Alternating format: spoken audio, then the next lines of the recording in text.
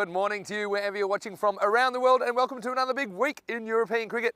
Well, we have made the journey to Bulgaria and we are in Sofia for another FanCode European Cricket Series. 6 days of action. It's great to be back here at the Vasilevsky National Sports Academy for this tournament, and we're going to have 6 days of action, 4 matches every day. So hopefully you can stay with us. Had a very interesting tournament last year. Indo-Bulgarian were the champions. Of course, some of you might remember Indo-Bulgarian from the ECL just a few weeks ago. We won't see them today. They'll be up tomorrow. We're going to start with match 1, and it's a clash between the Blacksmiths, brand new side to the competition. They're taking on MU Sofia. Let's go over to the tournament referee, Stefan Gooch, who's with 2 captains for the coin toss. Heads the call. It's tails. So it is the Blacksmiths on ECN debut that have won the toss and have elected to field first. I think their captain, Ivilo Katsarski, just wanting to get a feel for the tournament, of course, new to the competition, although they will have some names that we have seen before, including Katsarski and also Mohamed Fayaz, who was a real superstar for Barbarians last year. Barbarians not the competition this year, but it has that kind of a flavour. So the Blacksmiths, I think they'll find it challenging, but a very good learning experience this week, and who knows, they'll probably spring the odd surprise as well. Let's talk about MU Sofia though. Their captain, Ishan De Silva, always a key player for them. Probably was not that happy with his performance in the 2021 series, but I think he will be a key, and he's likely to open the batting for MU Sofia this morning. And well, MU Sofia in the first series in 2020, they finished 3rd. Last year they were runners up. They would love to go one better and actually take the trophy out here in 2022. Well, let's talk about the conditions today in Bulgaria. Well, it's been a little bit cold and a little bit unpredictable lately. We even had a little bit of snow this morning, if you can believe that. We're expecting a maximum temperature of 7 degrees. Currently, it's a pretty chilly 2, and the other issue is that due to the some of the water around the pitch area, this game will be reduced. Rico Full will have some more news about that. So, well, we do hope we'll get the 4 games in today. The forecast is there might be a little bit of rain around, but even right now, we've got a little bit of snow falling as I'm giving you this pitch report. But, well, this is a man which I've been missing a little bit over the last 3 weeks, and I know a lot of our audience will have as well. Rico Full, it's great to have you back. The news in match 1 of the ECS Bulgaria is that Ivilo Katsarski, the Blacksmiths, have won the toss and they've elected to field first. Over to you, and hopefully let's get some cricket on. Good morning, cricket lovers around the world, wherever you're tuning in from. Thank you very much to Mr. Maximo out there while he's braving the weather. Certainly a chilly start, about 3 degrees here at the moment. We've had a little bit of everything, and this match was slightly later than the scheduled time, and it will be a shortened match. It will be a 5 over a side match. So, and that's mainly because some of the heavy overnight rain we had yesterday, and the conditions were a little bit wet once the covers came off, and a bit of snow this morning as well, would you believe it? As we have a look at the 2 teams, the team making his debut here in Bulgaria. It's the 3rd time they were here. The first time we're going to see the Blacksmiths. Looking forward to see what they have to offer. One man whose name stands out there is Mohamed Fayaz. He's certainly an old campaigner. Mr. Evergreen, he's looking to perform for his new team, but a team that's been here before, Academic Medical University Sofia. And there's some big names there. Kevin George, Ishan De Silva, their captain. Kevin De Souza as well. He's a big hitter. Ali Rasul, Alvin Jacobs, Omar Rasul. So a star-cast lineup. And I've been told by many that this series is going to be very close. So watch with interest, because all these teams, these 5 teams taking part, are going to be very competitive indeed. And the openers out there, Omar Rasul and Ishan De Silva. It will be the opening batters. Loving the colours out there, liking the pink. And looking forward to this match, and a very good morning to you all, wherever you're tuning in from. And welcome, a very early welcome to a lot of people on the YouTube chat already. And of course, namaste, salam alaikum, sassari akal, aibowan, to all the people watching via FanCode. Welcome to this lovely setup here, the Vasilevsky National Sports Academy, as we get ready to start. First match, Mohamed Fayaz is to bowl first, a very good all-rounder. And as I said, Mr. Evergreen, and he's wearing the green as well. And a man who's not wearing green, wearing blue today, my good friend and fellow commentator in the commentary box here now, Mr. Maximo Vinny Sandu. Hi Rico, great to have you back. And let's get going in Bulgaria. Here's Fires. First one, pretty straight, but I think just angling down the leg side. Now last time we were here, this outfield was so fast. Well, they're going to go for two here. They're going to get away with it. So two-leg bias to get going, I believe, unless there was a little bit of bat on that. There's the signal. Leg bite to start. Yeah, last time we were here in Bulgaria, this outfield was lightning. But that was in July. So I think here, especially with some of the rain that we've had around, it'll be a little bit slower. Look, isn't it great to see a new team out there as well? The Blacksmiths for the first time, Rico. Yeah, it's fantastic. I mean, the Blacksmiths are playing this one. So the Barbarians not playing this time. Of course, they're a team made up of a lot of Bulgarian grown players, but unfortunately won't see them this time, but it's always nice to see a new team. Yeah, this could be one, or will it? That's the old Vortex. You remember the Vortex?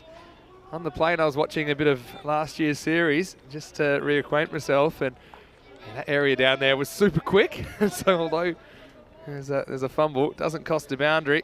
Yeah. Yes, it did most things right there. Just didn't field the ball. Look, it's great to have you back, Rico. I know you've had 3 weeks off and we've missed you, so I know a lot of people in the chat are just saying hello. Good to hear your voice again, and I'm happy to be back with you as well. Thanks to Corey, though. Did a great job in the 3 weeks that you were away. Looking at this ball, I think, just need to give it a bit of a wipe. This will be an issue. Once again, European cricket. The players will play through some pretty hardy conditions. Not often you see snow at a cricket ground before a match. Well, we had a bit of snow, not too much. I got told by the locals the snow isn't an issue, but the rain can be. So I guess it's a good thing. This one will just be worked away for one. Yeah, Blacksmiths on debut, although I've seen a couple of players before, including the captain, Ivalo Katarski. There will be a little bit of a native Bulgarian flavour to the Blacksmiths, I think, as the week goes on. Mohammed Fires, though, we saw him playing for Barbarians last year. He's a very important player. Bulgarians went all the way to the finals day and actually lost the eliminator in a golden ball. This one's driven and it's going to get away for 4. So that's a good piece of timing. Again, the fielding not quite up to scratch, and it's the first boundary of the tournament. Yeah, he's hit this pretty well. I mean, the fielder will be disappointed he doesn't stop it. And, well, it's one that flies towards Dennis, the photographer, as well. And a bit of foot fielding there from Dennis. Come on, Dennis, that's not the way to do it. And, well, Mohammed Fires not too happy about that. We've seen an indifferent start in the field. Look, I have to say, Vinny, it's one of those days that you don't want that ball being hit hard coming towards you. It's very chilly out there, and that ball hitting your fingers, and the temperature's about 3 degrees, it's going to sting. Yeah, so when I was out there at the toss, it was 2 degrees. It's much better now because it's 3. Still pretty cold. Fire's not the worst over this. This will test the outfield. It's rolling away, and well, this will be an interesting one. I think it's 4, yeah, it's been signalled now. That's good sportsmanship as well. That just gets across the line. That's Ivalo Katsarski that was after it. But even with the dampness, this field still pretty quick. Yeah, it's quick, especially down there. I mean, anything that goes in that sort of third man area, it's going to go rapidly. And I remember the last 2 times that I've been here, a lot of runs scored in that area. In fact, there's been times when they've actually had 2, if not 3 men patrolling it, trying to stop the runs. Yeah, that's right. Last ball, the first over. This comes back, pass fires into the sawdust. That'll be the end of the over. 13 for no loss. And of course, this is a 5-over match if you weren't already aware. It'll be a 5-over match. It means that each bowler will only be able to bowl the 1 over. So that'll be the end of Fires here in match 1. It's a 2-over power play. So yeah, I mean, based on what we're seeing so far, maybe a good score around 60, something like that. I guess we'll have to find out. And yeah, Rico, I think it's just nice to be back in a location that brought us a lot of entertainment last year. Yeah, certainly, yes. I mean, over the 2, I mean, I've got some stats here, thanks to Shazad, one of our stats guys. That, so far in 2 series, we've almost had 10,000 runs scored here. So it is, so that's about on average, and I've got the stats here in front of me, they've been scoring at about 100 runs per innings that's what we're at. We were a little bit surprised last year. So this one will be called a wide, because last year we didn't see as many runs as we expected. You know, we thought short boundaries, we thought there were going to be a lot of hits straight down the ground. It didn't happen. I wonder if it will this time. Yeah, we'll find out. This is Omar Malik, who's bowling over number 2, and this is hit pretty hard. Well, that one is going to crash into the roller door. It's 4 runs. Certainly that's a good piece of timing from Rasul. This is a beautiful shot. I mean, we know Rasul is a talented player, but look how quickly he makes space, gets into the right, and look at the upper arm strength there. Lovely shot. Unfortunate, didn't go all the way. That's always gone through the roller door. He tries to go down the ground, gets off the inside half of the bat. Yeah, I've got a question from Neville about the boundary size. Well, here's the thing. They're 50 metres here around where they can be 50 metres, but certain parts of the ground are shorter, particularly straight, because you've got the hill there. So straight, for me, yeah, it's probably closer to 45. Does make it pretty interesting. The other thing on this ground that's a bit unusual, I'll tell you in a minute. It's not handled by Dave Patel. He's behind the stump, so I'll get a bye. Yeah, the other thing is the power lines, Rico. Yeah. Well, I was going to say, before you go into the power lines, but you got there before me, you said the straight ones make it pretty interesting. It does make it interesting for us as well, because we are directly in the firing line. We absolutely are. And last time, I remember I caught one in the booth. As this one is up and over the top, and this will be 4 more. So, yeah, I'm liking these offside shots. It's the way the ball's being bowled, and they're not afraid to go over the offside. That's another boundary to MU Sofia. Yeah, these are good shots because, as you said, and as we keep reminding our viewers, it's a 5 over an innings match. So these ones are very important. You've got to be aggressive right from the start. And you said that score was 60. I think if they get 60, they'll be very satisfied. Yeah, I think so. Yeah, so I think that we are right next to the science screen. I reckon we're about 50 from the bat here. This time tries to go big, but doesn't get too much of it. So 1 more ball left in the power play. And hello to Bajendra Yadav in the chat. He's asking, how was your vacation, Rico Fool? Well, you did have 3 weeks off. Maybe you can let us know after this ball what you got up to. Yeah, we'll do. Have a look at Omar Malik, who's got 1 more ball left in his spell. So just heading down the leg side. It will be a leg bye. That's the end of the power play. They will settle for 1 in the end. Score is 25 for no loss. So, talk to me, Rico. What are you doing when you're not sitting here with me in the booth? Well, I have to be fair. I mean, I'm not going to go on to say that it wasn't really much of a break. I did have a first few days off. It was nice that my daughter was back from university as well, so a bit of family time and a bit of doggy time as well. I missed my dogs, of course. But, well, then it was, all hands on deck. We got our restaurant ready for, of course, Easter. So we were pretty busy. Quite a few people flocked to the Costa Blanca over the Easter period, Semana Santa. So it was a busy time in the restaurant, but it was good to meet a lot of old friends, people coming from all parts of the world, coming to visit us again, as well as the local people. So yeah, it was good. That's great. That's great. I know you were following along when you could as well. Of course, the series we had in Portugal and the Netherlands. It's going to be Salman Khan to bowl over number 3. Pretty good start this for MU Sofia. Of course, a lot of medical universities behind the cricket teams in Bulgaria. Here's Salman. Starts with a wide, not handled by the keeper. This one goes straight down to the 3rd man fielder for, will be 2 wides. And so, that is a bit of a nice thing. We see some players cycling through depending on who is studying, because it's kind of one of the unique aspects, I suppose, of these cricket teams here in Bulgaria. Well, that is a better ball, but it's going to go a long way. It's gone. Maximo. That's the first 6 of the ECS Bulgaria, and it's a big one. It almost knocked down the tree. That one was a lumberjack. Yeah, this is a great shot. Buracha shot, Maria Lagya Shaka, and there was a spectator. I wonder if he's in the shot here. He fancied himself for a moment and then wisely moved away from it as it crashes into the tree. He might have had a chance of catching it, except for the fact he was under a huge tree and it crashed into the branches. I would have been getting out the way. Still.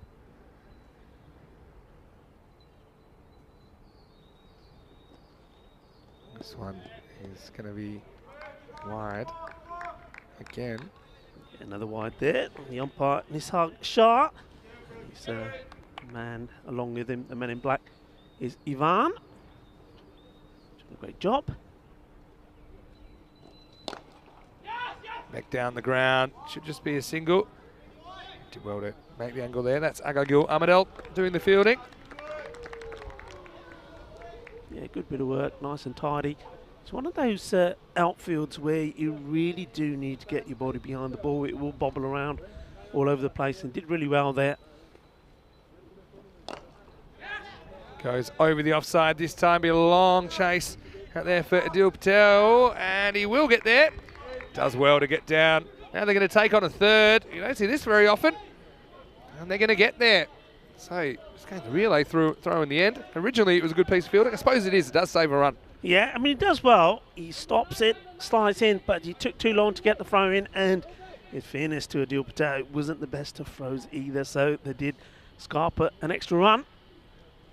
And this is going to be another extra run. It's another wide. He's just not getting his body straight, is he? As he's coming to bowl, he's sort of falling over towards the leg side, and the ball naturally follows that direction. Just got to be a little bit more upright. Bowler here, gone. This one sits up and gets hit into the gap. Well, that's one of the longer boundaries on the ground, Rico. But still, that one was hit so hard and placed so well. They still get 4. Cuatro, carreras más. Yeah, this is a really nice shot. Hits it firmly. Ishan de Silva. And both these guys looking in pretty good form, it has to be said. I know they've had a few practice sessions here, haven't? None of the teams have played any matches yet. So this is not only is this series the first one of the year here in Bulgaria, it's the first time these teams are playing as well. Gets away with that one slightly, I think. An unusual looking stop there from the keeper, Dave Patel.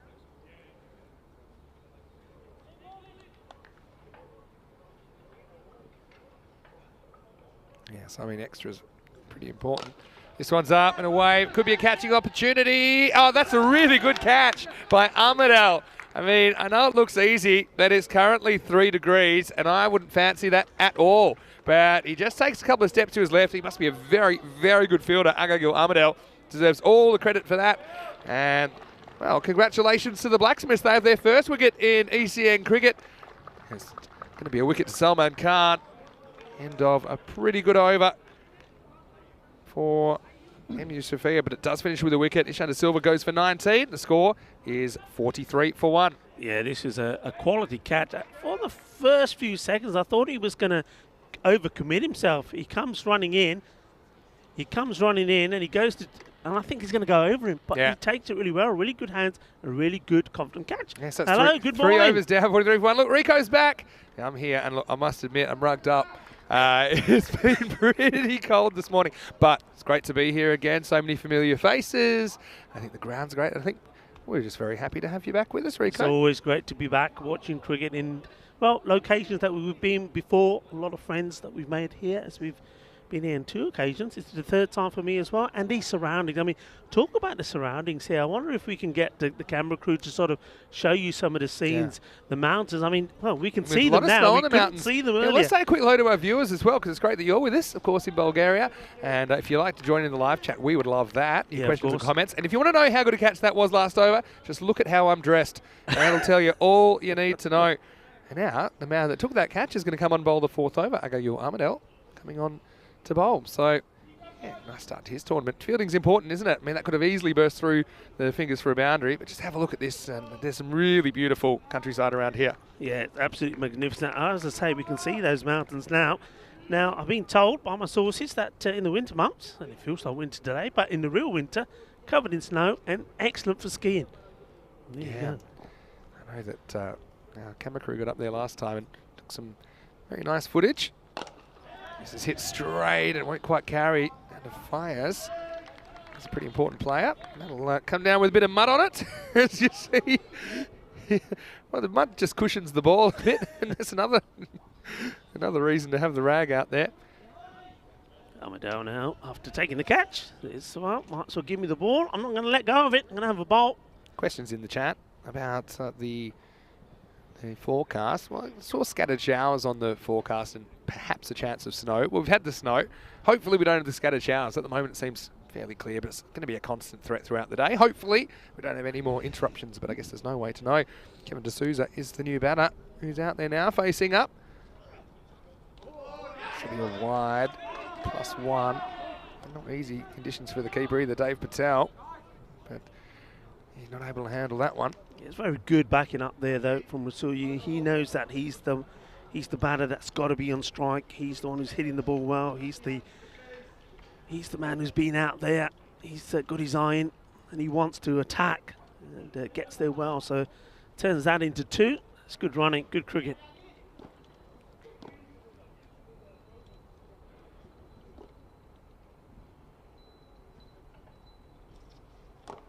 Slices this one away. Well, this is into the vortex. And once it goes down there, well, rain, hail, snow or shine, it's probably going to go to the boundary, and it does. 4 more. Yeah, and this is clever cricket. Just opens the face of the bat. Guides this in that area. He knows it goes down there. It's going to take a very good stop to try and prevent the boundary. And when you've just got the one player there, it goes like, well, goes like a rocket, doesn't it? This time, swing and a miss. I can't have seen from Amadel so far. He's taken a very good catch. Down long off. And now he's bringing something to the table with the ball. This Blacksmith's a bit of an unknown quantity. And yeah, at the moment, they certainly are showing a little bit of something. 50's up though for Emu Sophia. Next ball, just be 1. Yeah, he gets, it's got a good tidy action, doesn't it? Gets a bit of waist swing as well.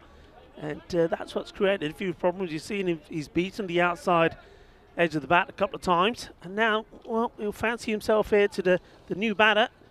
Souza still not off the mark. We know he can go big, though. This one, fairly full and straight. I'll get 1. So, yeah, I mean, 5 over match. Not that long, is it? So, had pretty good scoring so far. First 3 overs, 13, 12 and 18. They'll just bring things back, but still, there have been 8 runs off this over.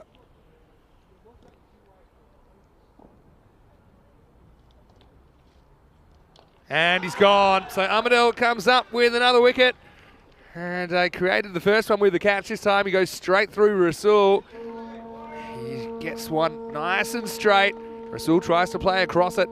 He has to go, but not before. A pretty useful 21 from the keeper bat as he departs at 52 for 2. Yeah, good bowling. He knows that the batter wants to take him on.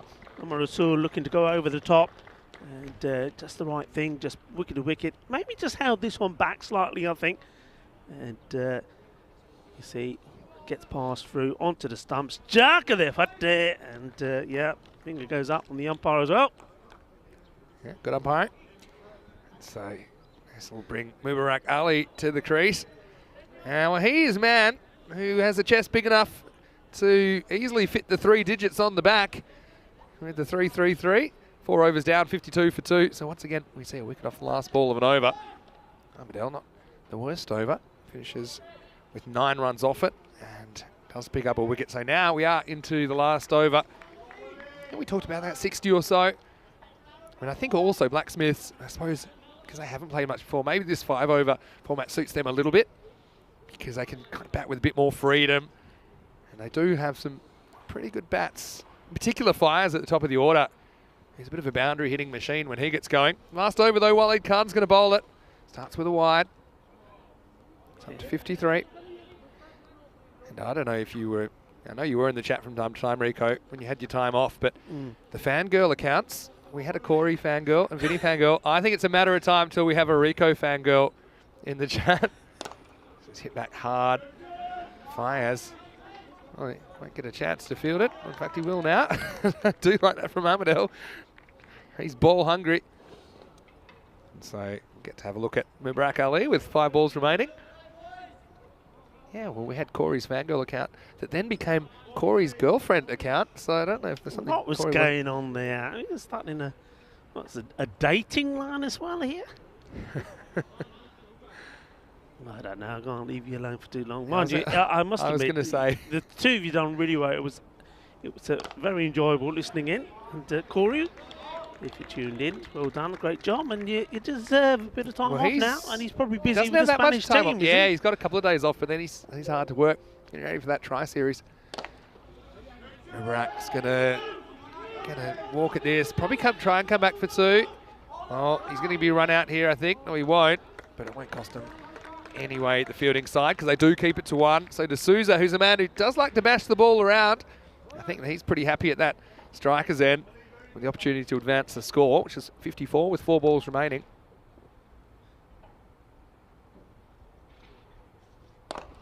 Pretty well bowled, but he won't be able to make the stop. It will be a single. Well, you like this one, Bajendra Yadav saying, is it just me or is Rico looking younger? Hey, you're looking like you've had a rate. I think it could be that I'm just looking older. I think by comparison. But, they're going to have to give this a bit of a wipe. You can understand. Yeah. Waleed Khan, bowling pretty well so far. Hasn't allowed a boundary. 4 deliveries. Yeah, he got a bit of a shoulder barge there as well. You said that 3-3-3. He's a big unit, isn't he, Ali? And I don't know if he got any of the batter, but he certainly ended up in the sawdust down there. It's great that we're out there in the middle, even though it is a 5-over game here in the tournament opener. Just 2 balls left now. This is hit pretty hard. Once again, finds the fielder. Don't think they'll get back for a second. Every over is important, probably super important in a 5-over game. So something like this from Waleed Khan could be very, very influential on the result. He's only gone for 5, and here's the last ball. It's up, it's in the air, and the fielder has a bit of a task stopping this. It does slow down a little bit. They go for 2, and I think that's all they'll get. So they're going to finish 59 for 2 off their 5 overs. And MU Sofia, I think they'll be reasonably happy with that. We talked about that 60 or so, but I will say the Blacksmiths, they do have a few threats, particularly Fires at the top of the order, I think, could be really important. And they certainly have the license to go for it here. They'll need 2 a ball, but on this field, I think in these conditions as well, it's not easy for fielding. And I think they'll be fairly happy with that first innings, both teams. Let's have a look at some of the highlights, Rico. It's good to have you back. It's good to be back in Bulgaria as Fires, a familiar name in unfamiliar colours, got things going. And, I think Mohammad Tayyub was pretty happy that that one pulled up before the line, but we saw some good striking early from the openers. Rasul was out there with De Silva, and this one just going to the boundary. And ultimately the 5-over smash, it's going to be a 5-over fiesta. You're going to see some attacking cricket. That's exactly what we saw here in match 1. Yeah, we certainly did. The openers did well. 43 they put on the partnership, and then this was a catch. What a great catch it was. Like I said, he's coming a long way. I thought it was going to go over him, but he does well. And not only does he take the catch, then he decides he's going to take the ball, and he gets a wicket as well. There we go. That was Ahmedel. I was impressed with him. It was a really good catch, and then bowled a decent over as well. Last 2 overs only went for 16. 9 from Ahmedel, 7 from Waleed Khan. And so they got down in the single digits, so they get things under control. 43 in the first 3 overs, then just 16 in the last 2. So have a look at the scorecard. Opener's doing most of the work. Rasul with 21 of 14. Before he was bowled, De Silva was the first man to go. He was well caught by Ahmedel off the bowling of Salman Khan for 19. De Souza and Mubarak Ali couldn't quite get it going towards the end. Extra as well. That'll be a factor this week as well that all teams I think are going to have to watch. You can understand early in the season they might be a little bit loose, and we saw 8 wides in that total as well. 59 for 2. As far as the bowling went, well, everybody only gets the 1 over, of course. I will say Salman Khan just started things going back in a good direction for the Blacksmiths with a wicket off his final ball, but then Ahmedel and Waleed Khan finished pretty well, like I say. Ahmedel with a wicket, but then Waleed Khan only 7. So in the end, I think the Blacksmiths, they'll have a chance. It's their first time in ECN cricket, but we know they've got a couple of people that have played before, and for me, I think a lot is on the openers to get the job done. Yeah, absolutely. I think making the debut of the Blacksmiths, they'll be very happy with that. They did really well there in the field in difficult conditions. They've contained the team, and I think they'll be hoping that some of the key players that know the game well, like Mohammad Faiz, can give them a good start. It wouldn't surprise me if we see him at the top of the order, but one thing I think they know they've got to do is got to take every run that's available to them. I think the running in between the wickets will be very, very important for them, but they would love to start with a win, and what a win it would be if it's against the Medical University of Sofia. Yeah, we always see a few surprises in Bulgaria. Let's see if the Blacksmiths can do it on debut. When we return, they'll need 60 off 5 overs if they're going to win match 1. Vinny Sandu here, Mr. Maximo, and I'm back with Rico Full. It's great to have you back. We'll see you shortly for the second innings of the tournament opener. You're right here on the European Cricket Network. You're watching the FanCode European Cricket Series, Bulgaria.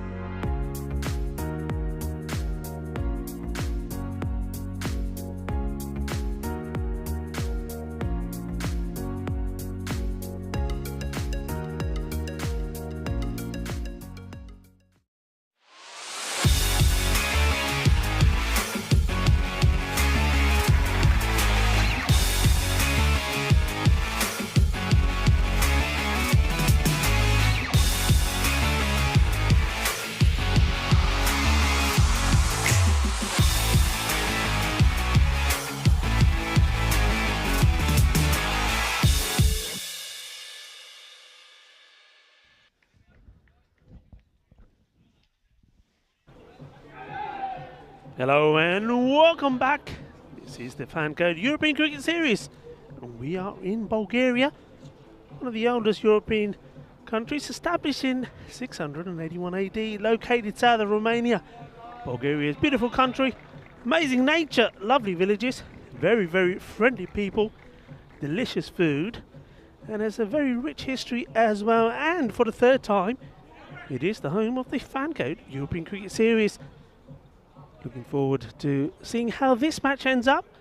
You saw that a team, the experienced team, Medical University of Sofia, posted 59, so 60 required for the team making their debut. The Blacksmiths, and one man though who's not making his debut. We've seen him before, and that's Mohamed Fayez. He is, as I expected, opening the batting now. If he gets going, he is as good as any master blaster that you'll see. He can hit the ball very, very well. And partnering him is Amadou, man who's had a good start to the day. Took a very fine catch.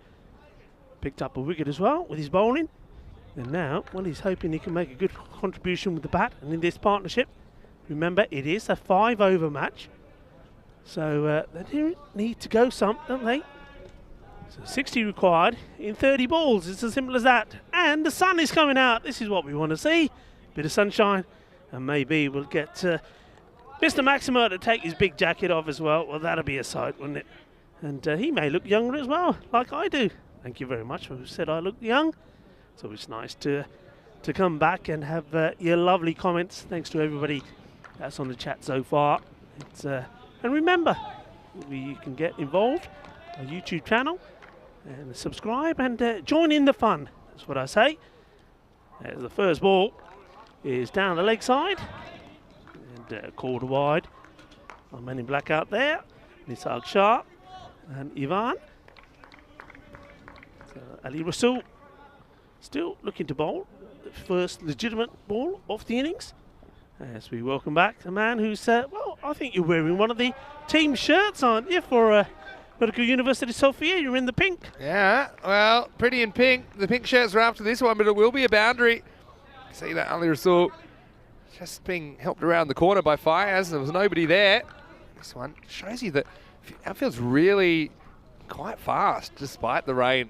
A fair bit of rain and snow we had overnight and this morning. But, yes, I've got the pink on. Must admit I wasn't aware that they've changed their colour scheme. I like it. A bit more of a burgundy last year. This one's hit down the ground. Gets past the bowler, but field in the infield. Just one run. I remember Fayez last year. I think he hit 6 fours in the first over once. And Corey was actually asking me last week, have we ever seen that? Because we had a flurry of 4s without 6s. And he's actually one of the men to do it. And he hit his 7th ball for 4 as well. But I suppose the issue is that for Barbarians last year, when he got out, often the batting fell away pretty quickly. Here's Armadale who's opening the batting. And he has a big swing at this, probably lucky to survive. And I know that you spot these little things, the umpire having his hands in his pockets, but I think I'd probably allow it this morning. I reckon he's got some of those. Get some umpiring gloves. He's got some of those hand warmers in there, I think. That's what I'd be doing. All right. Misses out on this. It's well handled behind the stumps. That's Omar Rasul. Yeah, it's one of those, I think it's a batter. You either put it away or you step inside it and take the wide, don't you? And needs to get something from this. Good chance to say a quick hello to a few people like Helix and Liam Day and Mandrake and everybody else that's in the chat. And unfortunately, it's going to be game over for Amadel. It's strike 3 for him. He's not able to get bat on ball. Rasul gets his first wicket of the series. He's so dangerous when he gets it on target. And Blacksmiths lose their first wicket at 6 for 1. Yeah, that's not good, Amadou. Well, it was a good start when he was in the field, but it's that with the bat, he hasn't been able to get any runs on the board, and this is why. Plays all round this, takes the off stump, good bit of bowling. Little bit of movement off the pitch there, I think, from Rasul. He does often just shape it back. I think that one came back to hit the off stump. So, unfortunately, Amadou not able to get a run to go with his catch and his wicket. And so he will be replaced out there by Asfad Khan. Yeah, Blacksmiths very much a team of smokies. I think not too many have played the T10 format before. Fires got a lot of responsibility. Yeah, I think Aswad Khan, if my memory serves me right, is a good all-rounder. I think we've seen him bat pretty well. He's a very correct batsman, though. So bearing in mind that a lot of these players haven't played matches up until now, he's going to take a bit of time, I would imagine, to get going. Down leg side, it'll be at least one wide. This is a perfect bit of accidental obscuring of the ball. Because Fires is looking to see if it's gotten past the keeper, but he can't see the ball. And every time he moved, the keeper moved. And so I don't think he even realises this ball gets away from the keeper. Just have a look at this. And eventually Fires has to give it up. And so it'll just be the one wide. It's good block hole delivery. So it'll be the end of the first over. Successful one for Ali Rasul. Blacksmiths after one are 7 for 1. Don't forget, this is a 5-over match, so they just have 4 more overs to get this target of 60. Yeah, that rate will go up to just under 13 now, so this over's important. I mean, I think the man who's on strike will know that. Fires will be looking to go big here. They want to make the most of the power play, so this will be the last with the 5-over match. Just a 2-over power play, so this is the last one. He wants to go over the top here. He's got to attack. Mohammed Sultan will be the bowler in over number 2. Remember, it's a 2-over power play, so that's half the power play gone already. So we'll say hello to Neville Russ and to James Stewart, Luke Belgium, and everyone else. If you'd like to drop us a comment, please do. ECN European Cricket Network. Next one, not a bad delivery outside the off stump. This beats Fires. Just don't want to get too hyper-focused on him, but he does feel like the man that can take it away from them. I'm just sneak inside according to the umpire. Need a boundary here. Probably need a couple this over to stay in touch. Minimum. Once again, good away movement. It's beating Fires, who's trying to drive, but couldn't catch up with that one. Yeah, it's that movement away again. But yeah, Fires, he's not getting to the pitch of it. He knows he should have had that one away. It was there, wasn't it? I wonder if we see him just coming forward slightly, using his feet. Same again. So, it's pretty good stuff. Hello to Sundori, who's in the chat as well. And yeah, so yeah, since you've been away as well, I've been doing a daily lurker call out. Looking to any time of the day. Oh, that's really good bowling. Good shape and good control by Sultan. That's the key here. Yeah. He's moving it, but he's also being very, very accurate. That's 4 dot balls in a row. Yeah, the lurker call out. Might do it second game today. People that are watching but can't normally chat, just drop us a message. And we've been getting people from all over the world. Yeah. Another outswinger. Fires will get off the rack this time because of the bye. There's Omar Rasul. Couldn't gather it. So pretty good over. Still on a maiden as far as his figures are concerned. Yeah, it's been a very good over, and that one really should have gone up as a full toss, wide outside the off. Needed to get back onto it, but he gets to the other end. So this one here, I think he's got pressure, hasn't he? Khan's got to go big. He's got to go for the boundary. Hello to Adrian Dunbar, who's in the chat as well. We saw him playing for Belgrade last year. He's actually going to be here this week. Edged, and this will test the fielder. Yeah, well, a bit of fancy footwork. We'll keep that to a single, so that'll be the only one off the bat in the over. Sultan, excellent over. When you consider it's only a 5-over game, I mean, it's basically worth double. And yeah, that one, really no chance for the keeper. Again, don't know if that's the best way to do it, but it was effective. At the end of 2, it's only 9 for 1. And now, this is where they need a really big over to stay in touch. And we'll see if they're able to do it. It will be Khan on strike to start the third. End of the power play, so also the fielding team will get 5 outfielders now. Yeah, Jugati warming up to do the bowling. And well, this has been a very good display, isn't it, from Sophia? Yeah. So far. There's Eric Chugtai. It's his first time in the ECS. Short. Yeah, that one really has to go, doesn't it? Just hurried onto him a little bit. Yeah, interesting, isn't it? I mean, power play is over, but they're still sticking to, looks like still just sticking to the 2-man out. I wonder if they've got the message here. They may not be aware of the fact that it's only a 2-over power play. Well, I guess you don't have to worry about it when you're keeping it so tight. Might not be a bad thing. You can really put the squeeze on, get a few more dots. It's pretty much going to be out of reach, isn't it? Now, Fires. It's now or never. Remember, batters are always going to be a bit risky, a bit rusty, I should say.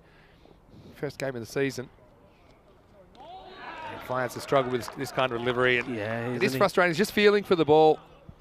I think there's a little bit here about, you know, these are homegrown players. They know each other well. They know where Fires is strong, and they've worked out this is where you've got to bowl to him. Yeah, get something on this. This will go into the vortex for 4. Oh, take him how you can get him at this stage. That is a boundary to Mohammed Fires. Maybe he can get going. They will have to get on a big run to get close to this, but he's certainly one player that is capable of doing that.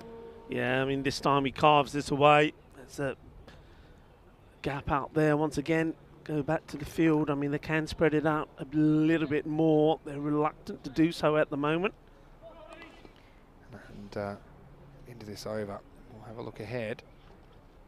Another dot ball. Yes, I was going to look ahead to tomorrow. Indo-Bulgarian. They have some interesting names in their squad. Adrian Dunbar, who played for Belgrade in the Croatia series last year.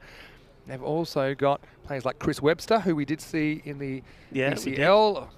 Along with some of the stalwarts of the club. This will be the last ball of the over. Have we got the choo-choo? Don't have the Bulgarian Express. No. Bad news, but maybe good news for some of the batters. It's the end of the third here. It's 15 for 1. First, let's have a look at what's coming up next, though. We have match 2 starting in around about 35 minutes, and it will be these two teams going at it again.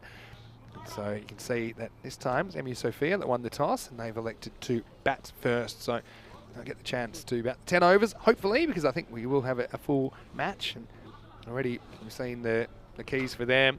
Ishan to Silva, Kevin to Souza, and Ali Rasul with the ball. Blacksmiths, I've liked what I've seen out of Agagul Amadel, particularly in the field and with the ball. They didn't make any runs this game, so watch out for that one. It's coming up in around about 35 minutes right here on the European Cricket Network. It's the second of 4 matches today. This afternoon we'll have Plovdiv and Pleven, 2 medical universities going into battle.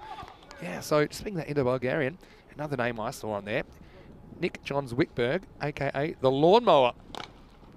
Another one from the Belgrade side. As this one is stroked away. Well, this is a better looking shot from Fires. He struggled with this kind of delivery so far, but he just stands tall. And this is the kind of ground, isn't it, that you can score quickly if you get on a run. And Josef Yusuf comes on, but immediately he's stroked away to the offside boundary for 4. Yeah, a much better shot. He uses his feet, you see, and that's what it's all about. Gets his foot to the pitch of the ball, strokes it well, gets it through the gap 4. And needs a few more of those because, well, you've probably already seen in the screens, they need to go some now. Around 20 required per over. This one is going to be a wide. And, just digs it a bit too short. It'll also be the one bouncer for the over. And if it's over the head, it will be called a wide. That was even over Mubarak Ali's head. So you know that it was short. Goes after this, well fielded.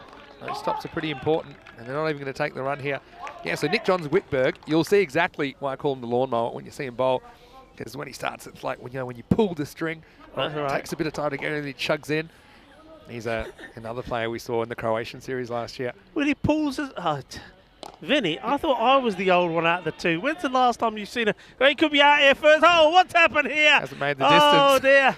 Well, we know the wickets have courtesy of sticky wickets, but this is sticky everything. Sticky ball, sticky player. You know the sawdust is strong in Bulgaria because the ball bounces straight off it.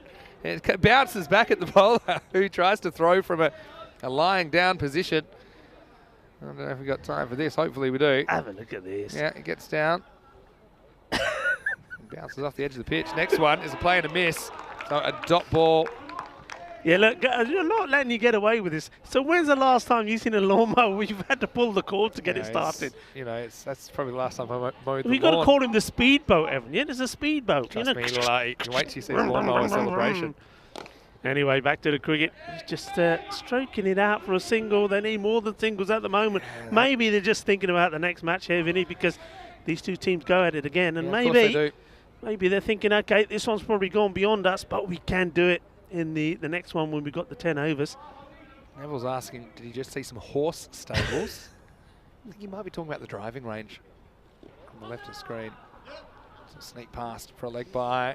End of 4 overs, score 23 for 1. So it does look like this is a bit out of sight now. It's probably leg by will be, there you go, leg by given. And so now we go to the last over of this game, they'll need a lot. 37, 6 sixes to tie it. Well, that'll be a story. Yeah, I think that they're not quite horse stables. I think they're part of the driving range. It's a multi-use facility. Geez, there's some amazing grounds around here as well. There's an artificial football, which occasionally you'll see a ball hit that far. There's a kind of track and field, athletics kind of bit. There's football bits. There's a whole indoor stadium as well. Yeah, indoor tennis courts, the hockey pitches as well. It really is. I mean, you can see just exactly why it is called the National Sports Academy Complex. It's everything here. All right, so it is going to be Kevin de Souza to bowl the last over of the match. Keeps down a little bit. Probably get 2 here if they run hard. And even if they don't run hard, they might get 2. So Fayez moves to 17. So Keanu has a lawnmower that he still pulls the string to start it. So maybe in Australia we're just a little bit behind the rest of the world. There you go. So he's called a lawnmower because he's got that sort of. It takes him a while to get. You've got to rank him up before he goes, right? It's hard. It's impossible to describe until you see it. Okay, I'll look forward to it. Nice looking drive. Haven't seen anyone really time some shots down the ground and elevate in this game, have we? Which is a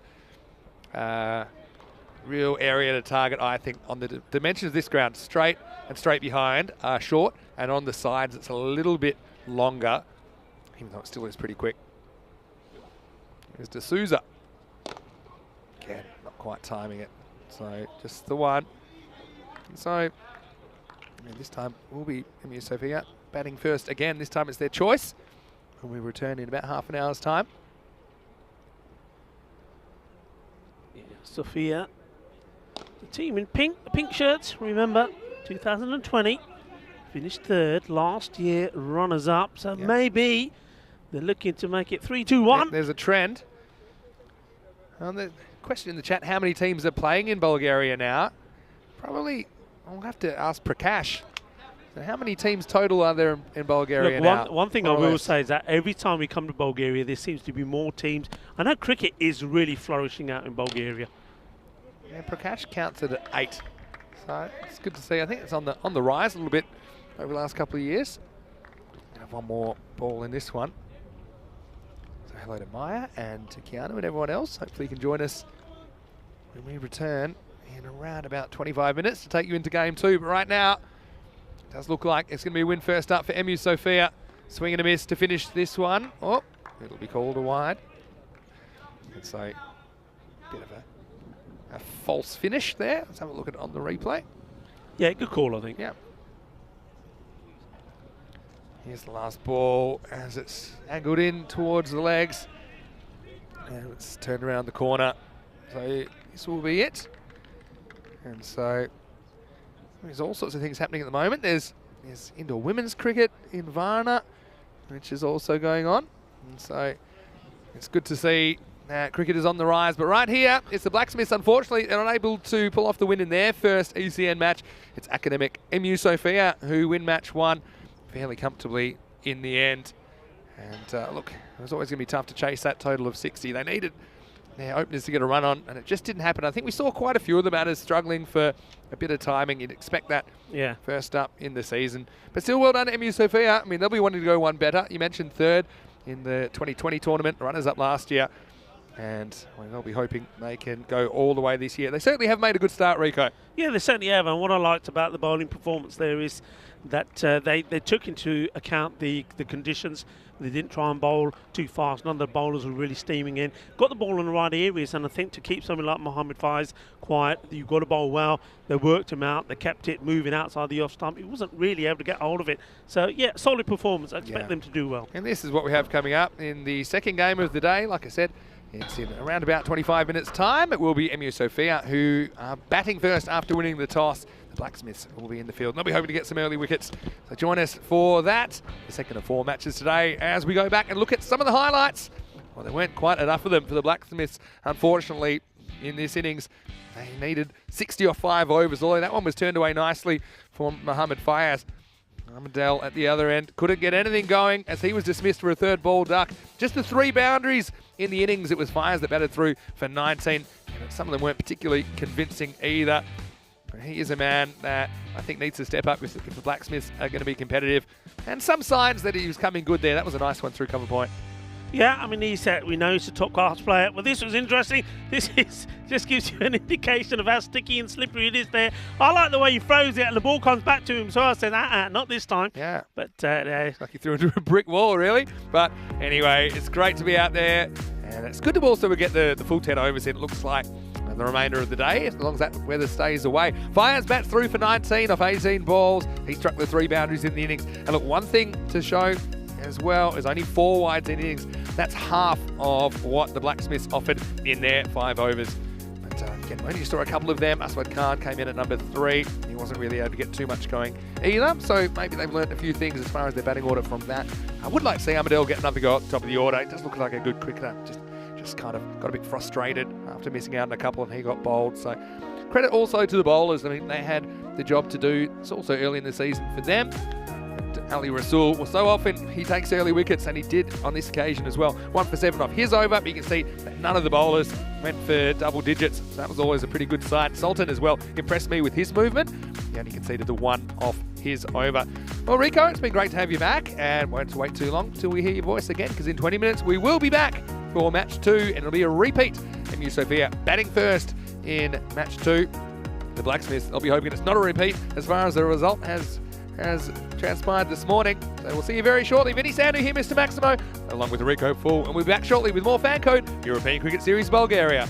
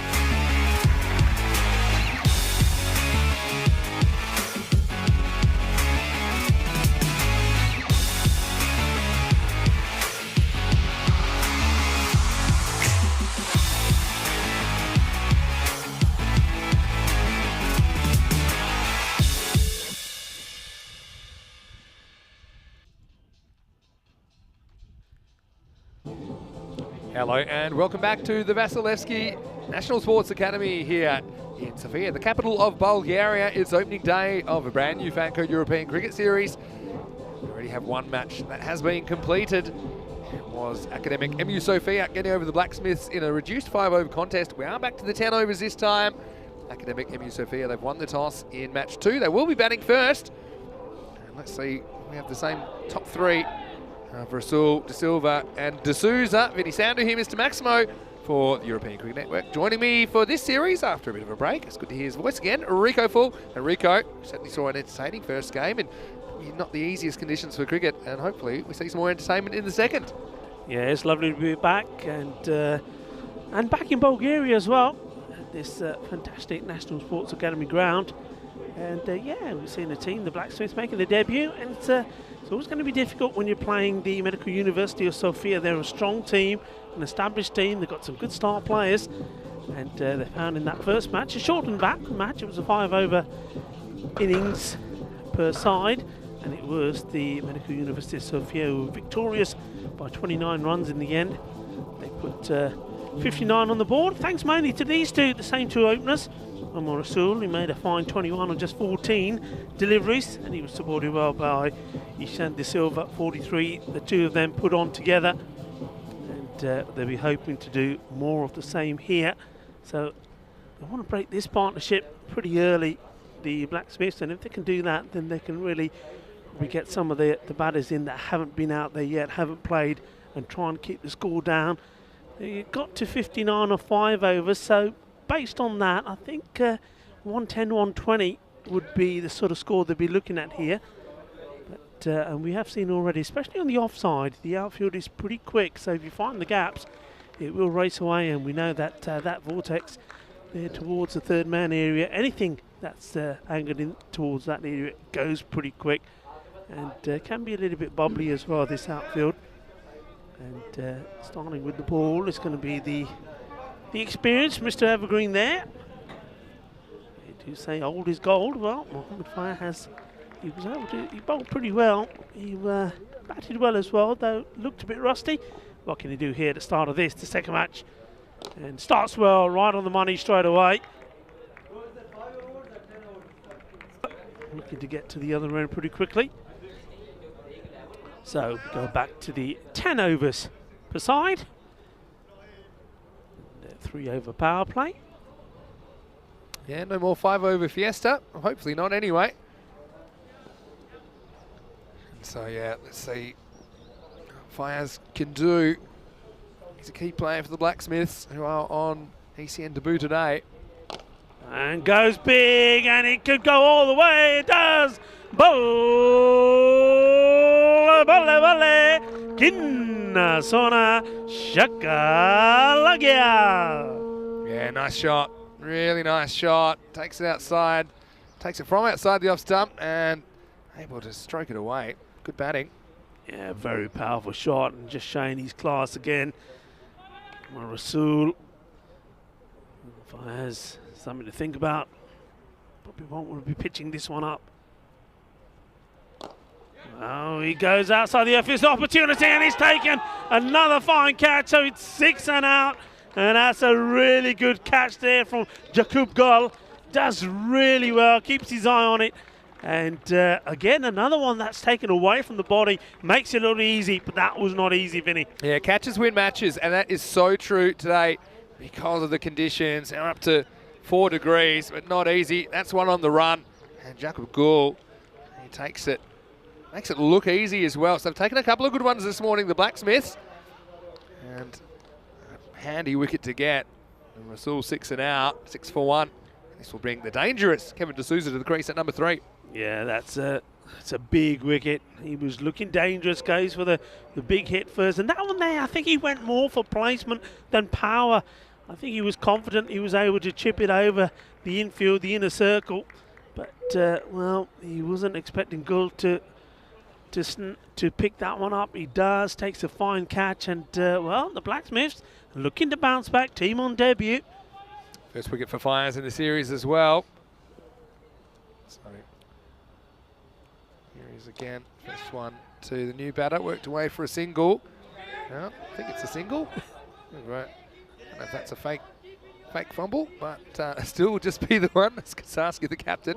Always pays to be backing up, and Yep. credit to the fielder there. And I think that's my man Tayoub. Keeps it to 1. So Ishan fakes his first delivery. Fires. It's a good delivery. Could be another catch. Oh, just dropping short. It was almost there. It's another one that doesn't really get to the pitch off. Slices this and just dropping short of the fielders. And you can see Fires just using his body language to signal to both those men. Look, guys, should be walking in. Maybe if you were, you could have had him. Hard taskmaster Fires, and he comes again. That's well bowled. And a risky little shot here. Sort of swivels this round towards the onside, and wasn't really quite there for that shot. Would have been going for straight, but it is the end of the over, and it's a good one. So Mohammed Fayed gets the important wicket of Rasool. And the score 8 for 1. Yeah, so probably a draw first over. I think it's always handy to get those early wickets. We know that some teams struggle a bit outside the top 3 or 4. So one thing that I find quite amazing about this field is that it has taken a fair bit of rain overnight. Not so much rain this morning, but still super fast. Yeah. It's still running away pretty fast, given the circumstances. Maybe now we know that snow quickens up an outfield, because we have had a little bit of snow this morning. I have played cricket on ice, and those outfields are ridiculous once it gets on that. Anyway, here's Armadale for over number 2. Nice pitched up delivery, but nice shot there. Makes it out through the point area, gets 2 runs, good bit of running. That's clever running from De Silva, who spots that it's knocked away by Kasarski. And see, it just gets away from that fielder. So he runs the first one hard and decides to take one on the arm. So good stuff. That's that bit of a way swing again from Armadale, but met well, firmly struck. Shouldn't get a boundary, but he does. Well, that was a real mix-up for the man who took a fine catch. Well, he's good when the ball's in the air, good, but when he's along the deck, he don't know what to do with it. He's tripped over as he's gone to use the foot, and he's almost booted this faster across the boundary. Just watch this. He wants to get the foot in front of the ball. There's a little stumble about here. And let's just say it didn't quite go to plan. At least doesn't step on it. But you see what I'm saying there? I mean, that's the longest boundary on the ground. That extra cover. Still runs away for 4. Oh, and this will be 4 byes probably. It goes right over the stumps. And, well, there'll be disappointment. Armadale can't believe it. First, you get 4 runs off the bat, which the fielder should have stopped. And this one, well, the keeper's got to stop this. You see, Patel is just assuming this is going to hit the stumps or something. It doesn't. Well, hope he paid his admission price, because he's a spectator there. And, yeah, that's one of the early lessons of keeping. You need to always pretend the batter's not there, pretend the stumps aren't there, just cover the line of the ball. I think he pretended he wasn't there because he just didn't want to know. He looks more ready this time. This one, well, this doesn't get up at all. Well, sometimes life is hard. Good fielding. This one doesn't get off the deck. He does everything right now, Dave Patel. Does try and get down, but it just sneaks through the legs. Leaves a little mouse hole open. That's good fielding, though, from the man backing up. Tayoub. Yeah. He's impressed me with his energy down there. He certainly has, isn't he? I mean, it's a difficult part of the ground. This one's over pitched, and it's they take one again, not cleanly picked up. Yeah, so this is something that we talked about, and it's a slight change in the interpretation of these. Okay, so the wording was over waist height, but from this tournament onwards, it's waist height or above. Yeah. Waist height or above. And the wording in the playing conditions is that if either umpire is not absolutely sure that it's not below waist height, then it should be a no ball. And it is, and it's a free hit. And it's well bowled in the end, pitched right up by Armadale into the block hole, and no run from it. So he recovers well from it. Yeah, I like that rule. I must admit, because I think we both say, don't we, that especially the quicker bowlers, you shouldn't be bowling that anyway. No, you shouldn't. I think it's just a subtle thing, but I think it also kind of puts the onus on the bowlers to make sure it's clearly below the waist height. And it also means, when the batter's slightly over his crease, if the umpire's not absolutely sure, they're going to call it. So it's just kind of formalising the way that already it was interpreted, I think. And got him. And he's sort of made room to play. He's sort of gone down the leg side, and I think he's taken himself away from it. He's missed it. This one just flicks the very top of the stumps and then crashes into the keeper's foot. And that's another replay we'll see in a second. But I thought for a second it was going to get over. Let's have a look at this on the replay. Does back away. See, actually just destroys the bail. The bail's still going to the right of screen. And so it literally hits the bail off the stumps and straight into the keeper's instep. Watch that bail fly. So talk about minimising the damage to the stumps. He does, but it will be a second wicket and a pretty bright start here by Blacksmiths now, 21 for 2. Yeah, that's good work. I mean, the batter moving away will not be happy with the shot he played at all. And it'd be good to see. Actually, Bucharest Gladiators, they won the playoff to get that 5th spot. So the 4 teams were set, and there was a playoff between 3 or 4 other sides in Romania who would get that 5th spot in the ECS last year, next week, and Bucharest Gladiators. So Pavel Florin, we will see him in Romania next week, and that was communicated yesterday because they won the playoff across the weekend in the T10 format. So I know that then we'll be moving across to Sweden, and I'll be stepping back for a couple of weeks, and Andrew Ryan will be coming to join you in Landskrona, who's formerly we called it Malmo, but it is actually in Landskrona with the blue pitch. And of course, we saw some really exciting things there last year, didn't we? With Safi from Gothenburg City. And so, yeah, it's a great opportunity. If you can hear us, can you let us know in the live chat, Eastern European Cricket Network, and we might just take you out to the middle right now. You can see that the players are just milling around, waiting for this stoppage. But we expect that it will be probably back on within a couple of minutes, hopefully. And the weather out there, it's no rain at the moment, which is good. I think we're almost ready to get going. So, yeah, it's good. If you did hear us, even if you didn't, the main thing is you didn't miss too much cricket, because right now the score is 24 for 2 of 2.4 overs.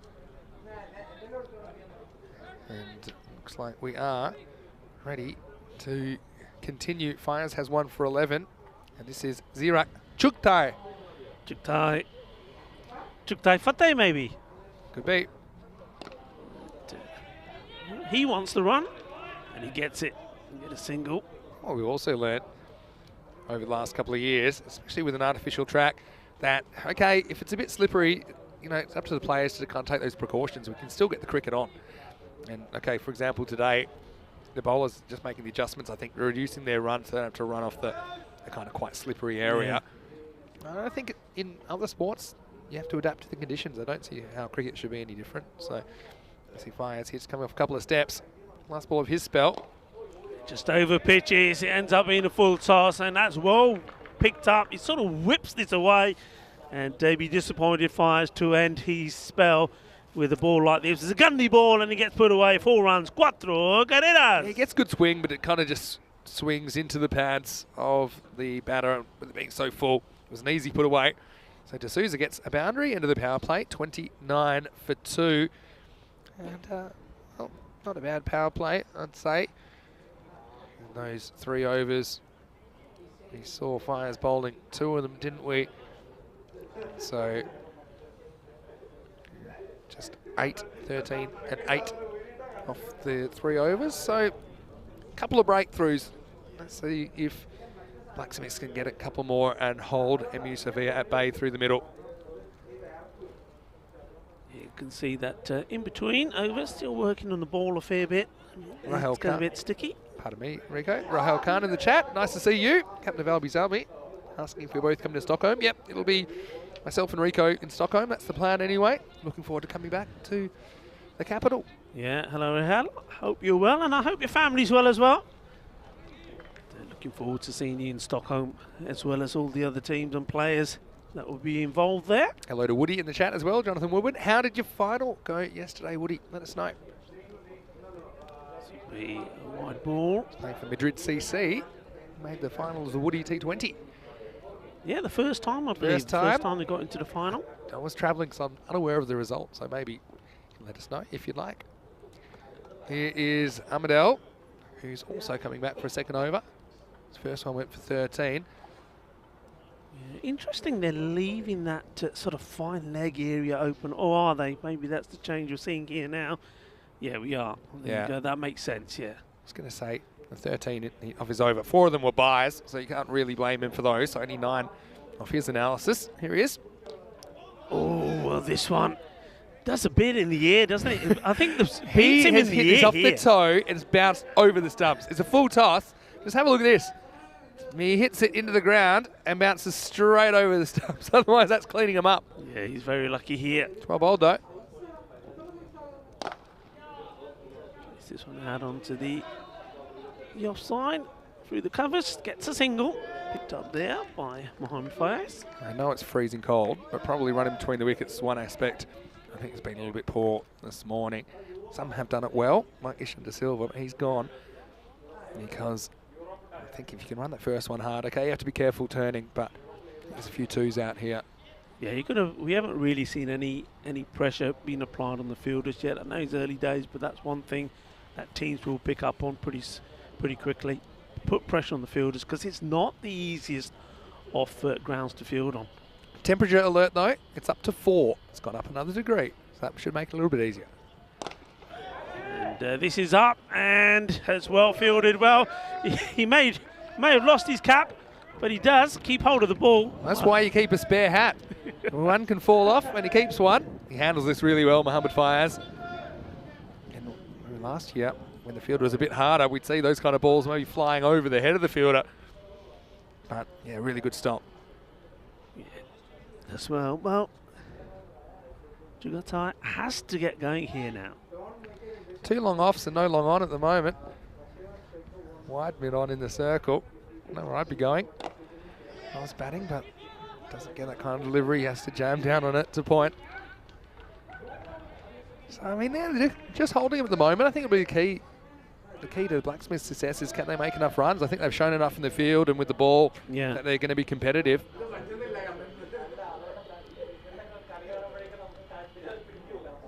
Souza. 9 of 7 deliveries so far. He's eyeing up a big shot here. See if he's able to execute it. Drops the bat onto it. I think he will get 4 here because it goes so quickly. Now that's the vortex as we call it. It's really well played. And, well, nobody's stopping that. I mean, I thought maybe with a bit of dampness the vortex would be thwarted, but no, that ball just gained speed down. It's that top left quarter of the ground is so fast. That's just a push and still runs away for 4. No chance at all. And I said it before, didn't I? Don't be surprised if, as this series goes on, you see 2 men patrolling that area. Because a lot of runs go down there. This is a full toss, should be called a no ball. It does, so whether the catch was taken or not would have been irrelevant. Yeah, good block in the end. Yeah, that's a single taken there. Good stop there by Khan. Does well, throws himself at it. Yeah, so this one's clearly above. But again, slight change in the wording to that playing condition. It's now full tosses, waist high or above. So one's at the waist should be called. Free hit, last ball, the over. And, well, nobody there. this is the gap you were talking about. They could go 3 here, but they're not really trying. I would have thought you'd want to run faster to warm yourself up. Head to the over then. It's 41 for 2. Yeah, he's bowled well, Amazai. So, very, very warm welcome to you, no matter where you're watching from around the world. Vinny Sandu here, Mr. Maximo, alongside me is Rico Full. Now, question from Andrew Batchelder in the chat. Saying, what is the temperature? Well, the temperature update is currently 4 degrees Celsius. Did start the day at 2 degrees, and we had to delay the first game for a number of reasons, mainly just some overnight rain. And we actually had some snow this morning. And when we were at the ground, it was snowing just a little bit. But the good news is we got the first game on, even though it was only 5. If you don't believe us, catch the intro again because you will see there's in my intro. Just at the first toss, there was some snow. So that's exciting, isn't it? Is that first? Is that first for you? I'm rugged up. Yeah, I don't think I've seen snow in the ECS. Although I have played cricket on ice in pretty snowy conditions. It was -8. So really, compared to that tournament, it's pretty warm.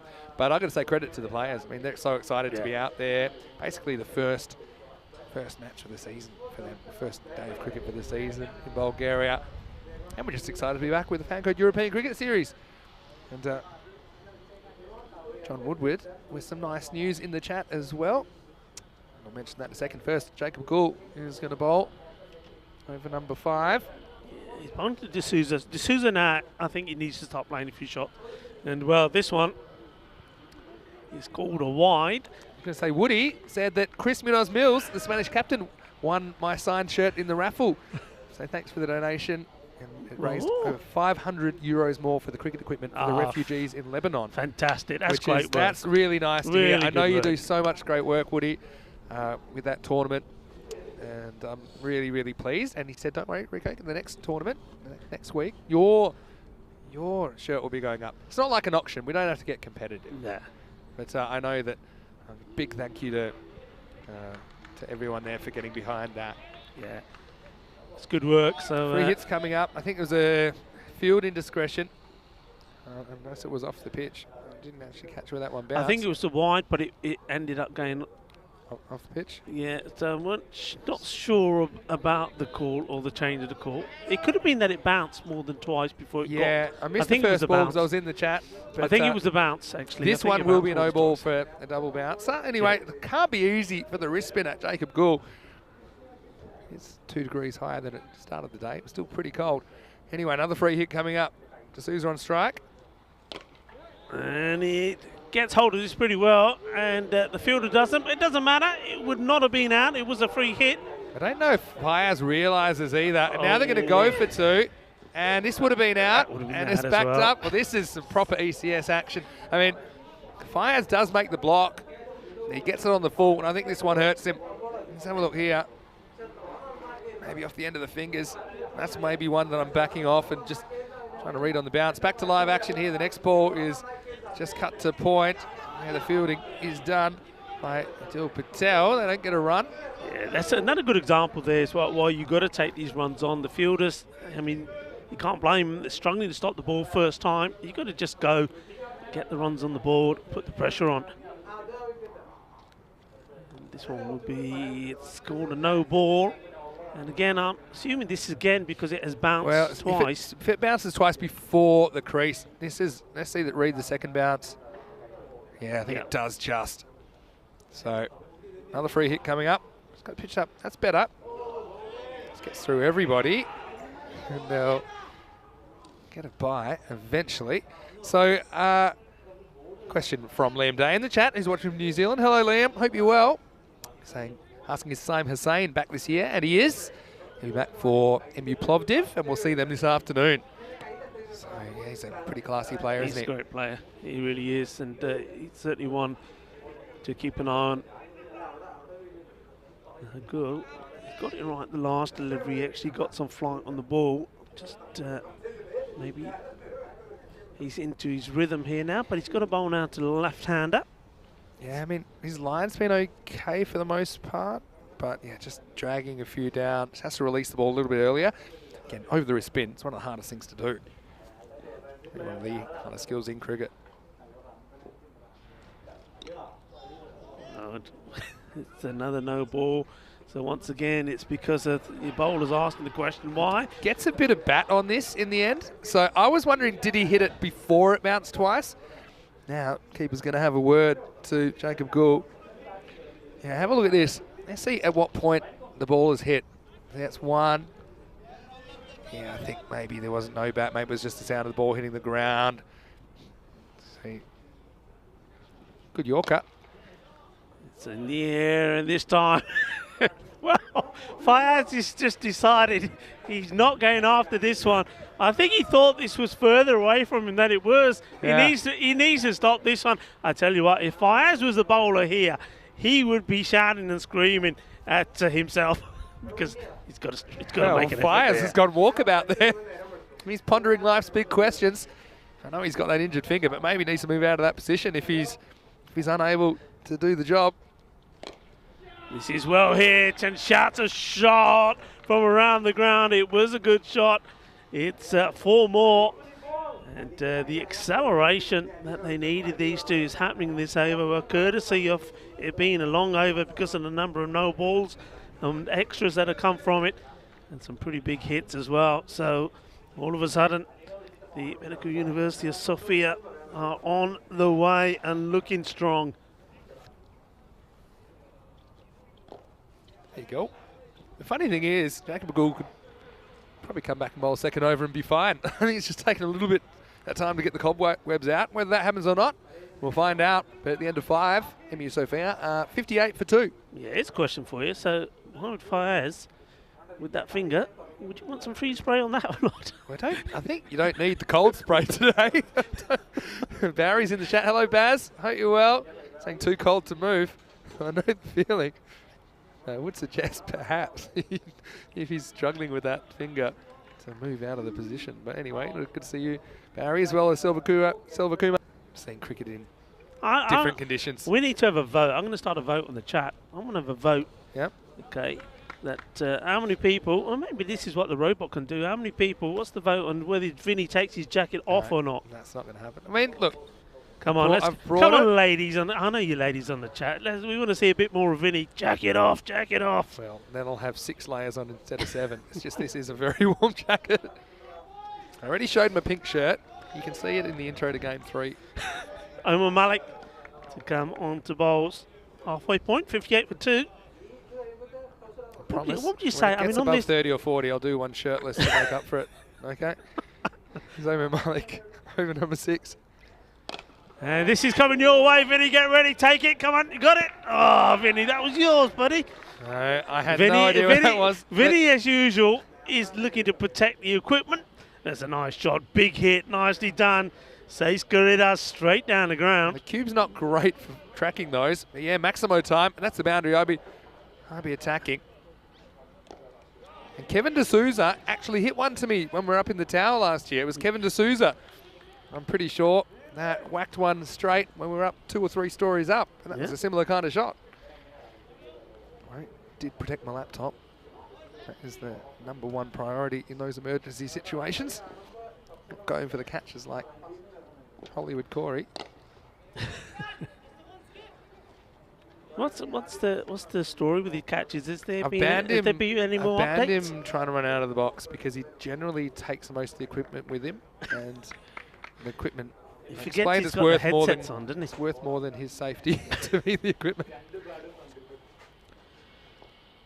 This is clever shot from D'Souza, and the fielder can't stop it. It's a really nice, delicate shot. You've seen that he's got the power, hasn't he, to hit down the ground, but he's also got the class as well. Just a little tickle on this, and well, glances it away for 4. Yeah, nice shot. And again, that's not quite Vortex, but it's Vortex-like, isn't it, behind the wickets? Yeah, it actually gets a fair bit of bat on this down leg side. That's good cricket. And yeah, they have just gotten away, haven't they? The last 3 overs has been 12, 17, and now this is 12, but still a couple of balls to go. Acceleration coming through the middle overs. We identified they're important overs for both teams. Bit of an appeal. I'm not sure what they're appealing for I think here. this thing is pad first. It did seem like it could be, to be honest. But I'm not sure if it satisfied the other criteria anyway. Have a look at this. Maybe not. I mean, there was I feel like there was a bit of pad somewhere along the line. There was 2 noises at least, but yeah, probably very optimistic shout in the end. Vinny Fangirl wants the jacket off. Well, we'll think about it. Juktai probably feeling that he's got to get a move on here, and it's either get going or let somebody else come in and get going. I think he's been out there long enough now to really just try and get the acceleration going. 8 of 10 deliveries. That's the end of the over. 72 for 2. So 120 pace. Yeah, of course, we've had Corey Fangirl, we've had Vinny Fangirl, we even had ECN Fangirl in the chat at some point. So we have enjoyed the interaction with all the fans. And yeah, I just think it's great to be back here in Bulgaria. Sally Rose saying, please don't, Vinny, regardless of the temperature. My eyes. Well, it is a pretty bright fuchsia. No, she's not talking about your shirt. She's talking about the bit when you said taking your shirt off. Oh, I see. But it kind of does match the New Sofia kits this year, which look fantastic, by the way. They do. They've got the medical kind of insignia on the front, which I love. All right, here we go with Adil Patel. Gundy ball first up, it gets away with it. as it just bangs on off the thigh of Chuktai. Yeah, this one should have been put away, and in the end it ends up being nothing. So Patel gets away with his loosener.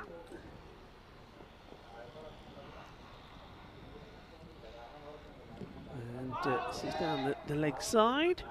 Now look, I know that if you, some of the players, they have like a towel behind them, and I think, well, that's the towel. When you look at these shirts again, with that white line, it's like, is that a go faster stripe on the back of the shirts? Could be. There's a little jump from Souza on that one. To the fielder. To try and protect him. Yeah, it's got a little, like a speed stripe, doesn't it? Isn't it? Yeah, because I thought for a moment, well, he's got, all of these players seem to have a towel down the back of their trousers, and then thought, well, it's not a towel at all, it's part of the shirt. Go. Patel, he's got his line now, and yeah, that's not a bad delivery. Sort of plays it across the line, has a bit of a hoik. And couple of chances to run out, it's over. Yeah, not running particularly well, but at the moment getting away with it. All right, tight. Souza. Got to get things moving, I think, from his end. Yeah, he wants to get back to the other end. And full toss, and he's a little bit late moving to this. And this is the sort where you just sort of one step and bang, and trying to be hitting this over cow corner, but ends up again. Patel gets lucky.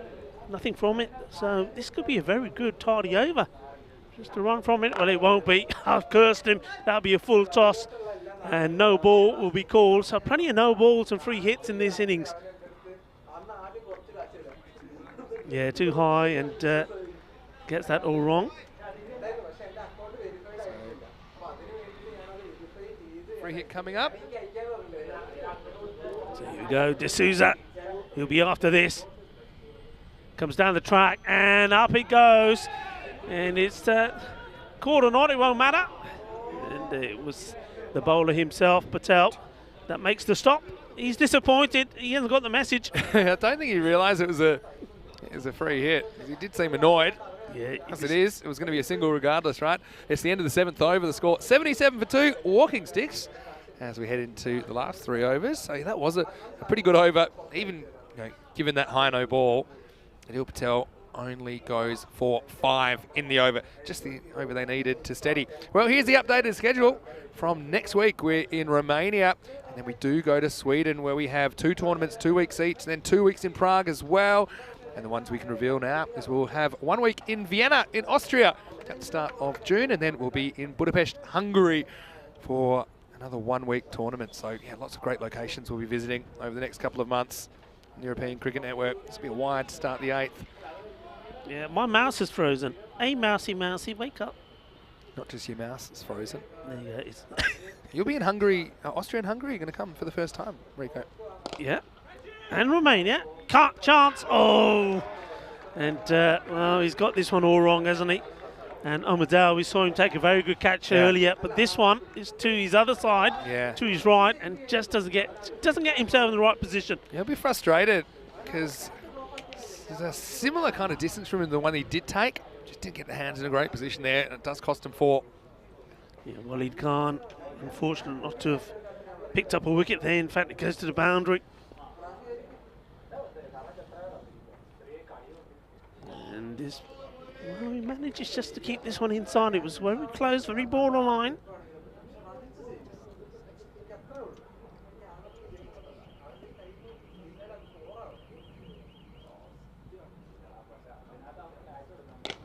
This is picked up beautifully, and it will go all the way. Ginna, Sona, Shaka, Lakia, manos arriba, arbitro, 6 carreras. Yeah, nice shot by KD. Goes bang, and with that he moves to 49 on the precipice of a half century.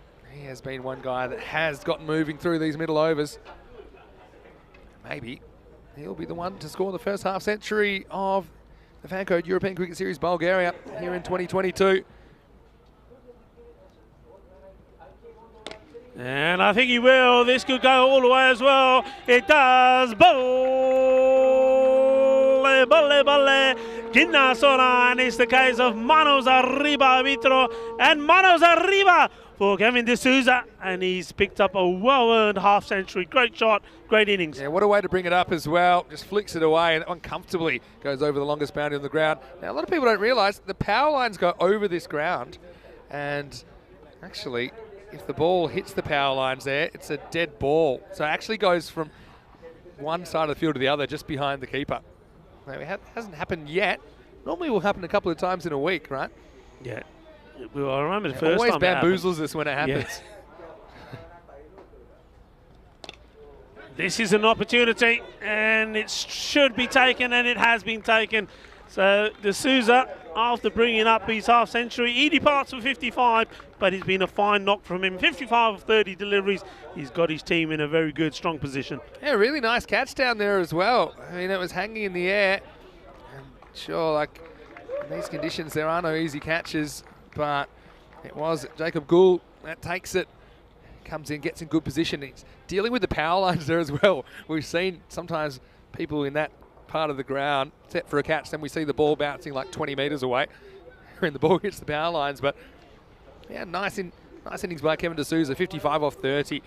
3 Maximos and 6 fours in there, and he departs 94 for 3. And so, well, breakthrough to Waleed Khan, who got tapped a couple of times, but he does come back with the big wicket of de Souza. Yeah, Daniel Khan, some new batter, comes in. And, well, he could be in trouble straight away, and, well, he is. And the umpire decides to signal to the scorers before he tells the batter, yeah, you're out. And he's got to make his way. Well, it was, if this was straight, he was always going to be in trouble. I think with the bounce on this pitch, he's always going to go on and hit the stumps. Let's have a look at this again. And he sort of shuffles across, and yeah, I think that's a fair call. I think he's on his way. That's plumb. And you see the umpire letting everybody know. So he goes first ball, and no, that's not the start that he wanted. Well, Danny, bye-bye Danny boy. He has to make his way back. Danny and Ali. So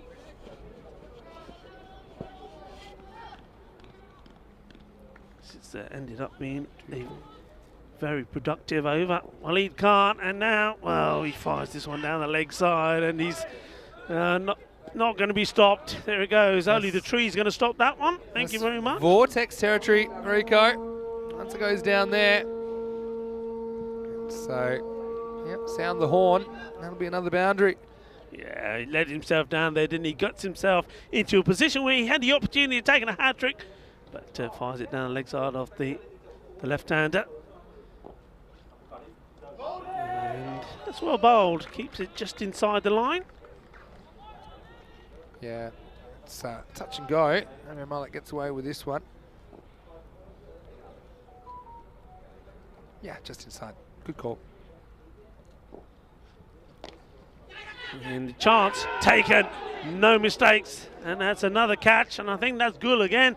That's his 3rd catch in the day, 2 in this match, 1 in the first, and well, what a productive over that one was. Yeah, it's Adil Patel actually. That time I think that grabs it. Patel, he was in the right spot, wasn't he, at the right time? They have held a couple, and so there it is. So the catch is taken. And so yeah, the wicket's tumbling a bit towards the end of this innings. And good to see the Blacksmiths fighting it out here. They haven't quite batted them out of the game just yet. This one here will be the 5th wicket of the innings, 98 for 5. Here's Ali Rasul coming to the crease at number 7. Yeah, I mean, they'll be disappointed here, Sophia, if they end up messing this up slightly. They should be still looking and focusing between sort of 110 and 120, I think. So left-hander replaces left-hander. The ball by Omar Malik, chipping in with a wicket. Oh, that's well bowled again, and well, it could be out, run out, and he manages just to get there. Wide is also called by the umpire, so they turn that into a very entertaining 2 runs. See that the first throw here from Patel was wild. There's their first wipeout in a while. It's at Mubarak Ali. He is back out there, and he's going to get the chance to face up now. Homer Malik trying his best. Will we see Walid Khan on a hat-trick last over? It's well bowled by Malik.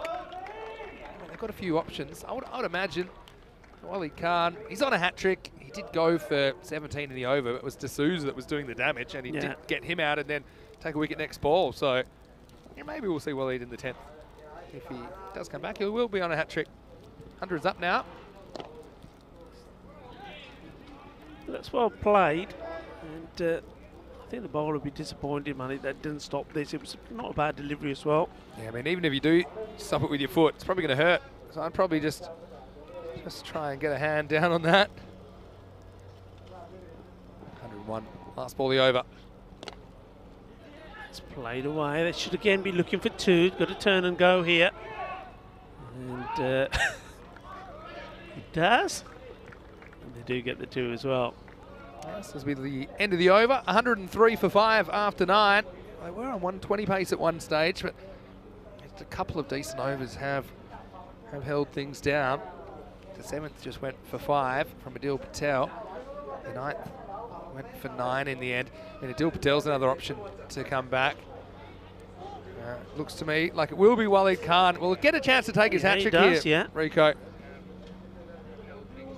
Yeah, now Walid, remember he could have had 3 in the over anyway. That catch was taken off the first ball, remember that? Yeah. So, but he did keep his head, picked up 2. So here we go, opportunity for a hat-trick here. All right. And he's got it. Oh, wow, he's knocked the stumps over. Oh, well, if you caught the bat there as well, it probably could have been rewarded with another wicket. How about this? Well, watch out for the flying bat, but we do have a hat-trick. Well, well done to Walid Khan. Gets a hat-trick here at this European Cricket Series in Bulgaria. Well, you know, they do say you got to throw the bat at the end of the innings. This isn't quite what they mean. It was a hat-trick ball, and well, Mubarak's going to have to go, and the stumps go over. Well done to Walid Khan. Yeah. And look at the distance on that bat throw. I think Tyrone Peters, he was watching the bat, not the ball. What a hat-trick. I've never seen a hat-trick quite like that. And it will be a 6th wicket now. Well done, Walid Khan. 103 for 6 now with 5 balls remaining. बहुत अच्छी ball है अपनी वालिद खान ने कितनी अपनी hat trick बना ली, and well, what an entertaining one that was. And yeah, watch out, it's all happening out there at the moment. So we've seen the first 50 in the series, and that was by Omar Rasool, and now we've seen a hat-trick as well. And he ain't finished yet, he's still got 5 balls to go. In he comes. Oh, well, this one, it could be out. It's another wild throw from Dave Patel. And it certainly would have been out if it hits. Been given its buys. Said it before, and we'll say it again. You'll only ever see this kind of thing in the FanCode European Cricket Series. Starting with a hat-trick, then another chance next ball. Can't iron up more. 104 for 6. And he has got another one. It's as simple as that. Full straight. Batter has a go, and he knocks them over. Chuck the foot their style. And, well, it's been very impressive, this from Walid Khan. Yeah, well, keeping it simple. They had a few options of who could bowl this 10th over. Looks like that move to go to Walid is paying dividends. And, so much of it is just, can you bowl straight? Can you bowl accurately? And Ali Rasool plays all around that. Well bowled. I mean, his figures are looking pretty good.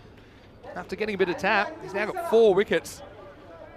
And if you go look at Walid Khan, his last 5, he's actually taken 4 wickets in 5 balls. He's gone wicket, wicket, wicket, 1 by, wicket. Yeah. So that's pretty good. He had none for 17. Now he's got 4 for 17. Yeah, well, look, he's got a very, very good opportunity here to pick up another as well. Maybe he can get a 5 wicket spell here. He's got 3 deliveries left in his spell, 7 wickets down. And if he keeps bowling it full and straight, I think there's every opportunity that he will get others here, because I think all the batters coming in now are just looking for the big shots. And Chance for a 5 for. Definitely. Or even a 6 for, actually. Here we go. And does well, gets bad onto it, but that was the right ball. It was on the stumps. Yeah, he's just keeping it real simple. And the batters will be a bit rusty, no doubt. So if bowlers can get straight, they're going to have some success.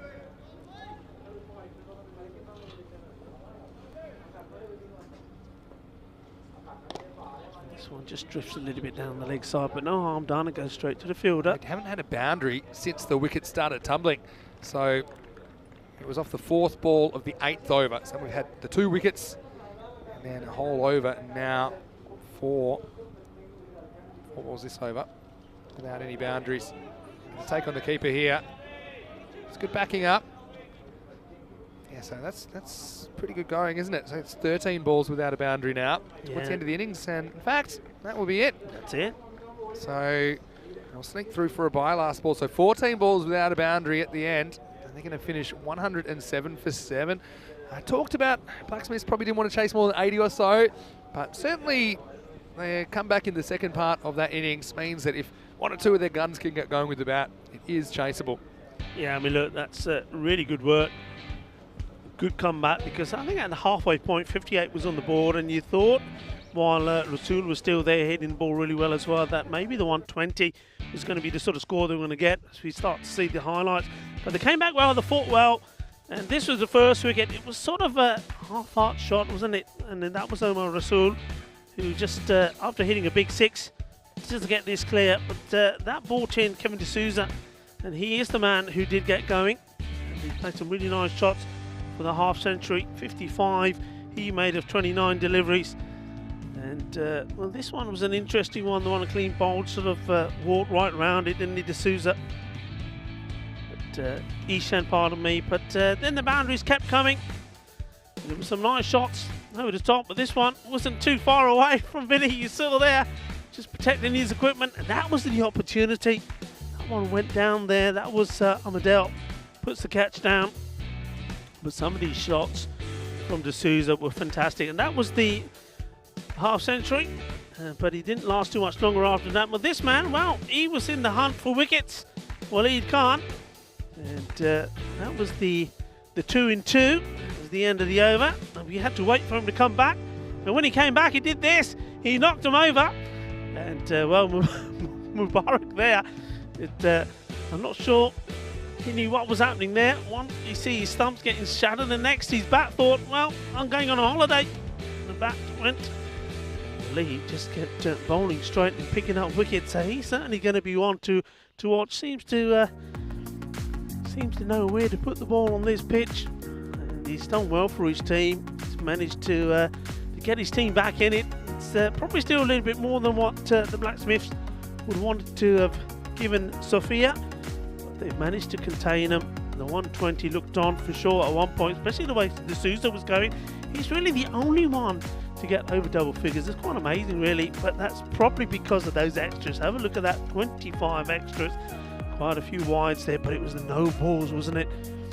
And on this occasion, it was a lot of no balls, that because the ball bounced more than twice before it got to the batter. You see the bowling figures there, and a couple of expensive overs. I mean, Amadal, he did pick up a wicket, went for 20, and 19 from Waleed Khan, but 17 of those came off his first over, but he did pick up the 2 wickets as well. Ended up with 4 and a hat-trick, so well bowled to Waleed Khan. Hat-trick and 4 wickets for him, but also well batted to Kevin de Souza. 55 entertaining runs of just 30 deliveries, which means it's the second match between these two. The Medical University of Sofia and also the Blacksmiths is evenly poised. Remember, so far in this sort of mini-series, it is the Medical University of Sofia that are one up. They won the first match, which was a 5 over a piece affair. They won that one. So can the Blacksmiths come back strong? Well, if they are to do it, well, they're going to need somebody like Mohamed Faiz to be at his best. But well, join me, Rico Full and Mr. Maximo in about 10 minutes time when we rejoin the proceedings out there in match number 2 at this magnificent Vasil Lavatsky National Sports Academy. You're watching the FanCode European Cricket Series, and we shall be back in about 10 minutes time. Vamos en 10 minutos.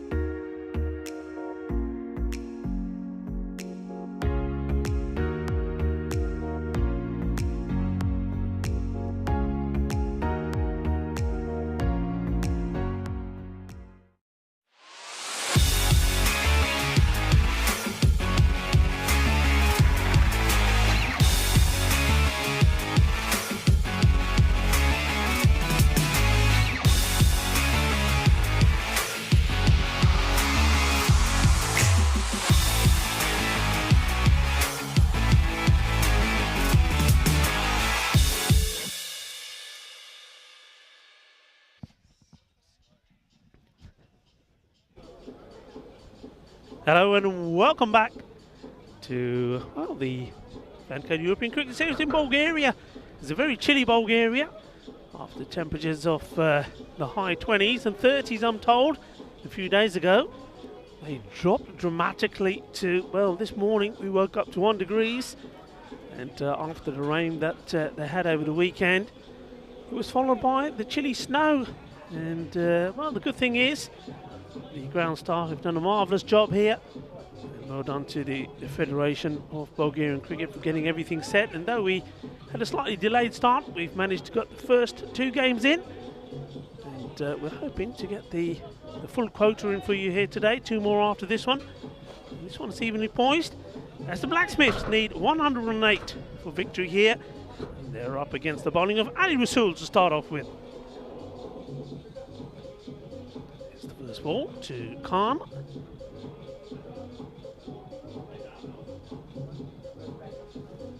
That's not a bad start. Gets the ball to sort of nip back at the batter. That's how he picked up his first wicket in the first match. Just targets the ball coming back into that off stump. You see here again, that's up in the air. It's an opportunity, but just drops short of the fielder, and they get 1 run. So first one's on the board. So we go full here, and alongside me, a man who's doing his warming up exercises, trying to get warm, is Mr. Maximo Vinisandu. Yeah, I see the temperature's gone down. I don't know how that's possible. It's gone from 4 back to 3. So here's Ali Rasool. Not a good ball, but good stop there from the keeper. Omar Rasool, the 2 Rasools doing the job. See the slight difference there. Keeper getting down, following the line of the ball. Omar Rasool had an awkward second bounce here, but he jumps across quickly. That's a good stop. Oh, this one could be pretty close. And asking the question, everybody goes up. It's a really good shout. I don't know if it's coming back enough. Let's have a look at it on the replay. It's a really good shout. Pats his bat, but I think maybe the reason it was given is maybe didn't think it was coming back enough to hit that off stump. So it's nicely played out and take another single. Yeah, so mixing up their batting order. They've gone with Salman Khan and Jacob Gould at the top of the order, so not using Fires straight up. Remember, he had that slight finger injury that hampered him in the first innings, so see if and where he bats in this chase. Firmly struck shot, and this will go to the boundary. Nicely played, and timed this beautifully. Lovely shot, 4 runs. Yeah, it's a pretty good shot off a pretty good bowler. So good signs there. Salman Khan takes this pretty much off the stumps, but he gets it just right. Cuatro gradas. Yeah, that's what they need. That's where they struggled in the first match. Lack of boundaries. And, this one is played more carefully away. It's a single. Yeah, into the first over. 8 for no loss. They have to just try and stay at that 11 and over or so. 1 or 2 boundaries and over will get them there. As I will just like to say good morning to Phenom, who's watching from the Netherlands. Tisora, hope you're well. It was great to see you out there. And Kampong, unfortunately, for him, not quite getting there. Punjab Rotterdam won a very high-class tournament there in the Netherlands. So good morning to you. It's great you're with us as well as everyone else in the chat. All right, here's the second over. Nice bit of bowling again. It's that away swing. Yeah, Mohammed Sultan's done this all morning. He did it when he had his 1 over in the 5 over game this morning. Yeah. And he beat Fires 3 or 4 times outside the off stump with that away swing. See how Salman Khan deals with it. Yeah, this one's just slightly shorter. You're absolutely right, he bowled. Well, what has happened here? Well, tell you what, is that Jeffrey tripping up the fielder? Because does he even get to? Well, he's hobbling about a bit. What is happening? He's up and he's running around now. But let's have a look here. Oh, there he goes. He couldn't stop himself. He's slipping and sliding all over the place. I hope he's okay. He seems that he is. Right. Mubarak Alec, well, he's the one who was throwing the bat around earlier, and I mean literally throwing the bat around. Now he's throwing himself around. And this one's pretty high. It's been called a no ball, and that's a fair enough call. I think, remember, it's a waist or above, and that was. So they take the single. First things first, Mubarak was like the world's slowest falling tree in the misfield. And this one, yeah, That's above for me. But yeah, the slight change in the wording for the high no balls. Now it's waist high or above. So free hit coming up. And there's not a good effort there from the wicket-keeper this time. And there's some more fielders having a few issues with the conditions. It is a bit, you've got to say, can get a bit slippery underfoot in some areas. A bit of snow coming down at the moment as well. Oh, don't go there. Slight. Don't go there. Snow. Just slight. We've got more snow in the forecast for tomorrow as well. I'm going to buy extra jackets and put them on. Currently 3 degrees. Anyway, this is good over so far.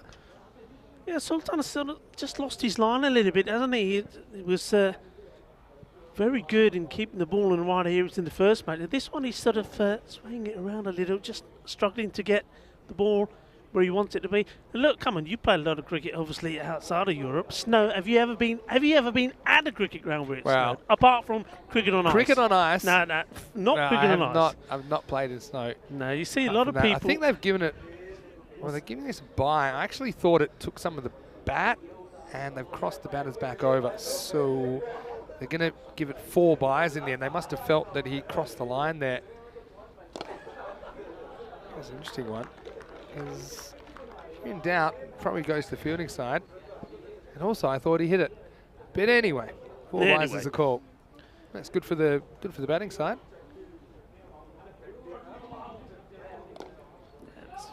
Nicely played shot, and he's got enough on this. Timed it really well as well. Once again, in the offside, the ball motors away, and the fielder was cautious to get the Bulgaria choker. Yeah, I mean, that's a really good shot. And what I've liked about Salman Khan is that he's going in the direction the ball's bowled most of the time. Good to see that Mubarak Ali's up and about, and no lasting damage. So now they're back on course, aren't they? Very With much the ball so. to go. And against the good bowler as well, Mohamed Sultan. And this time, if that's avoided the bat, he's got to be out. Yeah, that was full, it was straight. The umpire thinks long and hard, and eventually the finger does go up. And yeah, I don't think there's any doubts about this when we watch it again. I like seeing umpires take their time. Don't be rushed into a decision. He would have been thinking, is that going to go on to hit the stumps or not? I think it did seem like it was going to crash into leg stump. And so Sultan gets the last laugh, doesn't he, in the second over. I did go for a few as well after 2. It's 21 for 1. Hey, that's a first as well. Umpiring gloves as well. I don't think I've seen that before. I've played a lot of cricket in the UK, and I was asking you the question about snow. I've had plenty of times where I've turned up to play a game of cricket and it's called off because of snow, but I've never seen an umpire umpiring gloves. No, I think I've seen it a couple of times, but yeah, I think it's a good idea. I think we saw a bit of hand in pockets from the umpires earlier. And that one, I think that's hitting the stumps. I don't think it's going down leg side. I know it's kind of going that general direction, but I would have been pretty confident as an umpire that was going on to hit. Remember, just a little bit of the ball, just the outside of the stump. Anyway, here's a new over, and it's going to start with a wicket. And well, they might have a look at this. Yeah, they're just maybe just having a look at this again here. And the umpires have just probably said to the batter, hang on a minute, let's have a look, let's keep an eye on the... No, I think that's okay. I think the batter's come out to this, so I think that's fine. I think you're just having a look at this. I think that's okay. The batter's come to the ball, which makes it look maybe a bit higher than it probably was. And the ball looked like it was going on a downward projection, but we'll see what the officials and the third umpire have to say about it. But I think, yeah, he'll be given his marching orders, and he has been. Tyrone Peter says, okay, you can go now. And he unties him and says, off you go. And that's the end of Gould. So both the openers have departed. Yeah, so yeah, it did seem thigh wasn't quite a waist high or above for mine, so I think it is a good call. Good catch as well taken by Sultan. So Rasul, not the best delivery that'll bowl, but it will result in a wicket. And now both openers back in the shed, 21 for 2. Let's see who we get out here at number 4.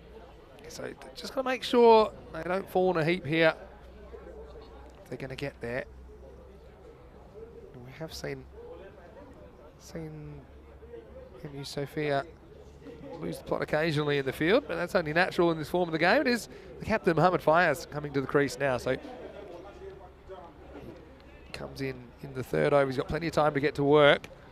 He's out there with Mohamed Tayoub at the moment.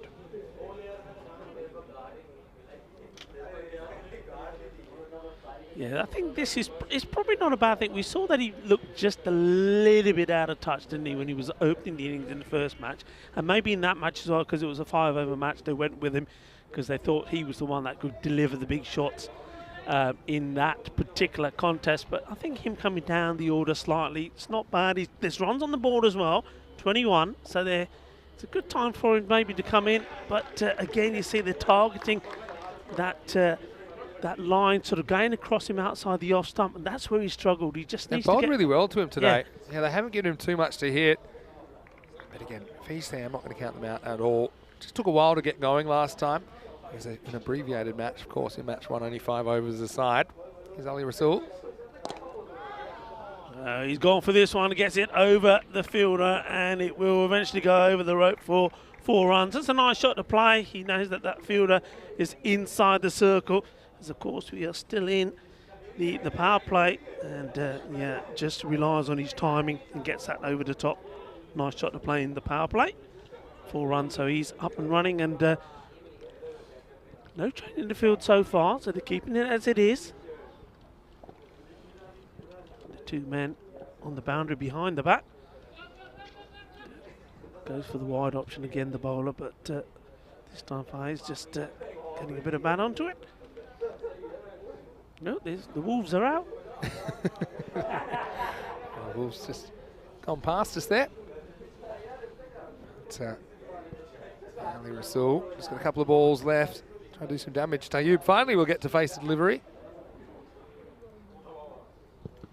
Rasool to Tayoub, and well, he goes flat bat across the line. And, gets a single. And just wondering whether they were tempted to push the long on back to Faiz. They're not doing it at the moment, leaving it open. Faiz tries to get it through the gap between the 2 fielders there on the onside, and he does. He gets another boundary, 4 more runs. It's a good shot, controls it well as well, keeps the ball along the deck. And once it gets past you on this pitch, as we're starting to see, even in these sort of wet, damp conditions, the ball still races to the boundary, Vinny. Yeah, I mean, hasn't really zinged him through as much as he can do today. Ali Rasool. Have a look at the standings. You can see that these 2 teams taking part this morning. This afternoon we'll see Plovdiv and Pleven, and then the defending champions, Indo-Bulgarian. We'll see them from tomorrow. Very interesting looking squad for them as well this year. We also saw Indo-Bulgarian back in the European Cricket League just a couple of months ago. They were competing in Group B, so it'll be great to see them again. End of the power play now, 31 for 2. So this will be Zirak Chuktai to bowl over number 4. Mistimed pull stroke attempt. Down to one leg, just the single. So you've got to just keep getting that boundary or 2 and over. With someone like Faiz there, he's very capable, but they can protect the boundaries a little bit more now. They're allowed up to 5 outfielders. There's Chuktai. Tayoub's got his role to play as well here. So he needs to at least, at a bare minimum, get Faiz on strike. And, once again, we see him kind of walking past an outswing delivery. Geez, they keep rolling out these bowlers that can bowl these outswingers to Faiz. Yeah, this was a good delivery. Like the bounce on it as well. Could carry through. This one just a little bit shorter. Tries to guide this and does guide it to that 3rd man area. And we've seen that already. As I predicted, Vinny, they've got more cover in that area now because they know a lot of runs go that way. They've stacked it. I mean, I think Faiz, he's just trying to drive these balls that aren't that full. I think maybe he's better off getting on the back foot, trying to punch him away square of the wicket. It's just, not a attractive looking shot, this. Misses it as well. I think he's already shown his deck. That seems to be the shot he's going to play. Tayoub, so a straight ball here, and it could be curtains. And it's not a straight one. In fact, it's a bit of a bottom edge, and the wicketkeeper does very well there, Omar Rasool. First in stopping it, and then he's very alert to have a shot at the stumps as well. But they do come through and take the single. It's a pretty good run, I think, by by Fires to come through. So the keeper just fumbles it. Whether he'll been out or not so sure. Still haven't given the boundary away this over yet. Only one more ball to go. As we play, takes a single. That's the important thing as well, isn't it, Vinny? I think it's about just making sure you're getting a run of every ball. You want to eliminate dot balls and trying to pick up the odd boundary as well. Yeah, just the 5 off that over. So 4 overs down. It's 35 for 2. Very, very warm welcome to you, wherever you're watching from around the world. It's Vinny Sounder here, Mr. Maximo, alongside Rico Full. Rico, great to have you back today, of course, after a bit of a layoff. And when I say you got to start at the bottom, well, this is the kind of bottom temperatures that I think we've ever seen in ECS. We started the day at 2 degrees. Currently, it's about 3. Yeah. But, you know, I think the players are handling the conditions pretty well. And it's the same for all sides, I suppose, in the end. Yeah, I think they've done really well. I mean, it's not the sort of conditions. I mean, I know going back many years, when they've had some cold starts to the season back in England and it's so cold, you just in the field thinking, I don't want the ball to come my way, especially in the air. You know, you don't want to be getting ready to take any catches when the ball's when the weather is that cold, because it's going to hurt and it's going to sting. So they've done really well, and credit to them. But the thing is, and this is one thing we find wherever you go, they want it, don't they? They want to be playing cricket. They want to be out there playing cricket. They waited a long time for this. And this is really sort of the start of the season here in Bulgaria as well. So, yeah, they're up for it. Yeah, they sure are. Looks like we're ready for action again. And they're absolutely up for it. Very enthusiastic about their cricket here. Out of the over. A bit short and pulled away. Well, this will be a long chase. I think normally the ball wins these. And it will this time as well. So, Fayaz boundaryless in the 4th. But certainly a good start to this over. I just still can't believe how fast this outfit is. That's probably the longest boundary on the ground. Still goes. Yeah, good shot. Fayaz is starting to find his range. It's the 3rd boundary for him now. A quick hello as well to Nico Fernando. Probably see him in Italy a bit later in the year. Oh, this is a Ganda shot. Shot Maria Ganda, Bapas, Gea Banda. This was an awful shot, really. He's played this so early and shown his hand so early that all the bowler had to do here is get this straight, and he does. I want to see point of impact, though. I mean, he gets so far across, it either hits him just on off stump or maybe outside, and that's the umpire's thing to think about here. Probably hits him in line. I think it's out. I think it's a good decision. Hasn't gotten many wrong, Tyrone Peters. And I think he gets that one spot on. So Fires, he looked promising, did strike 3 boundaries once again, but he has to go for 15. And so the score now 39 for 2. That's a big blow for the Blacksmiths. Yeah, it definitely is, and that's one man, as we know, if he was still there, could get them home.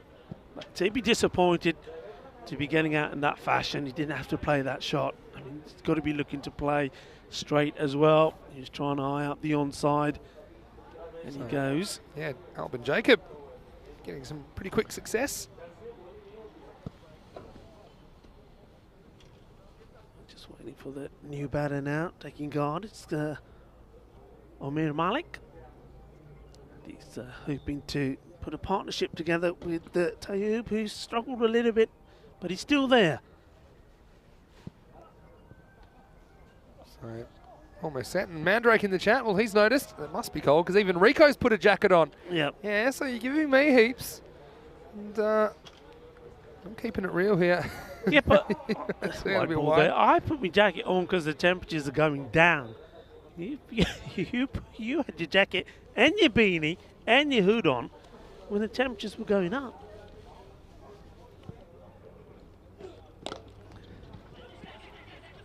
Well bowled again. No loose deliveries. Bowling ball to cheer. Wicked bowling. Two men straight now here. Long on and long off. Back on the boundary. So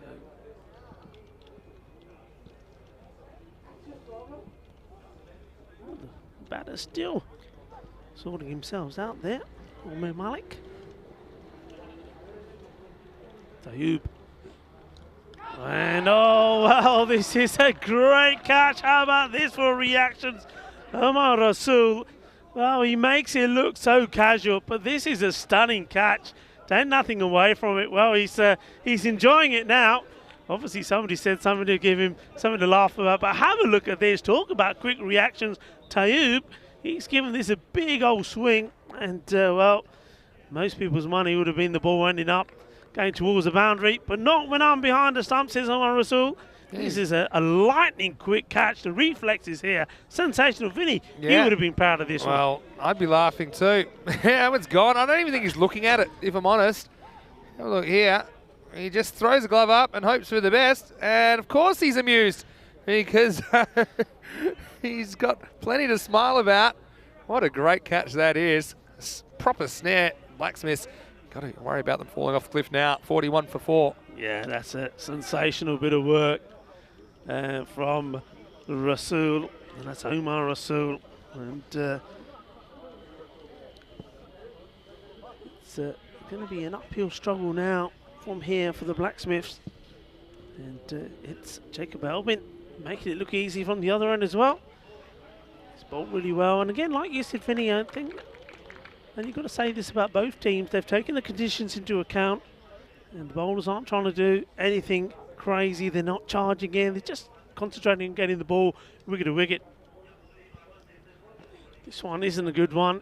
From the moment it left his hand, you can see it was going to go down the leg side. Just losing his shape a little bit. Perhaps tried to fire that one in a little bit quicker. Doesn't need to. Jacob Albin, 2 for 6 so far. And this one struck firmly towards mid-off. Be fielded, just take the single. So where these runs going to come from, Vinny? Yeah, well, maybe Armadale is a bit of a wild card. We saw him opening up earlier. It's his first run of the series. He'll retain the strike, so 43 for 4 after 5 overs. So obviously fancy him with the bat. Aswad Khan as well is a man we saw batting at 3. So obviously just giving a few different opportunities, different players, Blacksmiths, and you can understand that, given it's their first day in ECN cricket. But I suppose that you feel they've given away a few too many. I mean, just looking at the extras in that first innings as well, there were 25 extras all up. Okay, 5 leg byes, but that's still kind of 20 avoidables. Yeah, and most of those, I think, were from no balls, Vinny. So, yeah. Of course, you had the extra, you had the free hit as Free well. hit, yeah. You know. Here's Sandeep Nair. He's coming to the side. Sliced away towards point. They'll get a single. Yeah, so you need 13 and over now. You pretty much are sure you need 2 boundaries and over. Ideally, 1 or both to be 6s.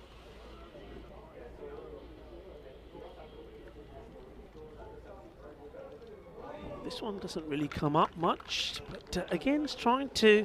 I think seems to be too much emphasis and too much focus in hitting the ball towards the onside, the leg side. Need to play more shots out there on the offside. This one's not a good delivery. It will be called a wide. Yeah, I mean, interesting because we've seen already that is lightning quick. If you do get the ball hit on the offside, you get it past the field, it's 4 runs. See, standing way down leg side and still will be aiming to hit the ball down the leg side. This is going to be a wide down the other end now. Yeah, so Sandeep coming in for his first bowl of the tournament, just losing the radar a couple of times. Bit of an overcorrection there.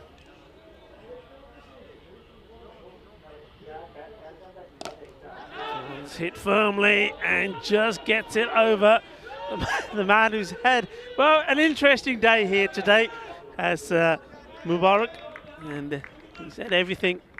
He's slipped over, thrown the bat at people, and this one just gone over his fingers. He tried to time the jump right. I think maybe he's a little bit late taking off. So it just gets over him, but then it doesn't really roll over the outfield, just kind of plugs on the first bounce. So they do get a couple. And this one will race away, and that's what I'm talking about. There's merit in playing your shots out on the offside. You get it past the fielder, it goes like lightning, and despite the efforts here, and a good effort as well from the fielder, you're not going to stop that. That's 4 more runs. Yeah, it was a really good effort from Delrick Varghese. But, yeah, another boundary. So, I mean, not that far out of the match. If these two can build a partnership. Nice shot by Malik. And this one doesn't miss by much. Once again, trying to get the hit in, going in the mid-wicket area, misses out on it. Good comeback from the bowler. Well bowled. I want to say a quick hello to Zaid Aziz. He's saying it's great to have you back, Rico. He's enjoying listening to your commentary. Well, that's wonderful of you to say, Zaid. We're all happy to have Rico back, of course, after a bit of a break. Right now, Blacksmiths, they are 6 overs into this chase. Scores 52 for 4. See that Alban Jacobs has been pretty good so far. 2 for 8 of his over. Also wickets to Mohamed Sultan and Ali Rasool, who's bowled out.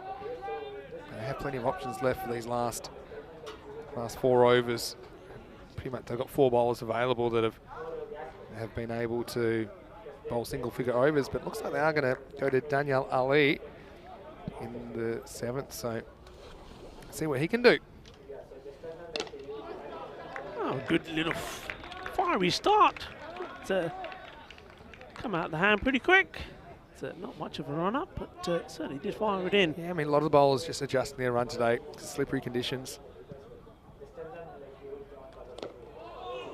And well, adios, Bolota, that's 4 runs. And it wasn't a bad delivery. Once again, I think it was pretty quick on to the batter. But that's all it needs, a bit of bat, and it races away. I think that's the latest pull shot I've ever seen. Because I think it's an attempted pull, but it's not really a leading edge. It's actually the middle. It just hits it so late. That's vortex bound. They need minimum 2 boundaries and over. There's 1. Just swung and missed it too many balls though, haven't they? Yeah, they have. Smith. Yeah, I mean, Ahmed Al Hair has decided he's going to come down the wicket to Danny Boy. But of course, that's just going to mean it's going to come on to you even quicker. It's better off going back, up in the air, chance. And well, he throws himself at it acrobatically. And the impact, as soon as it hit his hands, takes the ball out of it. Good effort, I suppose. But, yeah, well, Magassi be disappointed. At least he gets off his feet and he does have to come forward at the last moment. More action for him here. This time fumbles, but they don't run the first one that hard. It'll just be a single. Yeah, so these two certainly putting the fight in here, Malik and Ahmadel.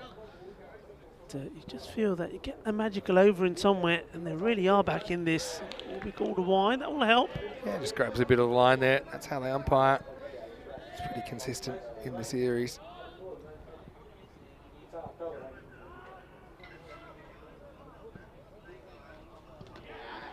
It's just, I think sometimes, I mean, you're looking at this over particularly, I mean, it started well, didn't it? They got the boundary, and you thought you just needed to maybe apply a bit of smart cricket. You don't need to be swinging the bat wildly at it. And one thing that will cost you a match is dot balls. So even if you get bat on the ball and take the singles, is better than that. I think there's probably 3 or 4 wild swings in over that wasn't needed. Bat on ball, take the single, rotate the strike. So we have a look what we've got coming up 59 next. for 4 after 7. Coming up this afternoon, we've got MU Plovdiv and MU Pleven. So we got the Pleven 11 back, and they're captained by Akshay Harikumar. One bowler to watch there, Apurv Mishra. Yeah. He's a real fiery customer. He's troubled quite a few of the better batters. And so the Plovdiv team, they won the toss and elected to bat first. Key player for them, Simon Hussain. Here's the first ball of the 8th. See, almost loops back to the bowl. And watch this slide back. Game's running too fast for us now. They're going to run on the hit here, and they'll get away with it because of the fielder. Because fielder fumbling slightly. Speaking of fumbles, watch out. Have a look at the keeper here. The keeper says, "How's that?" Yeah, He says, I actually think this would be a good rule because I think that should be hit wicket. he said, no, You can only be hit wicket for playing your shot or when you're immediately setting off for your first run, not completing it. I thought, why shouldn't you be hit wicket any of the time? Because you could just knock down the stumps every time. Make it hard for them. Anyway, we're all good. They're all good. Well, the stumps are not good. They're being put together here now. And Denrick Vinu, the bowler. Amadel wants more boundaries. And we won't get a boundary. We won't get anything here. This was probably just touching the wide line.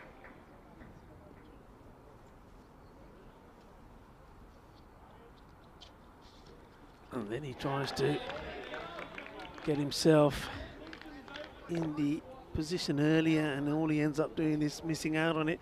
Needs to stay still, needs to keep his head still. Short runs though, getting through these overs pretty quick. This one's came out the wrist all wrong. Except for this.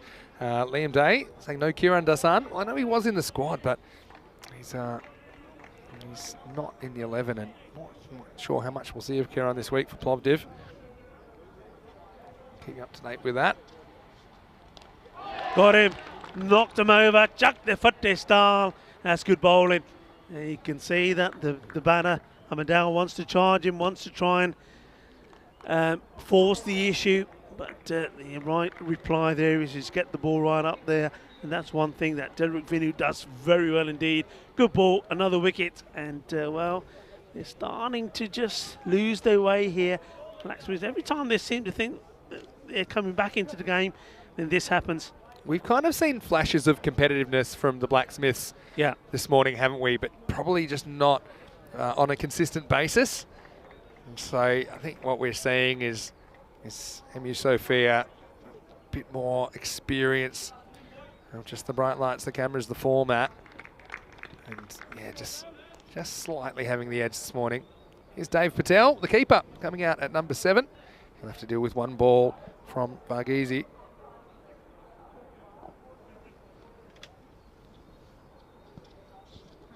And it'll be a dot. So that's a good finish, a good over from Vinu.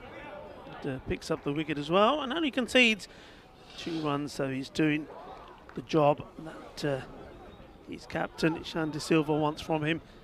And at this point, the University of Sofia look like they're going to make it 2 from 2 in the first 2 matches of this FanCode European Cricket Series in Bulgaria. Always great to be back in Bulgaria, the 3rd time that we're here, and the 3rd time at this this beautiful ground, this lovely setup.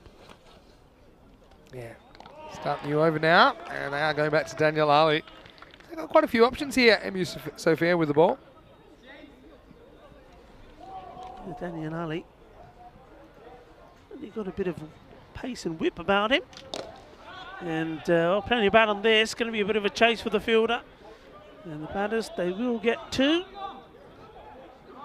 And well, I think something like that one, when you see the amount of work the fielder's got to do there, you've got to really want to quit. You've got to try and be looking for the 3.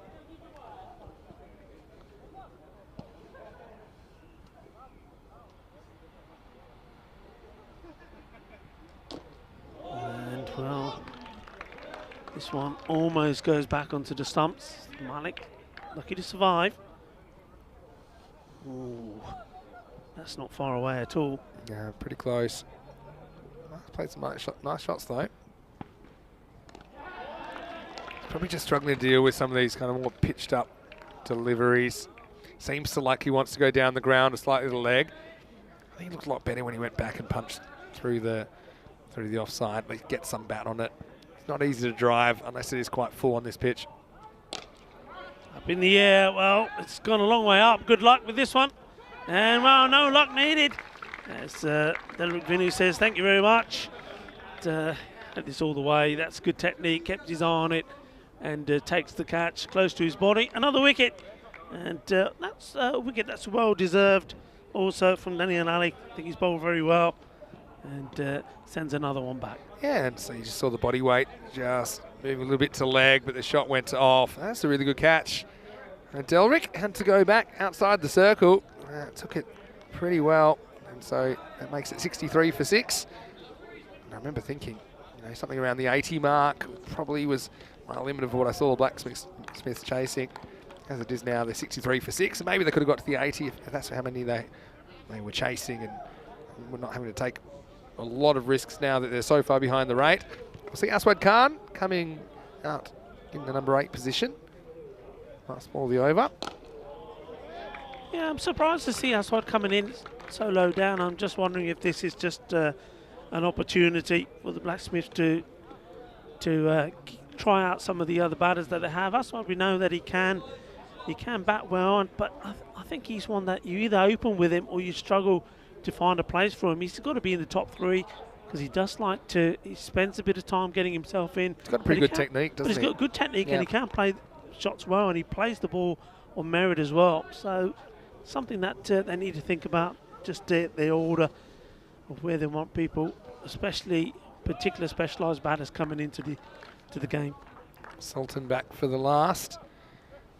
And so, a question from Mandrake. Vinny and Rico, who do we support in the IPL and CPL if we do have a team? See, this one's down for 1. I've got to admit, I'm a bit of a neutral. I think ever since I've been doing this as well, which is quite a while now, I find myself, I kind of follow some of the players I've played with and against, and kind of people I know personally. So I find it hard to kind of really cheer for one particular team.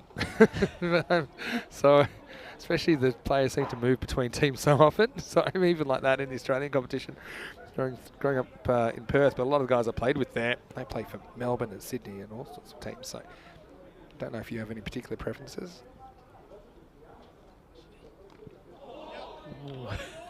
Big bias. Yeah, but how many of them? Oh, that's if you want to see the vortex, if you want to see the scientific evidence of the vortex, how does this go for 4? Because it's coming off at almost no speed at all, and it still runs away for 4-leg bias. Look at this. No one's got a prayer. It's just amazing. No, I mean, going back to that question, I do watch as much as I can. It normally ends up being bits through YouTube and highlights, to be fair, but I can't because I don't follow it enough. I don't think I do really have. It is tough to watch too many full games, obviously, with the amount of time we're spending here bringing you the broadcast. An unprecedented amount of cricket on ECN. Hopefully 1,000 games plus. That last game today will be 100th game of ECS this year. More extras, I think. Well, they're going to take it on. Umpire not signalling initially, but now he will signal the wide. So I mean, all up, we're well over the 200 match mark on ECN already this year. Of course, not out of April yet. Here's the last ball of match 2. I think they will scramble through for 1. So in the end, Blacksmiths are competitive, but not quite good enough to chase down this target of 108. The final score in match 2 will be MU Sofia 107. The Blacksmiths 73, so the margin will be 34 runs, and probably fair indication between the two teams. Still, Blacksmiths, I think they'll be a lot better for the run, and I think MU Sofia, they'll have their sights set on going all the way. They certainly did nothing wrong this morning. A few cobwebs all round, I think, Rico, but still a very entertaining start to the ECS Bulgaria. Yeah, it was entertaining. I mean, one thing the team making the debut will learn from this, and will then understand the importance of not giving too many extras away. Those 25 extras, if you take them out of the equation, it certainly would have been a much closer match. So that's something for them to work on. And I think also they just need to have a look at some of the players that they've got in their mix, and just get a stabilised batting order.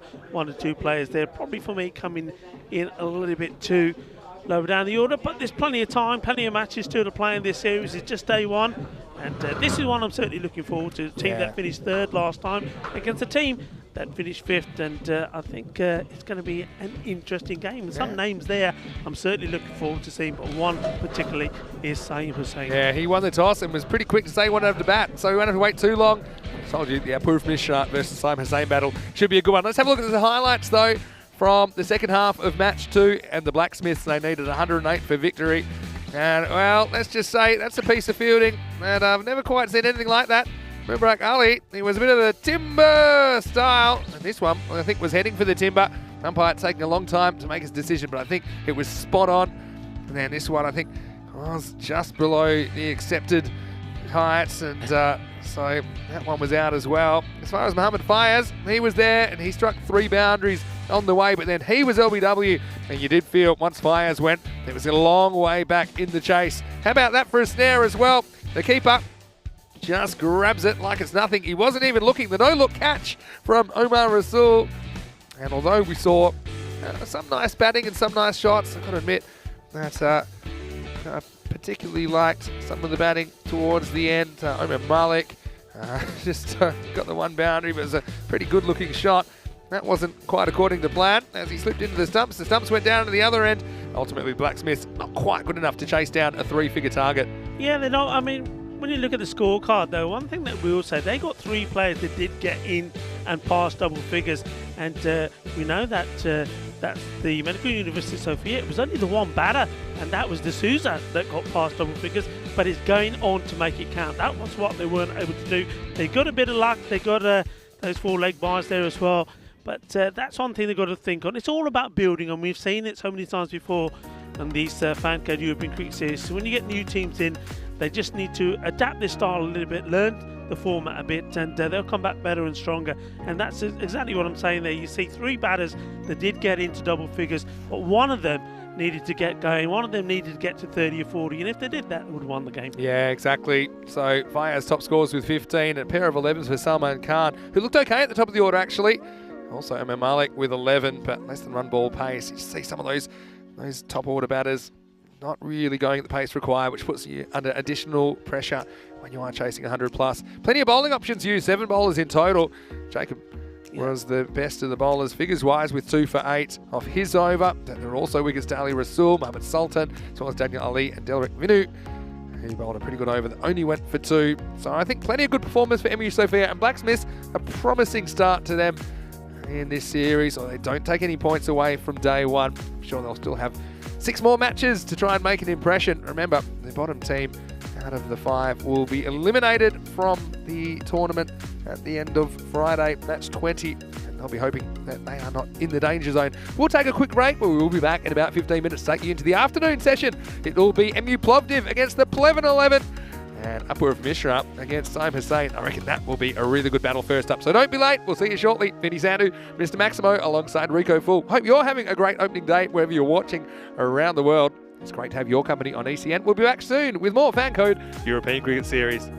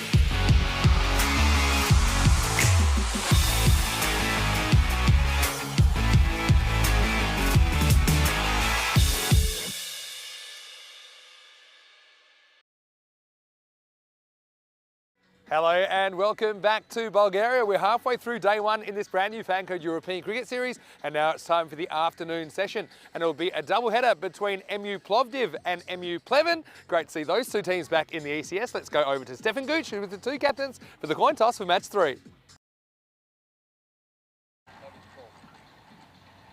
Tails the call. It's heads.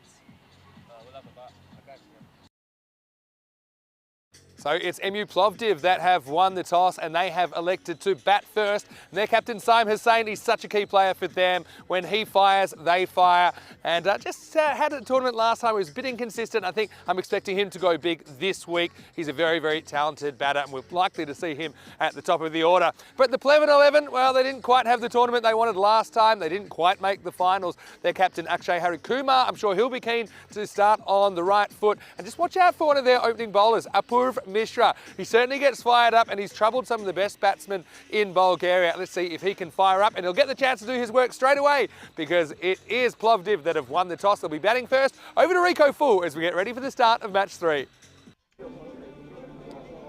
Hello everybody and welcome back. Of course we are at this beautiful setup here at the National Sports Academy. This beautiful ground and here for the FanCode European Cricket Series where we have 5 teams, top teams, playing up against each other. We've seen the new debutants. Had a good start. We weren't able to pick up a victory here today though. But no doubt that we're going to see plenty more of the Blacksmiths. These two teams, well, they've got better every time we've seen them. And Medical University of Plovdiv taking on Medical University of Pleven. Slight delay once again. We just had a few technical issues and resolving them as we speak. And just having a look at those sides now. One or two of you already been talking in the chat about Saim Hussain. Everybody's saying watch out for him. He's a talented player. Just to remind you, back in 2020 when the Dons, Medical University Dons, they were called, then won the FanCode series here. He made 98 not out in the final to help beat Indo-Bulgarian side. And he's the highest run scorer here as well in the FanCode European Cricket Series in Bulgaria. 584 runs to his name. So that's why he's so devastating. But he's also a top quality wicketkeeper as well. It's 55 on his back as we get ready for the start of this match. So slight delay, once again some technical issues, but we are ready to start here now. So Saim Hussain is opening up and he's up against Mishra, the bowler. And his first ball will be down the leg side, so wide corner, man in black for this one. Is Ivan Guleto, he's the man at the bowler's end, and we also have Nishak Shah, square leg. Welcome to everybody on the chat. Better delivery, just flicks away, takes a single, and very good running. Well, that's an example of how it should be done, and one of the things that myself and co-commentator Vinny Sandy was saying that one thing that we haven't seen is good running between the wickets. We believe that there's been runs there to take that haven't been taken. A good example of how you can turn those ones, and should be turning those ones into twos. Very good running and a good start. Rico Full here. You're watching the FanCode European Cricket Series in Bulgaria, and alongside me, coming into the commentary box, is Vinny Sandu. And, well, sort of wrapped up and trying to keep warm with his beanie on. As we see another single played out there by Saim Hussain. Saim Hussain, Vinny, they were talking about him. Yeah. Is he going to shine this time? Yeah, I know. He just didn't have the tournament he wanted last time we were here, but yeah, he's a very, very capable player, isn't he? Yeah, I'm looking forward to seeing Plovdiv again, and also Pleven, who we saw for the first time in 2021. They weren't quite able to make the final 4 as Barbarians edged them out. And let's see how they go this time around. I'll get to have a look at Mohammad Sufyan. Apurv Mishra as well. He loves getting fired up when he gets wickets as well. So I can't wait to see him. Maybe what he's got in store for us this year.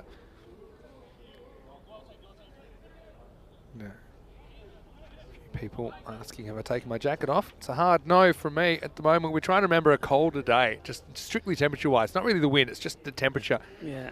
We're up to 4 again. Anyway, here's Apoorv Mishra.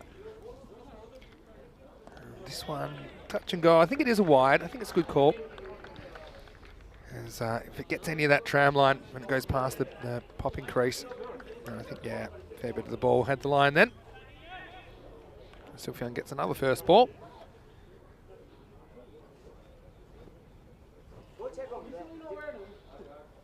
Oh, it's good delivery, isn't it? He's just able to bowl deliveries that can get good batters out. Mishra. Yeah, he gets the ball to cut away, doesn't he? So that's well bowled. And, yeah, going back to you talking about the temperatures, I don't think we've had a colder one. We were just talking about it over lunch just then. And, yes, well bowled by Mishra. Yeah, we had some snow this morning as well when I was doing the toss report before the opening match. A little bit of snow, not too much, just a light sprinkling. Not often I can say that we've had that in the FanCode European Cricket Series. Last ball the over, just pulled away for 1. So all things considered, not a bad over for Pleven first up as MU Plovdiv. They are 6 for no loss after 1. Yeah, that's fairly tidy. We'll settle for that. And I think Sufyan gets himself back on strike, take the single there. So, same will be at the non-strikers then. See some of the teams there, some players to watch out for. We've talked a lot about Simon Same. Partha Chaya, also a player to watch for the Plovdiv team. And Pleven, I mentioned Mishra and also their captain Akshay Harikumar will also be pretty important for them. I think right now we're going to see Mukul Kadyan coming on to bowl. So, yeah, hello to everyone if you're just joining us. I see that Lily Panda's in there watching from New Zealand. Well, Lily, it's not snow next to the pitch, that's sawdust because we had just some slippery areas because of some overnight rain. So, can't say there was that much snow. We weren't building any snowmen or anything like that. It was just a light sprinkling. Anyway, here we go with the second over. Sneaks down the leg side, it'll be called a wide. So, got to get on target pretty quickly. I think the extras have been a factor so far this morning, haven't they, Rico? Because a few players, including the bowlers, just taking time to get into it. First day of a new season. Yeah, definitely. It's well bowled, Yeah, and that's where you want to be. Yeah, I think the other thing is you talk about the extras. I think bowlers are having to adjust perhaps what would be their normal run-up. So just making those adjustments, just bowling from a few less steps, that also takes a bit of getting used to. So we've seen more extras than you would normally see, perhaps. Yeah, I think that's true. Another decent delivery, played away. Has to be a single. Yeah, so Pleven last time out, like I said, didn't make the top 4. They'll be hoping they can do it this time and perhaps go further. They did seem to have their moments where they seem to click as a unit. You just see that ball coming in and smacking into Sufyan's foot. And wasn't particularly interested in getting it either, was he? He said, you're going to throw it at me? Don't expect me to give it back to you. We've already seen a hat-trick today. Already plenty of action here in Bulgaria. It'll just be one to say, to push and run. And so, yeah, no boundaries as yet. Yeah, he's quite happy just to take the single there. Probably, maybe he could have left that one. It may have been called a wide. It's a pretty wide delivery. Yeah, certainly haven't made the most of this power play at the moment. And maybe we're going to see 1 or 2 big hits now, because otherwise it'll be soon gone. This one in swinger. Well, he picks up and throws quickly. He might hit something, and he does hit something. It's Sufyan again. Well, they're targeting him. Sufyan, if he thought getting hit in the foot was the worst thing was going to happen to him this over, well, he was sorely mistaken. Look at this. He's got a feeling he knows it's coming as well here. Well, he's certainly got a feeling. He's feeling sore. That's what he is. It was a thigh banger. Anyway, he's all right. Well, kind of all right. Still no boundaries. Simon Hussain on strike now, lefty. Sneaks down left side once again. It's a wide. So, I mean, I'd expect maybe slightly lower scoring game first up. I just think the batters only get one chance, so if they're rusty, they can get out and keep the scores low. Bowlers at least get more chances. And this is a nice looking shot though. This is up and away. It's going to be 4 runs. Cuatro carreras. Beautiful elevated extra cover drive from Simon Hussain. And you can see from that shot that he is class. Yeah, he waits for this. He knows that he's swinging away slightly, but he takes his time, doesn't rush into the shot. And yeah, he puts that away beautifully. 4 runs.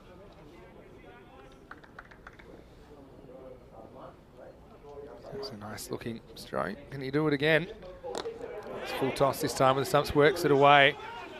Again, he runs the first one hard. They won't get a second this time. Good clean pick up and throw. Yeah, but credit to the players. The surrounds of the pitch were all quite wet this morning. The ground crew have done well to dry it out enough so that we can get some play. 2 overs down, 16 for no loss. Gives us a chance to look at the teams that we'll see this week, and already we've seen the Blacksmiths, unfortunately, unable to secure a win their 2 games. The wins went to MU Sofia this morning. Now we're seeing MU Plovdiv and MU Pleven. The 5th team will be Indo-Bulgarian, the reigning Bulgarian champions. And they will make their first appearance tomorrow. So they're going to go back to Apush Mishra in over number 3. First 2 overs. Had 6 and 10. Now they might get 2 here slowly, and I think they're going to take it on. That's really intelligent running. And, well, Sufyan almost gets hit a 3rd time. Well, they do say things come in 3s, Rico. And he does get back for a second safely. We're talking to 3s. They needed 3 to back up the throw, but they do. Otherwise, well, they could have carried on running. Yeah, Hussain, he's a little bit tentative to try and force the issue on the onside at the moment. He's just trying to get his iron, I suppose. He's happy to give respect to a good ball as well and just keep it out. I think he knows the importance of him staying there and hopefully batting through most, if not all, of these 10 overs. Mishra, not very happy the way the ball's being lunged back at him at the moment. Seem to be finding it hard to him. Once again, you bowl well, he gives it respect. Yeah. So a couple of good deliveries. I think they probably also know Apush Mishra is one of those bowlers that's capable of getting a top order to batter out. So just treating the ball on its merits at the moment. This is not a good one, and this is going to get past the keeper for 5. Now, I guess that's a reward for patience because he patted back the 2, and that were decent. And then the 3rd one, just a little bit too leg side-ish. That one almost hits the helmet, which I'm not sure quite what it's doing there. It was 5. It could have been a 6 if the wide had hit the helmet. Yeah, I mean, yeah, he's very disappointed with himself, Mishra, after a couple of good deliveries to bowl that one. And so happy just to push this and get 1. So look, despite not taking a bunch of risks, they're still going up at kind of 9 and over mark here. Yeah. With the scope to accelerate perhaps through the middle overs and towards the end. We've had this discussion before, haven't we, about the helmet? I mean, does it have to be behind the wicketkeeper, or can you put it anywhere? No, it is meant to be. Yeah, okay. It is meant to be there, in line with the stumps. So it can't be. So it can't be first slip. No, can't use this as an extra fielder. Oh dear! What were we just talking about it being first slip? It could have taken a catch there. Oh well. Oh, bring that helmet a little bit finer. Maybe they'll move it now. Well, the batter's happy because if he hits the helmet, he doesn't get the runs. Sufyan will get the runs here. Oh! This one is between the keeper and the helmet. Probably a good sign it's not right behind the stumps. Anyway, it will be the first boundary for Sufyan. Last ball of the over coming up. And they decide against the run this time. So Mishra just made that 5 wide so costly. And there will be 12 off the over in the end. And at the end of the power play, Plovdiv are 28 for no loss. Yeah, it goes for 18 off its 2 overs. And those 5 wides, as you say, Vinny, that certainly wouldn't have helped. Speaking of, I mean, it's you see there from on your screen, the power play, it's been a steady start, but without really not really pushing. They haven't really played any aggressive shots. There's just been that one nice shot from Simon Hussain down the ground to the boundary. But once again, a lot of it's been the extras. And we said that's going to be a telling point today. 10 extras in this total already of 28. So they're not doing themselves any favours here, Div. Darren Yadav is going to come on now. Over number 4. This is something we talked about last week, actually. In the Netherlands, the restrictions are done, so maybe umpires can start collecting caps again. I don't know if it's now regulations just yet. It's a similar situation here in Bulgaria, thankfully. But yeah, here is Yadav. He's going to start around the wicket. Hussain on 12. Looking composed so far. And he doesn't mind keeping out the good ball. That was a decent one first up from Yadav. Yeah, I think he's going to eat back his own ability. I think he's already made up his mind that he wants to spend some time out there, get used to. Oh, he's hit this pretty hard. Back at the bowler, who's done well. Some of these top bowlers you just saw on your screen. This is based on the last couple of seasons. Maybe give it to you after this ball once again. And down leg side.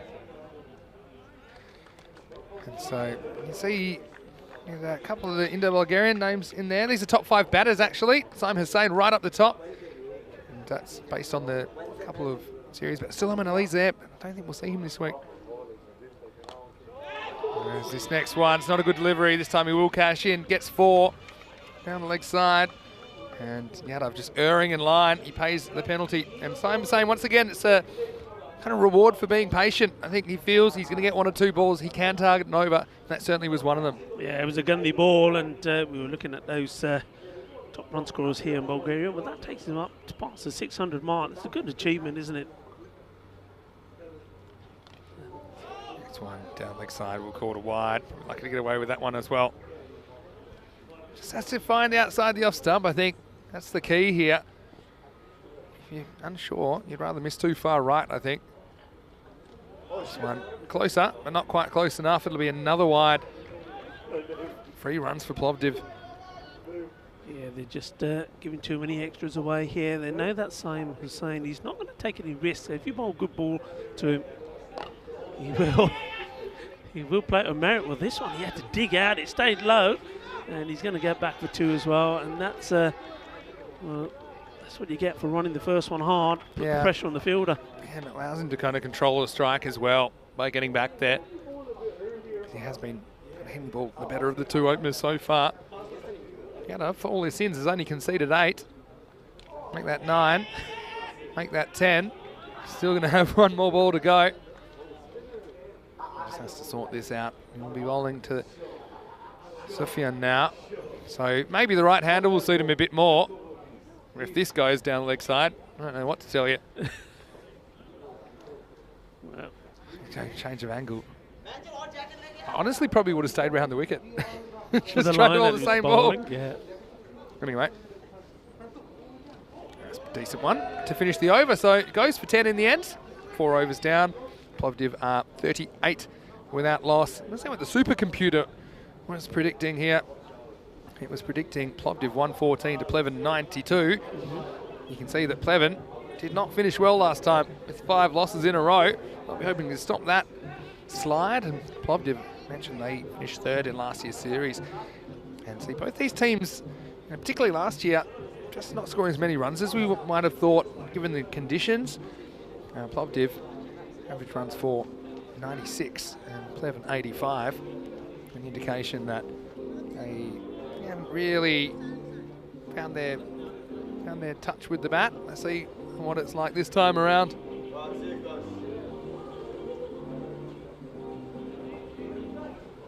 With our arm, to bowl. Again, we'll be bowling to Simon Hussain, so he's going to again be around the wicket. There's a different camera angle there. See the umpire Ivan and the bowler. The wicket keeper there, Nathan Senil, just checking the field. Right, so Simon Hussain He's been a bit cautious so far. Let's see if he changes his approach through these middle overs. Here's Arham. A bit short, pulls. It pulls fairly straight. That's the Pleven skipper, Akshay Harikumar, doing the fielding. So it's been kind of a risk-averse start, hasn't it, from Plovdiv. I suppose what that allows them to do is really go on the attack in the second half of the innings. Not quite there yet. He certainly banged that one into the deck. Bowler, Aram. Pretty good delivery this time. Sufyan just pushes and runs, moves to 7.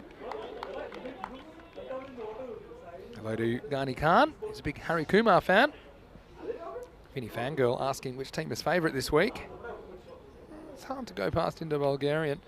They seem to always have the wood in these competitions, but I do think Sofia will give it a shake and can't get out Plovdiv, especially if Saim Hussain gets going.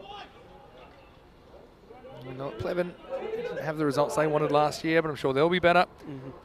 I say, I've had to tip a team. It's hard to go past Indo-Bulgarian, but they will have a couple of players that can play the first half of the tournament, not the second as well. So come the finals, that could be a bit of a concern for them, including Chris Webster. Yeah. No first slip now. The first slip is being put where it needs to be. Behind the They've stumps. overcorrected the helmet, haven't they? Yeah, it's not quite. They've put him at a very fine leg now. Yeah. I just got a feeling it's going to get hit.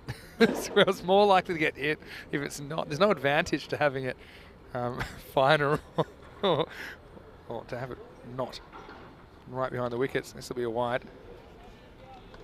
That's something we might mention to them, but it's just great to see some cricket out here in Bulgaria once again.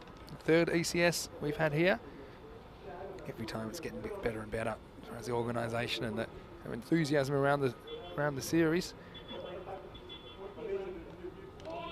That was just okay. Yeah, it just keeps happening. Yeah, I mean, they've got a great setup here, though, and the Federation, Andrew Nilov, who it's nice to see him around the ground at the beginning of this game. The chairman and the Vice President Prakash Mishra, also the captain of Indo-Bulgarian, who worked so well together. Goes after this, and it's going to fall safely. We think a 2 here. They decide against it. That will be the end of the over. In fact, the score is 43 for no loss. So no wickets, but certainly Plovdiv not really putting the afterburners on so far. But now they've got the second half. They can, I think, throw a bit more caution to the wind. Well, Danish wants me to tell Sufyan that he's a big fan. Oh, I'll be sure to pass that on. At the moment, we haven't quite seen the full range of strokes from Mohamed Sufyan. He's 8 in the first half. Saim Hussain 20. 14 wides. That's going to be a concern. Okay, sure. There went 14 wide balls, but 14 runs in wides. Take those off. They're not quite run a ball pace, so they do make a difference. Here's the captain, Akshay Harikumar, to bowl over number 6. And speaking of wides, that is a proper wide. And they'll get an extra as well. So yeah, the bowlers, a bit like the batters, probably a bit rusty on the off season. It's just a little outside. Yeah, it's a real loose now. That when you know that these players are out there for the very first time. So what that also tells you is that it will get better and better as well. Kuma. So he lost that one a long way left. Now he's over the wicket, so maybe a slightly different angle. He just has to be careful. I don't think Hussain will be having any mercy on those short ones down leg side. This one's better directed.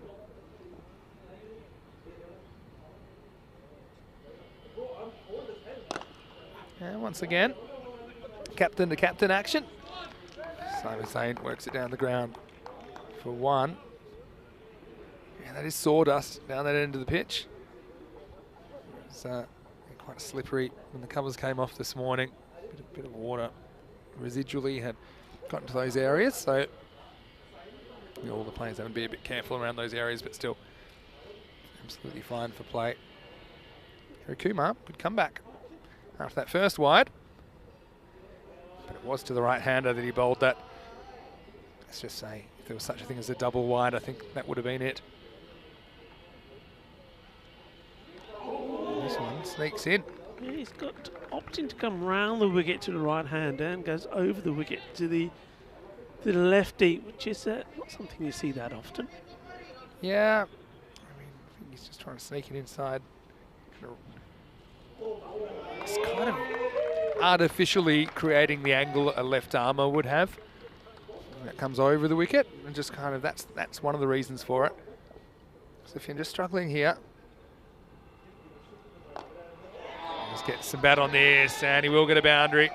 So yeah, it's just an elegant little leg glance. Harry Kumar got a little bit too straight that time, and he pays the penalty. 4 runs. Yeah, nicely played, and that's the danger, though, isn't it, Vinny? When you're bowling around the wicket as a right-hander, and that's what you always got the danger of that. You get it wrong, and it's right in the slot to be put away with that without too much effort. Yeah, exactly.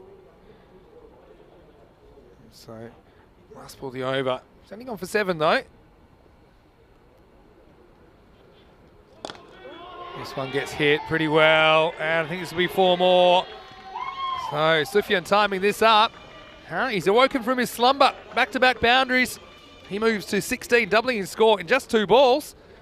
And that is the end of the 6th. And the 50 partnership comes up with that stroke as well.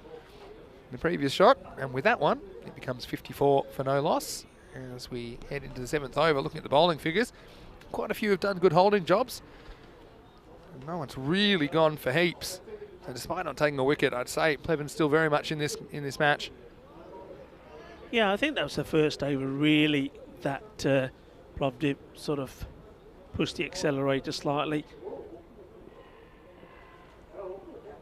7th over time. And they're going to go back to Taran Yadav. So 4 overs to go. I suppose from here, if you can get 2 a ball, probably a good target. Takes you to 102. Goes for this, leg side. Found the fielder though, but he's not able to do too much about it. It'll be 4. That was Jishnu Sivakumar, who was always on the move here. He never really gets set. Looks not an easy catch in these conditions. You see, he's always got the little steps going.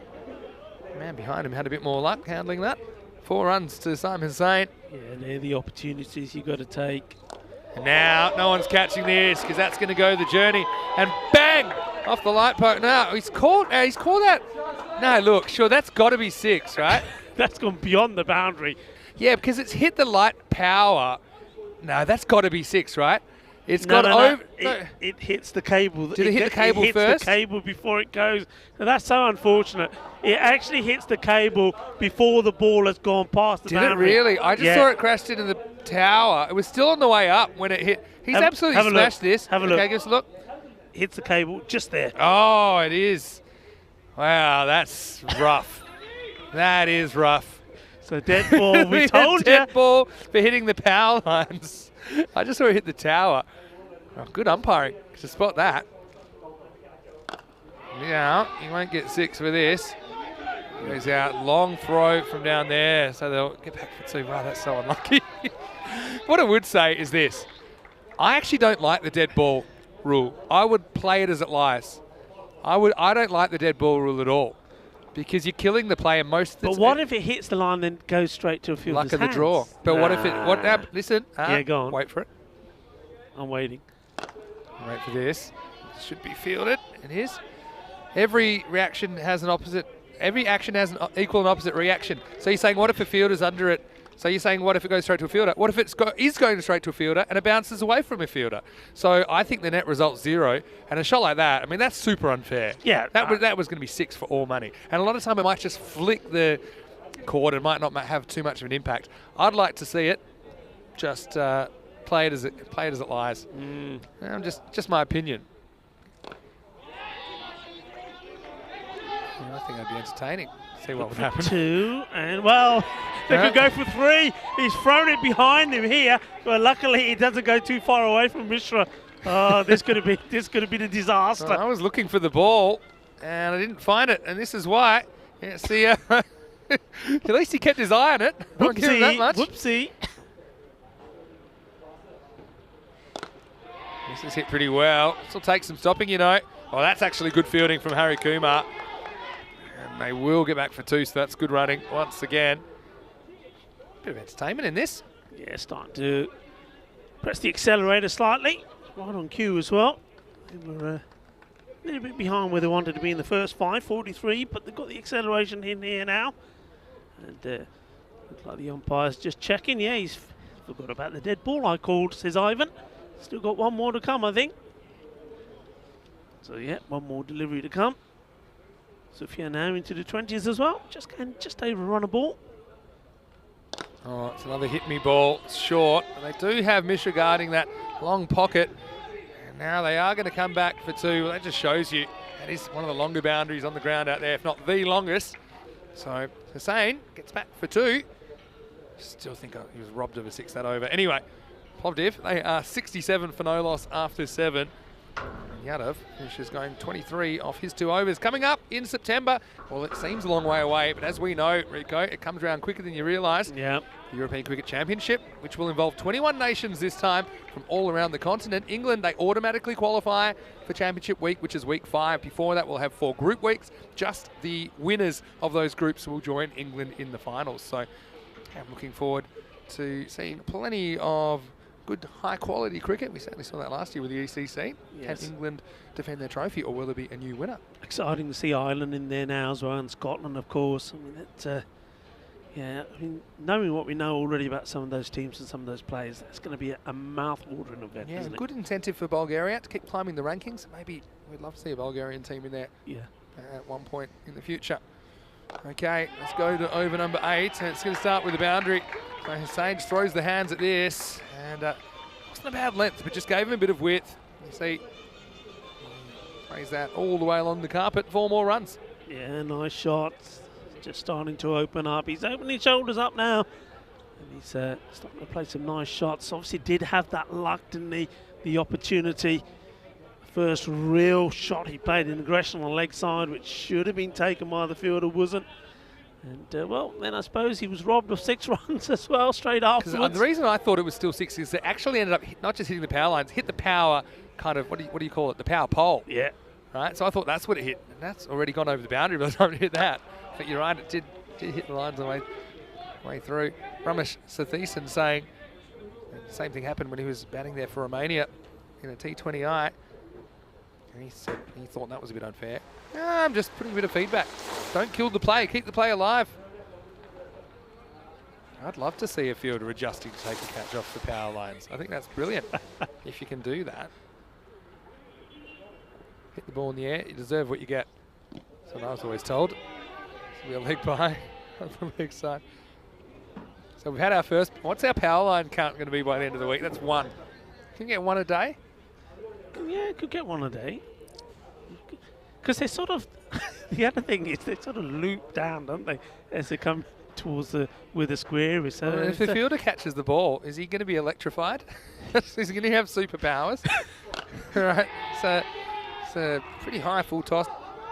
They probably will come back for 2 here.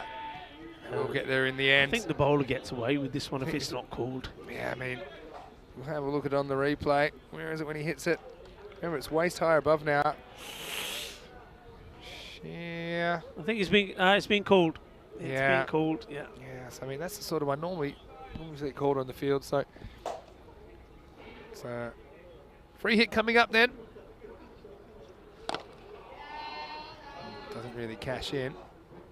And it'll just be a single. It's kind of bursts of life in this innings, but then just found it hard to score boundaries in clumps.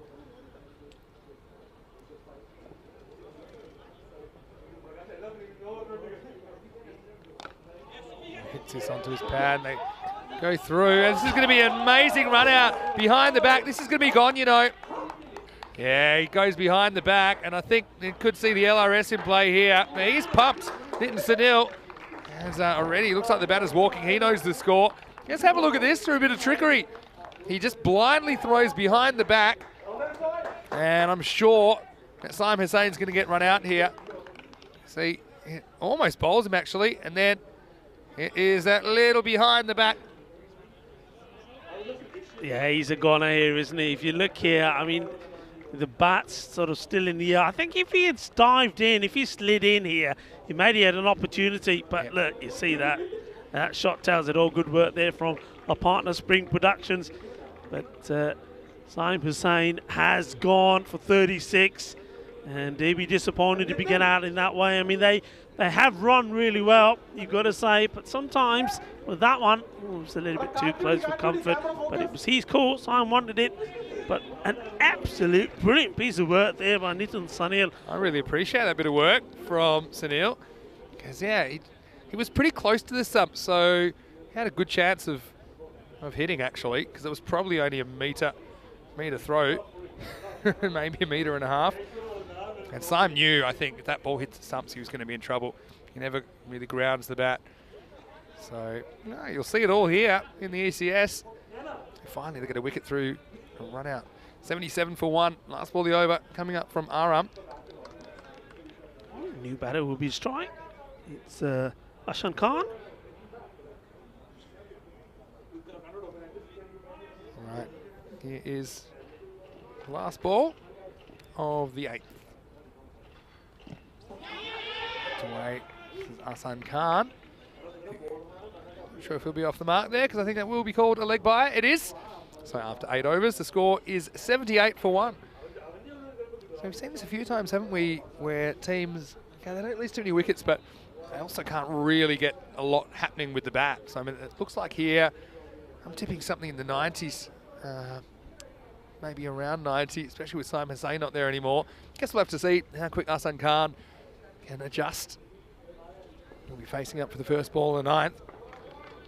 Yeah, I mean, there's been 2 outstanding overs there, though, from Aham. Just gone for 14. Okay, he's not picked up any wickets, but he's just kept the score from his 12 deliveries low. And you look at the other overs, they've all gone, I mean, most of them have gone for 10 or just over 10. So he's bowled particularly well. You've also got Mishra, who bowled a good first over. And it's going to be the captain there, Harikuma, who's going to come to bowl this one. Here's a funny thing. The umpire puts his arm out, but that's not going to do much because actually Harikuma is starting his run up about 3 steps in front of him. But he just had the sense to hold up there. So here we go. Over number 9. All happens in the 9th, Rico. Hard. That's the one hopper down to Mishra. That'll just be 1. Well, nice sentiments in the chat at the moment. Got Mandrake there saying, let's congratulate the players. They deserve some respect for obviously playing these conditions. And Michael talking about below 10 degrees. How about below 5 degrees? Because I've got it at 4 at the moment.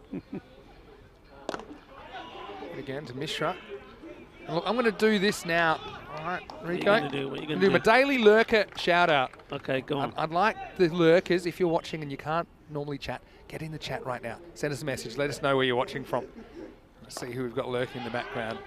It's not everyone's able to chat. They might be at work, for example.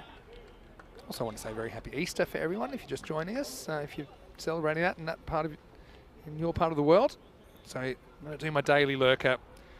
Call for the lurkers to just join the chat. Send one message, just one, just so we know that you're watching. And let us know where you're watching from. Kumar, not going for too many. Wow. I mean, do you have to be looking for a second there? Yeah, you're going to take it. And, well, that ball, it's come back with a fair bit of mud on it. So here comes the tower. Well, here we go. We've got a few lurkers coming in. I know that Kitty's there, but I'm going to mention Danish is watching from Sheffield. And Ghani is watching from Uzbekistan. Hello, Ghani. It's great that you're with us. Hello, hello. Short and punished. 4 runs. And that's what they need. They need a flurry of boundaries here now to really push on past the 100 mark. I need to try and get about 110 firmly struck. Good hit. Yeah, that helps because they just need to find some boundaries from somewhere. He's pretty happy with that. Good to see a few smiles out there this morning as well from all teams. So hello to CJ who's watching from Manchester. Keep those lurking comments coming. I'm really loving them. On the ground. Should just be once well handled. by Kadyan. That'll be the end of 9. So 87 for 1 the score. 1 over remains here in the first half of match 3. So Luis watching from Melbourne, Australia. I'm sure it's getting a little bit late over there. Well, actually, it's not so bad, of course. We've got 1 hour forward here. Now we're in Eastern European time zone, so I think it's about 20 to 9 in the evening. And to Nikhil, saying Happy Easter. Well, Happy Easter back to you. And this is great. This just helps us, kind of reminds us, I suppose, that we've got plenty of people watching from all around the world. In fact, when you add in the numbers on FanCode, it's literally millions of people following the European Cricket Series every day. We certainly love your support, that we can do what we do. To Kai, who's lurking from Sydney, Australia, saying welcome back, Rico. Thank you very much. It's great to be back. Gonna stay back in a while. All right, here we go. 10th overtime. It's Kadyan with the ball. That's the one that's pitched up. It's a really good effort to get a hand on that. Keeps it to 1. That could have probably gone for 4 as well if we didn't get something on that. Yeah, does well. Take space off it, but I still think you've got to be pushing for 2. Here's the final over. Yeah, true. Plenty of wickets in hand. Yeah, got plenty of wickets in hand. Pleven, be a test for their batting this one. We know they were just averaging mid-80s last year. Now they do want to. And this is why I think it makes sense to take on the 2, because it's not going to be an easy one to handle when it comes back, because it's 4 degrees. So I think it's not going to be an easy one as a bowler, for example, without the gloves, to take a throw like that and affect the run out. Sufyan on strike. He's batted through the innings. He's 26. He'll be 27 after this. Mishra handles it cleanly. Yeah, good pick up there. And also attack the ball as well. He knows that the batters are eyeing up the second. Good bit of fielding. Yeah, this is nicely struck, and I think this will go to the longest boundary on the ground. It'll go for 4. So a handy little kicker. He's been all right since he's been out there. Ahsan Khan. Yeah, he actually doesn't try to overhit that. Just good timing and pretty good cricket technique there for 4. Yeah, it's good technique. He's played some nice shots. The only thing what he could do, he doesn't elevate, does he? Hits the ball firmly, but he doesn't get the height on the ball. I think if he starts to elevate the ball, he'll be, well, instead of 4s, he'll be hitting a few 6s for sure. So 95. Can they crack the ton here? 2 to come. Hits this hard as well. This will take some stopping. In fact, this will be 4 more. Oh, back to back. That's an area they did protect earlier on, didn't they? Yeah. They haven't elected to have a deep cover now. There's just a man at point. Couldn't do anything about that. Once again, good placement and 4 more. Back-to-back boundaries. Takes them to 99. Yeah, it's got a fair bit of power, doesn't he, Ahsan Khan? And gives it a good old thump. Plenty more questions. I'll try and answer them in the chat, maybe in the innings break. Now they are going to bring someone over there. Luis asking why don't they wear sweaters or jumpers? Well, quite a few are, and quite a few are wearing some layers under their playing kit, for sure. Hello to Linda, who's watching from Latvia. Well, we love the Latvians here. And now this will be the 100, maybe 101. As they get their skates on. Oh, slips. Keeper's on here. And he's missed. Oh, no. So let's keep going. Another slip. They'll get 3. They might as well go for 4 here. I think he's puffed out. So he's had enough. Well, reel this one back. Well, I thought the vortex was going to swallow this one as well. That would have been interesting. That would have been a non-Maximo 6 if it did go to the boundary. Well, I don't know where to start with this. Okay, so it's the last ball, so you know you might as well go. But watch the slip down the bottom of your screen here. He goes down, and then he says, well, I'm pretty sure I'm out here. Keeper misses from point-blank range. Remember, he's the same keeper that knocked one behind his back earlier, but when he's looking at them, he's no good. Then they get 3. 100% would have been going back for 4, but they will just do 3 and out. Well, not out, in fact, but 3 and out, meaning the end of the innings. They're going to finish 102 for 1. Just remember that. If it does come down to a run or 2 at the end of the game, it really should have been 1. Instead, it turns into a 3.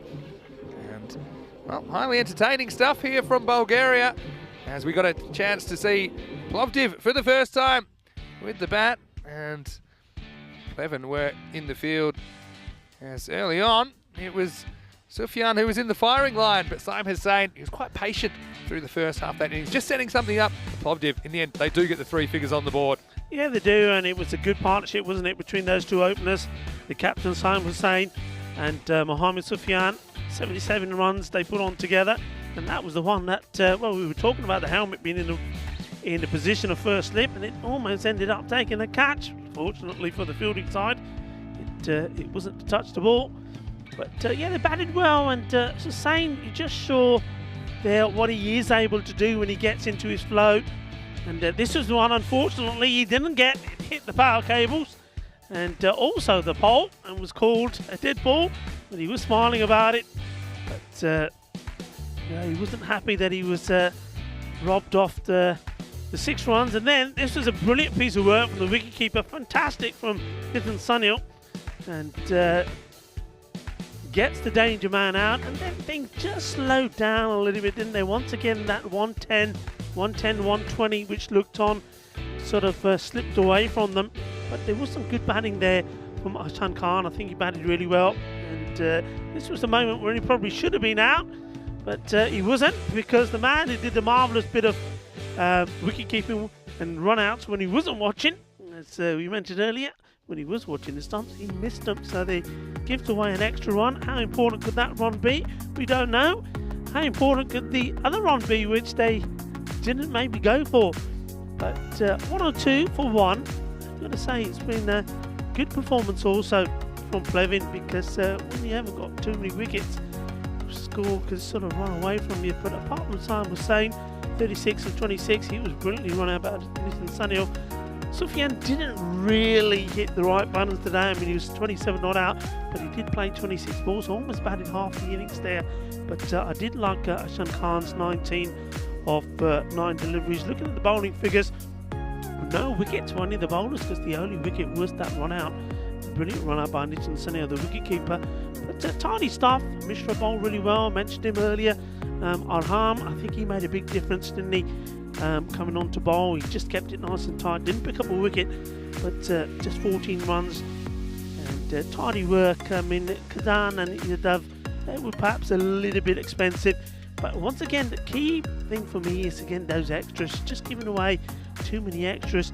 I mean, 20 extras in that match, so all of a sudden, instead of 100, you're looking at 80 on the board. So that certainly could be something that comes back and bites them. Well, come back for this match number 3 here at the Vasco Levasky National Sports Academy.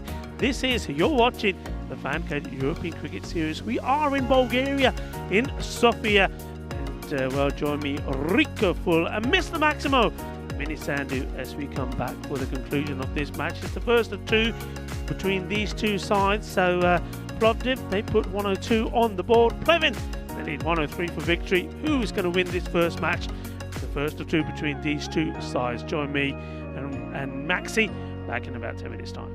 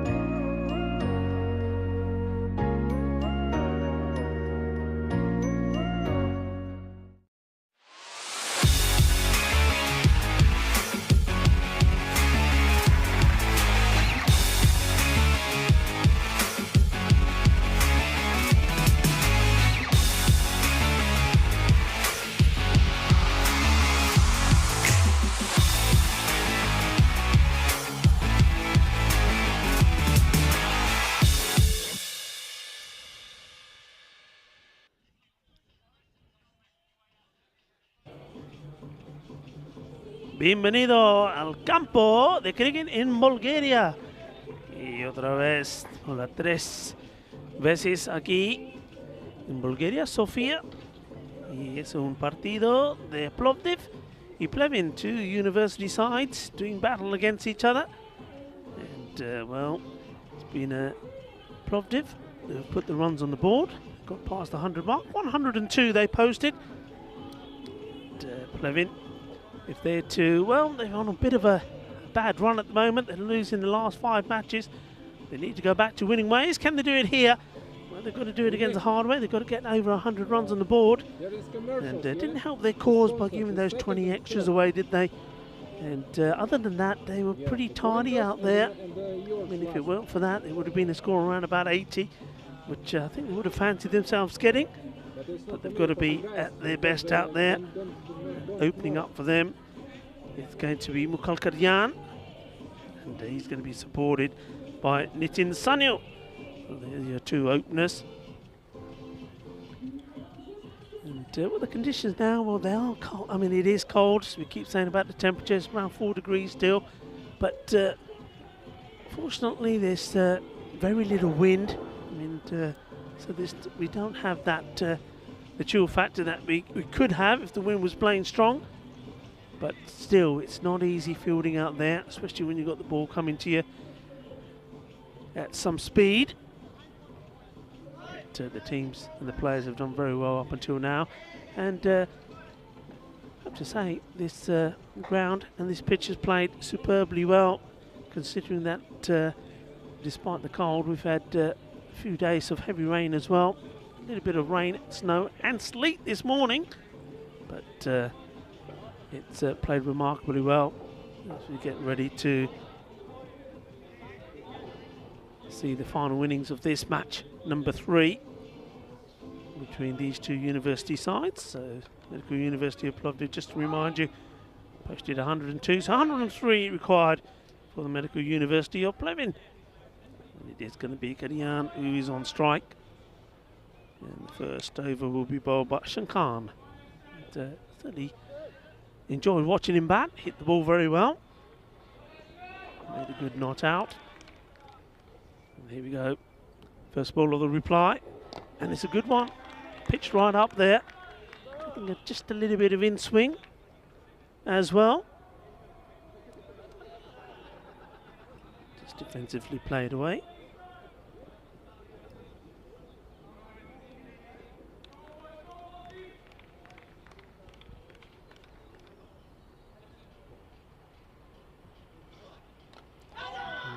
Was right up there again. I suspect this one did catch a little bit of the bat. Certainly no signal as yet from the umpire. Yeah, I thought I did hear bat on the ball. So one of the 2 men outside the 30-yard circle, the man at fine leg, makes the stop. And interestingly enough, the second player outside is that extra cover, which is something you don't often see.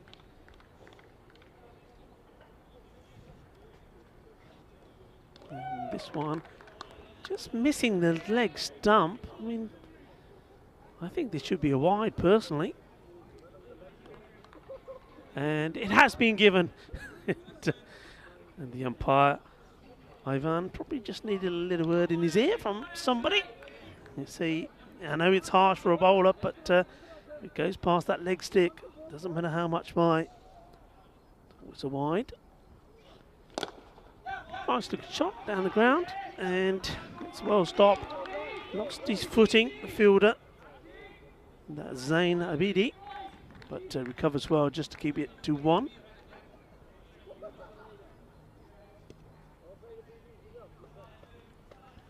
One thing that we notice is every time we come to Bulgaria, there's another one of these magnificent apartment buildings completed. Last time we were here, the one in front of us was incomplete. It's now done. Oh, this is going to be pretty close. The question is, was it hitting or was it missing? And was drifting down towards the leg. So where was it on impact? Let's have a look. He does get a bit of movement into the air. You see, I think that's a good decision. That's a very good call there by the umpire.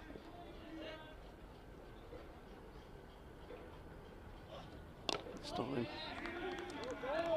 bowls it just a bit shorter. Probably good bowling there. I think the batter there, Kadian, is probably expecting another in-swinging Yorker length delivery, and he just bangs this one in slightly short of a length. Always good to see bowlers using different variations, especially in this the shorter format of the game. Quite often you always hear coaches talking to the bowlers saying variation, variation, want variation, the slower ball. The quicker one, well, this one is one that the coach won't be happy with. He went back to his standard full delivery, but gets the line wrong. Gets this one down the leg side, gives another wide away. So certainly been a day of extras at the moment.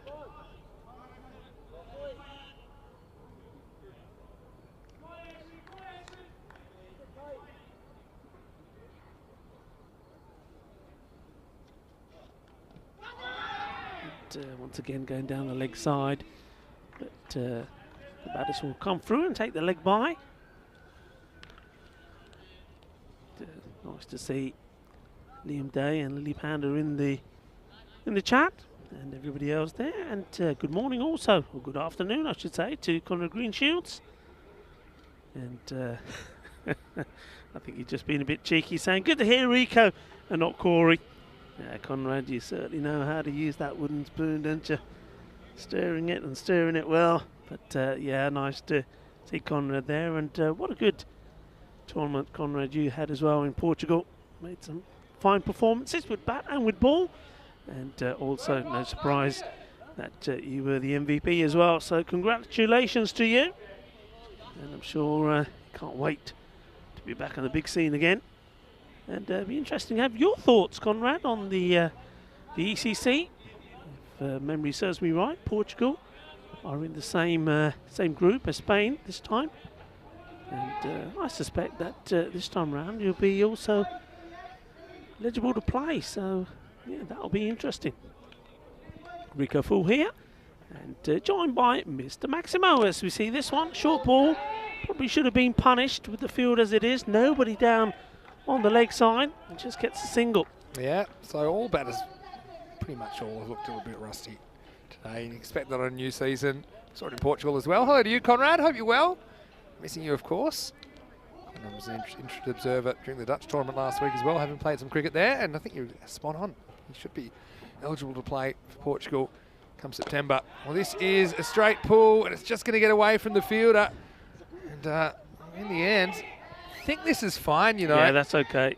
He's done very well.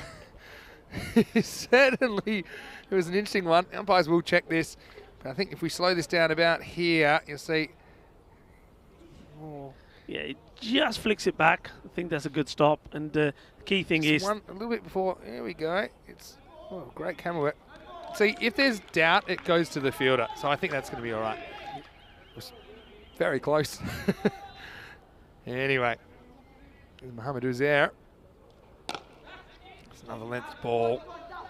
Yeah, this is where the rubber hits the road for Plevin. They kind of averaged in the mid-80s last year.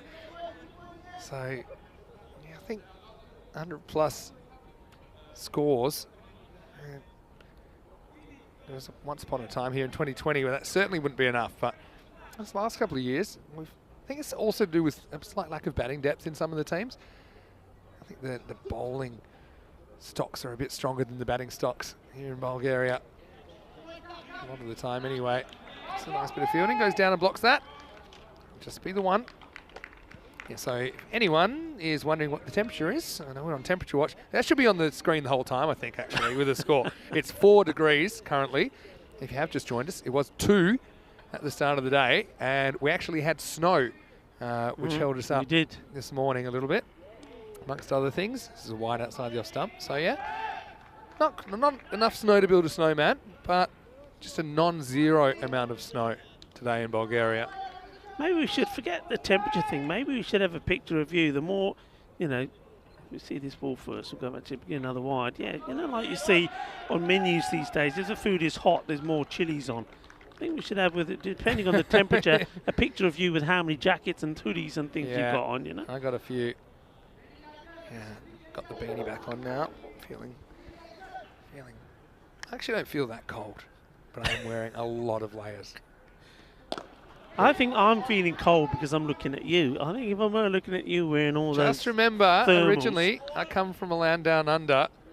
You grew up in London and I know a song like handle that. this kind of thing. I know a song like that. Yeah, there is a song called Yeah, that. there is. It's probably just ruined our copyright to this podcast by saying that. Here's his last volley over. Oh, it's punished. It was a Gundy ball, and this time he gives it the full flow of the bat, and he pulls this away for a big 6. This is a nice shot, and well, that's the way to do it. Shaka time. Thank you very much. Yeah, it's good batting. Need some more of that if they're going to get to this total. Also, it's the end of the over, so 17 for no loss. Well, I woke a nightmare. I know that you're in the US. I'll tell you that in Fahrenheit, I'm going to have a stab and say it's about 40 degrees Fahrenheit right now. So, yeah, pretty chilly. You see the ladder. Both these teams, this is their first match. The team we won't see today is Indo-Bulgarian, the defending champions, and also ECL representatives of Bulgaria. We'll see them for the first time tomorrow. Yeah, looking forward to that as well. And they're well led, of course, by Prakash Mishra. Not just a very good captain, but somebody who's done a lot of good and hard work here in Bulgaria for cricket in general. It's always a pleasure to see him here and have a chat with him and to hear about all of the different schemes and programs they've got running to promote cricket further. Start of the third over now. It's going to be Asham Khan. Bowled himself out. And oh, the batter's gone down, but he recovers. Now he's sent back, and once again, you'll see another slide and turn and end up on your back. And yeah, I think that's a good call. Just missing leg stick, and there he goes here. But the slide actually helps him. Recovers. I'm going to tell you something in a minute. Oh yeah, go on. That you won't. Maybe before. It's a bit wide down leg side. Yeah. Getting a long way across. Yeah, in baseball, you're actually taught to slide to stop when you have to turn around. So if you run through a base and then you get sent back, rather than turn around, it's quicker to kind of slide and stop yourself and then turn around. I'm not saying that's what he was doing there, but that's what it reminded me of. He actually stopped him pretty quick so he could get back. Now he goes up and over the leg side. It's gone. Maximo! Oh, Nitin Sunil. He might not be able to hit 3 stumps when he's looking at them from 1 metre, but he sure can hit a cricket ball, and he lifts this one up and over long on, 6 runs. Yeah, I mean, that's a really good shot. And one thing I was saying about the man who's doing the bowling, Ashar Khan, I said I liked his batting, but when he was batting, I said he doesn't get under the ball, so he's not able to go the distance, not able to go the full multi for the 6. And, well, that's exactly what I'm talking about, because, well, the man who's showing him how to do it is Nitin Sunil. Lovely shot. Yeah, he just hit that one nicely with the movement, didn't he? It wasn't a terrible delivery. And they do have the mid-on up in the circle. They sweep, so they've got a fine leg back. And a deep extra cover as their 2 outfielders. This is the last over of the power play. This one angles in. Similar kind of ball, really, but he just goes back and punches it for 1. So just staying where they need to be. I mean, they'd want to be about 30 after this over. Again, it all depends on if you get those set batters there, keep them there. Field changing now. Extra cover comes up. Deep square goes back. He's getting that in movement, so I think it does make sense to protect those leg side boundaries, but yeah, still a huge gap between quite a fine leg and a square leg. And so they push and run again. I think this is smart. Look at this free throw. So certainly a different. It's a bit of the NBA about this. A little hanging jumper here. I like the way he hits the edge of this pitch. It goes the other way as well. I love an edge of the pitch hit. Honestly, stuff you only see here in the FanCode European Cricket Series. Well, Lily Panda is now Rico Fanda, because we have a Vinny fangirl and a Corey fangirl. Now we've got Rico Fanda in the chat. Thanks, Lily. No, you're a big fan of Rico. We all are, really. I'm liking that, thank you. This isn't the most, no matter how cold you get today, I know it's not the most uncomfortable you've been in Bulgaria, because you were sopping wet last year. Another inducker. Cut off in the infield, but they do get a single. But a cold shower on a hot day is fine. You were an absolute mess. I might actually try and dig up that photo once my hands unfreeze and put it up, because you were a saturated solution that day when you got caught in the rain. Yeah, Serves you right for saying that you think it'll blow over. That's right. You Yeah, found I've out the never hard said way. that before. Or after, I should say. There's more runs here. Single. Yeah, they get one here, so still pretty much on track. That's 3 overs down. Pleven, they are 30 for no loss. Yeah, it's a good start. I mean, they're ahead of where Plovdiv were by 2 runs and haven't lost any wickets like Plovdiv as well. So far, this is turning out to be an interesting battle between these two teams. Yeah, it sure is. 10 wickets in hand. We've only actually seen 1 wicket in the whole match so far, and that was a run out. So with 13 overs in, the bowlers haven't taken a wicket yet. I want to say that... I got Abidi to my left here. I'm going to ask Abidi, is this the coldest you've ever played in? He's saying no, you played in colder than this? No, this is the coldest. He can't he's even saying, process your question. He's saying it's the coldest. He's got brain freeze. His teeth are shivering. He's rubbing his hands. Awoken Nightmare is saying, are the players allowed to use hand warmers? Yeah, they can. I mean, in pockets if they have them, and they're pretty useful, the hand warmers. Problem is there never seem to be enough of them going around, so you can use them. You obviously can't field in gloves unless you're the wicket keeper. Okay, 4th overtime. Here's Faizan Rahman. Attempts to pull, but not able to get too much on it. That was one of the questions. And, nice to see Suleiman Ali in the chat as well. Hello, Sully. Hope you're well. Missing you here, of course. And just swings away a little bit too much to be called a wide. We've seen a fair bit of swing today, though. So, Suleiman Ali saying, can everyone ask Saim Hussain to put me back in the team? Well, I'm sure he'd love to have you.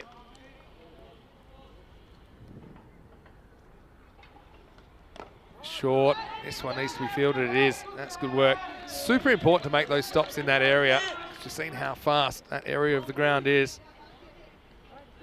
Conrad saying that need some diesel to warm the soul. That was a particular delicacy from Portugal. Push it right back onto his stumps. Kajan gets one here.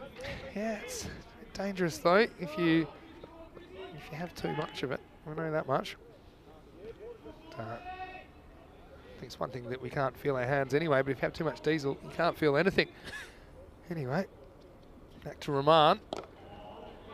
Another push and run. So what they're doing pretty well here is if they're not getting a big shot, if they're not getting a boundary, then at least they're getting something off the ball. 11 and over required. So it's just crept up a little bit. And it's on the back of this. Pretty good over so far by Rahman. Another good over. Not good ball, I should say. It's pitched up and in the block hole.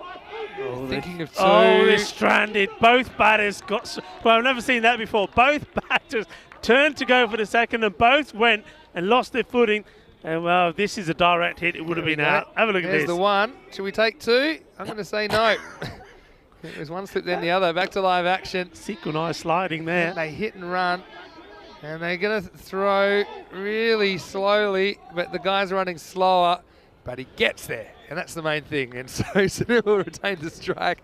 Oh, I got to love the FanCode European Cricket Series. 4 overs down. The score is 35 for none. And that rate just going up a little bit. Vinny Sander here, Mr. Maximo. Alongside me is Rico Fool, and that's just my lips going. And currently 4 degrees. And I still think that the players are playing pretty well considering that. What do you think? I think they're playing really, really well considering that. I think Abidi to our left here. I'm just waiting for the ball to go east way because I'm going to do a little Corey. I'm going to go a little... What's he going to do here? I'll go some of this. Oh, there you go. Anyway, credit to you. You're looking great today, by the way. You're not wicket keeping now. Did you used to wicket keep when I can wicket keep with my eyes closed. I don't think I can had your eyes with my closed? eyes closed. Right, let's go back to Karthik Srikumar. Still, rain, hail, shine, snow, hot, cold. We want to bring you as much cricket as we can here on the European Cricket Network. Look, we're saying this is the coldest that we've sort of been at a cricket match at for the ECN. What about? Let's ask our viewers or our chatters, as that one was short and well, it should have gone the distance. In the end, it just ends up plugging And the batters do come for 2. That one really should have been dispatched. But so, come on, what's the coldest? No, we're not talking about cricket on ice here. Cricket on ice. I We're mean, not that's a talking fair about cricket on answer. ice. What's the coldest temperatures been that you've played cricket? So let us know on the chat. Interesting to see. The So funny here, thing is if he was saying it started at what? 3 degrees? 2 So, degrees. 2 today. So 2 degrees. That's what you got to beat. Come on. It's Ice gotta be cricket. cold. Ice cricket is worth a mention. It was -8 when I played ice cricket, but again, the fielders were allowed to wear gloves and stuff in that. Hit hard, hit straight, and Abidi, the man I was talking about, oh! He takes the catch. Well, there you go. Well, I was saying I want to see one come his way to see if he takes it, and he does. Good catch taken there at long off. So he may be cold, he was shivering, his teeth were shivering, but he kept his hands warm, and he takes the catch. Yeah, targeting the short boundary. Abidi was in the way. Well, they say have soft hands. Easy to say when they're not frozen solid, which is pretty much what Abidi's hands to be feeling like, but he holds on to an absolute stinger. Thought he ran under it for a second as well. That's Sunil, who did contribute a Maximo to the total, but he ends up holding out for 16. And that's the first wicket to a bowler in the entire match, you know. BTU Medical University Pleven 37 for 1 in the 5th over. Yeah, good catch, and a good time to take a wicket just when you thought that maybe Pleven were thinking that they're going to get this one under their belt. They lose that wicket, and look, that's the first wicket in this match that has been taken by a bowler. That's exactly right. So Helix is wondering if we've got the ice cube going. Yes, we are in the ice cube today. The ice cube. Legit, The ice cube is definitely. feeling right at home here. Anyway, well done to Sri Kumar, who gets a wicket. And the next one beats the bat. This is Akshay Harikumar that's out there now. See if he can move the game forward. They've just fallen behind where they need to be here. They'd want to be about 50 after the 5 over mark. It doesn't look like there'll be that many. So yeah, making life a little bit tough for themselves, but thank you for everyone for your comments. Mandrake saying, who's that strange guy with Rico? Well, I've got no idea. And someone was asking about catches in Sweden, about cricket matches in Sweden. Yeah, we'll be there in May. We have 2 weeks in the south in Landskrona. Formerly, we called that series Malmö, but it's a bit out of Malmö, so it's called Landskrona this year. And then also have 2 weeks in Stockholm, in the nation's capital. So looking forward to that. So, ready to go again. Oh, this is good keeping up to the stumps this time. Harry Kumar, strike 2 for him. I just love it though, because you're going to get all sorts of conditions. Watching the players adapt. Obviously, they want to be out there as much as possible. It's a battle of the Kumars here. Harry Kumar, Siri Kumar. Get some battle on it this time. And we'll just concede the 1. Harry Kumar off the mark. Yeah, I think Ayush Pandey is talking about ECS Croatia, the Arctic breeze. Yeah, that was freezing actually, but that was a lot to do with the wind. The wind factor really chilling it. Today is just a genuine, almost windless day. It's freezing, but that's all part of the story. So Sri Kumar gets the ball to skid in, doesn't he? Doesn't you think it's going to bounce more than it does, but it sort of zips through. So it's not going to be easy to attack him when he's getting the ball straight. yeah, not getting a lot of bounce. Goes after this, offside though, and this is a nice shot. It'll be a boundary. Cuatro Carreras, as he just timed this one nicely, waited for it to come to him. He doesn't rush at this. That's what makes this shot. And then he deliberately goes up and over the infield. And once he does that, it was always running away for 4. Yeah, intelligent shot. He got the width that he wanted, waited for it, gets right under it, and he knows if he clears the infield, it's going to be a boundary, and he does just that. And, just keeping this match alive, just keeping an eye on that rate. I mean, it's not got away from them yet. I mean, it's just over the 12 mark, but they won't really want to see it go too much higher than that. We haven't seen too many overs that have gone for over 12, but certainly what Plovdiv will be thinking here is to get one good over in where you only go for 4 or 5, and then that puts them right back in the driving seat. Yeah. Yes, they just need something that they need that big over.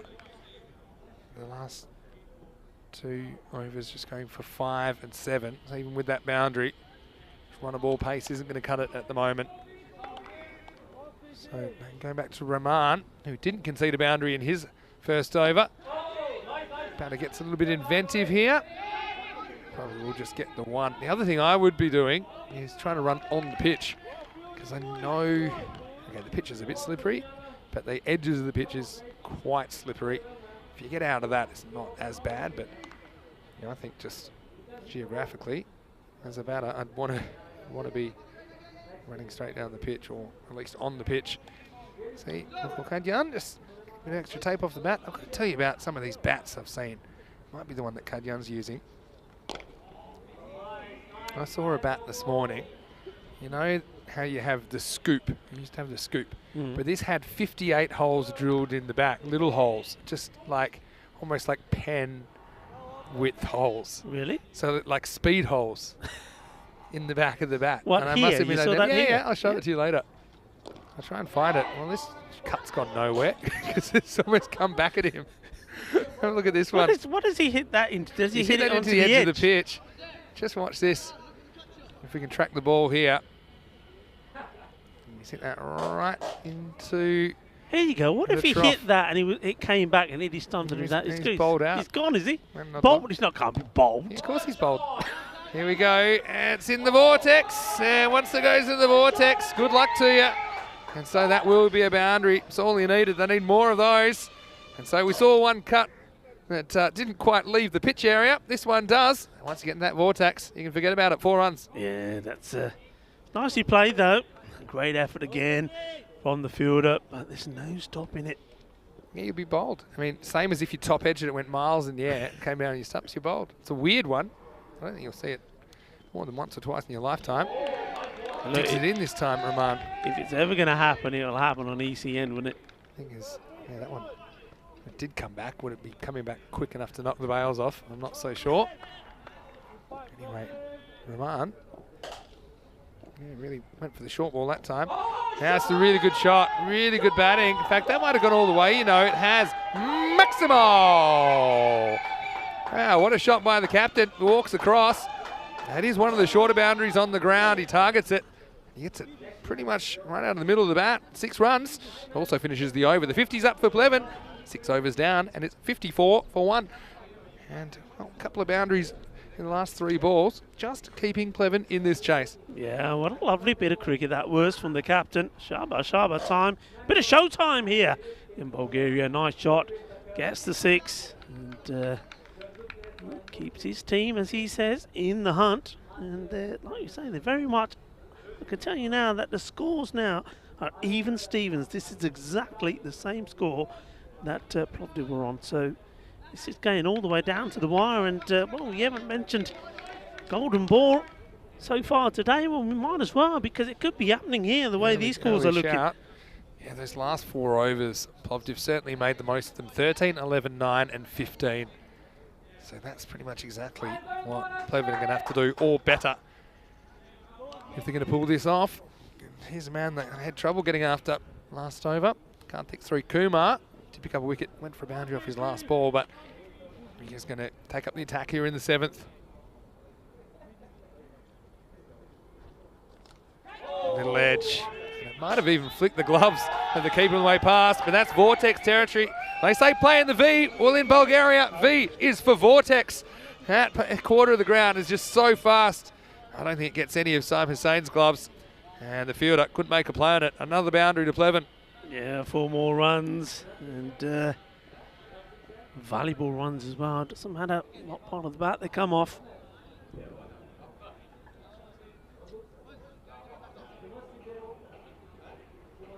Kumar, wasn't a bad delivery. This is a bad delivery, and it's going to get the treatment. Well, 4 and 6 pick up sticks, Maximo. That one all the way, almost across the road. This was a Gundy ball, wasn't it?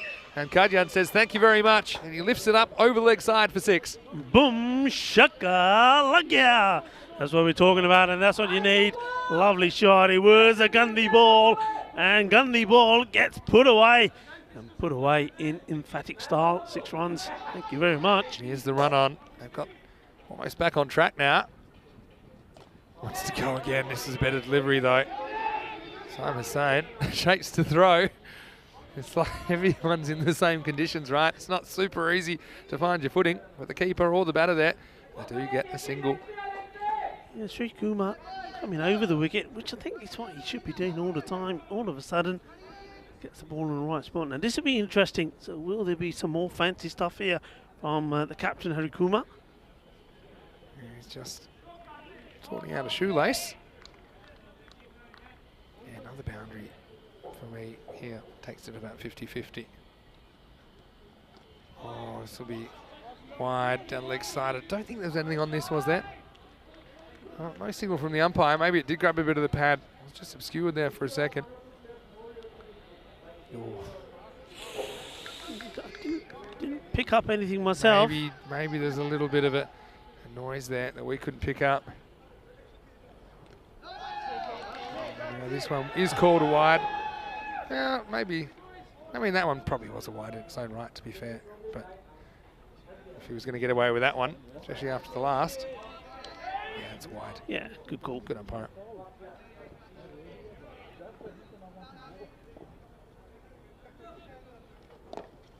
Nice. Nudges this away for one. So yeah, pretty much now are back level with the rate. And so yeah, all it's going to come down to last 3 and a bit overs. We're in the last third of the innings from now. 9 wickets in hand as well for Pleven. I think they want the batters that are there to get them as close to the target as possible. We've seen it's difficult for new batters to come in and kind of go at this kind of rate. Yeah, 10 plus. You're right. Kadyan is going to be the key, isn't he? He's got to be the one who's got to sort of see them home if they're to do it. Saim Hussain just moving the field around slightly. Quick hello to Phil G. He's watching from the Czech Republic. Hello to you. And I know that we're looking forward to going there again for a FanCode European Cricket Series starting on the 30th of May. Better ball, but the shot is even better than the ball as he lifts it away. Gets it into the gap, probably catchable height, but Kadya moves into the 30s. He's engineering this chase really well at the moment. See, Uzair was kind of lurking side on, but it was to his left. And the result's another boundary for Pleven. Yeah, this very clever batting. We just saw Simon was saying take the sweeper out from the offside to put an extra man on the leg side. And Kadyan, he works that ball out into the offside boundary. Very clever, good batting. Graham Holmes, very good observation. We haven't had a fifth bowl yet. We'll have to bowl 2 of the last 3. So that's going to be pretty important as well. 31 off 19. So last ball of the over coming up. Sri Kumar has actually gone for 18 in this over. It was after his first over and he went for 7. So the last 6 legal balls he's bowled have gone for 22 in fact, because he did have 4 off the last ball of his first over. Just checking the stumps, making sure that they're the right shape. I suppose that's pretty important. Yeah, so yeah, the fact that we'll have at least 1 new bowler, maybe a couple of new bowlers in the last 3 overs. Yeah, it's a lot of pressure on them. We've seen that a tactic like that deployed a lot of times, haven't we? We've been in matches where the last over ends up in a close match. A player that hasn't bowled. Yeah. And it's worked and always works in the favour of the fielding side, amazingly. Sri Kumar, last ball for him. Well, it would have been a wide. Instead, it's vortex bound, and this is going to be 4 more. Cuatro carreras más. Educated edge from Kadyan. He moves to 37. 7 overs down. 76 for 1. Now, 11-11, showing a bit of fight here in this chase. They've turned this game around. And if we look ahead to the final game of the day, it will be these 2 teams once again going head-to-head. And Plovdiv win their second toss of the day. Once again, they've elected to bat first. They put 100 plus on the board in this game. And this will be ECS match number 100 this year. And you add that to the 144 in the ECL. Also, we had 22 up in Gibraltar in the night series earlier in the year. So, yeah, it's a nice little milestone for us. And that match 4 will be coming your way starting in approximately half an hour's time right here on the European Cricket Network. These two, haven't they batted well? I mean, they were together when that rate was just under 13, And you can see they brought it down to 9 now. 3 overs to go. And they're certainly in the driving seat. Yeah. And they need something special. Parthachaya is a pretty good bowler, and he is who they're going to use as the 5th bowler here. So they've held him back just because they wanted to use him at the death, and they get their wish here. 27 off 18. So now, for the first time in a long time, Pleven find themselves ahead of the rate. Can they finish it off? Path. Needs a good one. Pretty good start. Definitely used him strategically here. It's not that they're out of options. Yeah, they always had this plan, I think, to bowl the Chaya late on. Yeah, but Vinny, look at Vortex area. They've got the man inside the ring. I'm very surprised there. I mean, you've got to have, for me, that 3rd man a bit finer and on the line. Yeah, that'll do. That's Vortex bound as well. That's the hot quarter on a pretty cold day in Bulgaria.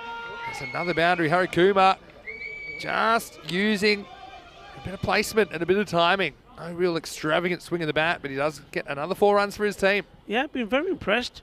Harikuma's batting here. He's kept a cool head, hasn't he? He hasn't just thrown his bat at everything. He's played each ball on merit. And he's looking to take his team to a very good victory here. This one's also going to take some stopping. Well, guess what?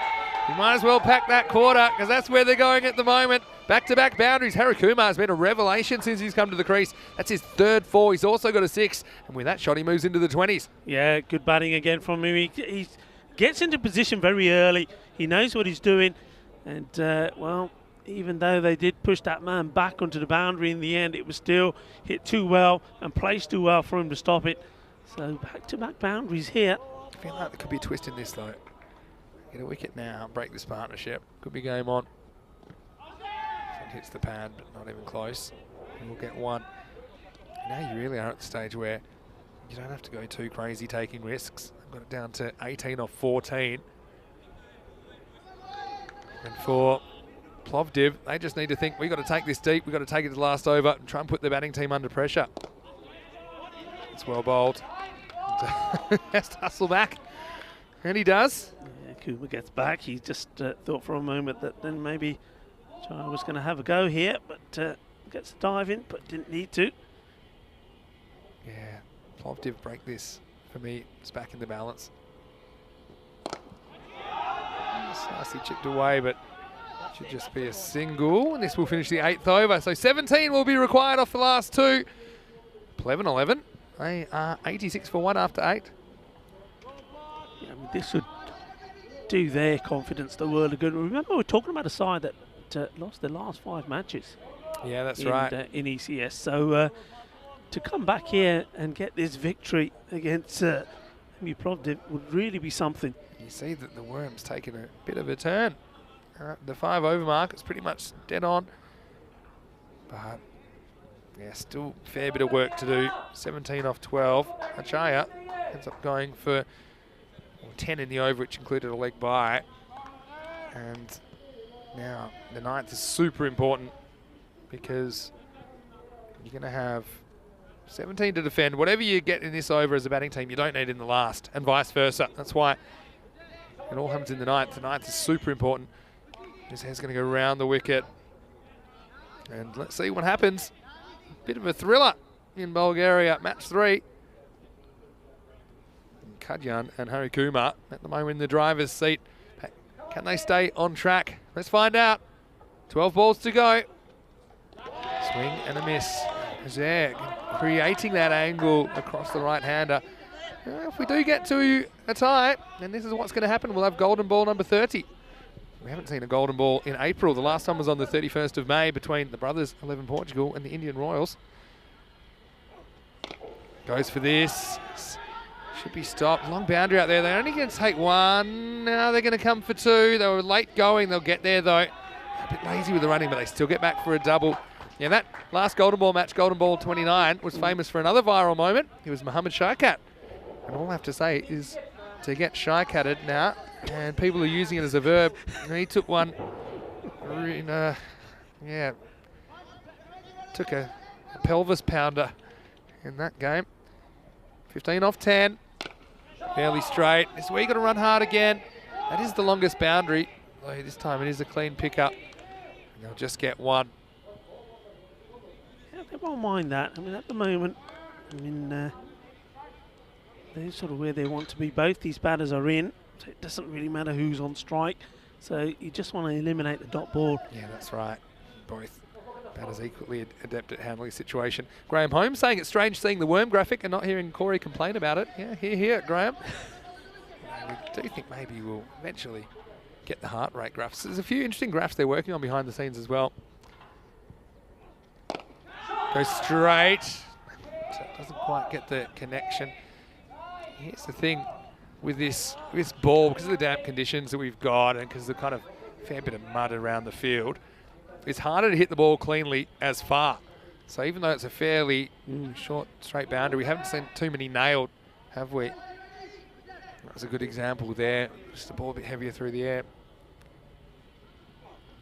Once again, this is clunked to long on. And they'll just take one. This is where the running, I think, is going to be important when we get to the last over, which looks like we will now. It's just going to the wire, this one, isn't it? Definitely. It's starting. What do we normally say? Any score, sort of what, 10 to 13? 12 or 13 normally, but I reckon more like 10 or 11 here. A couple of runs because... Yeah, on this surface as well, these conditions. Last ball of the ninth. Should be one. Trying to run hard here, but I don't think it's worth risking a run out with these two at the crease. At the moment, that's the end of 9. The score's 92 for 1. Hey, remember the end of the first innings? And I said, I wonder if it comes down to a couple of runs. And we saw Nitin Sunil, the keeper, throw at the stumps from point blank range and miss, and essentially give away 2 runs. I bet they'd love those 2 back now. Yeah. They need 11 off 6. That would have made it 9 off 6.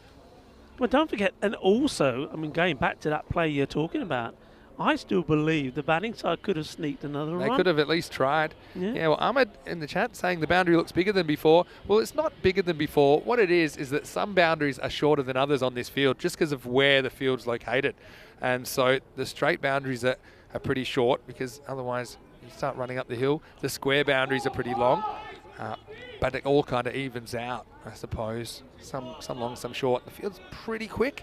Not as quick as we saw it last time, though, because of the dampness over the last 2-3 days. So Parthachaya, he's been put in the hot seat here. This is what they wanted. They wanted him bowling the death over. 11 required off 6. And I think it's really important, especially with 2 set batters. You don't want dot balls here. At least 1, and I think this is the time you can start pushing for 2 and putting the outfielders under pressure. Yeah, you got to. You don't want to leave your run too late. I'd say 2 boundaries, make it pretty close. And you're not going to get... Oh, this is poor running. What has happened here? They're still going to get there. They're still going to get there. Still going to get a run. Whoa, wow. It was unusual. He's saying it was right there. So watch this. See? Shay, this is where you just got to go anyway. Wow. I think the keeper there, same, he didn't realise the situation. He didn't know. He sure didn't. Well, this is in the air. I think it's going to fall safely, though. Bermuda Triangle situation. 3 fielders converge, and they'll get back for a couple. So that'll make it 8 off 4. Oh, wow. Yeah. I mean, I think they're looking at the shot that Tarikuma played the ball before. It was all about just trying to get Kadian on strike, because I thought it was an unusual shot to try and play.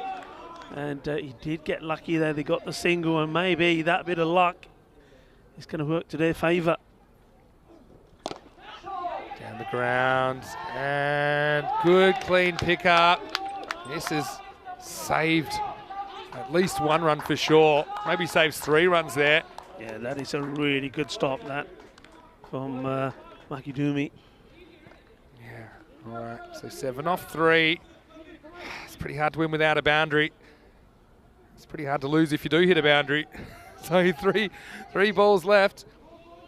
And look, they've got the fine leg back, so that probably takes the funky one out. Just looking around this field.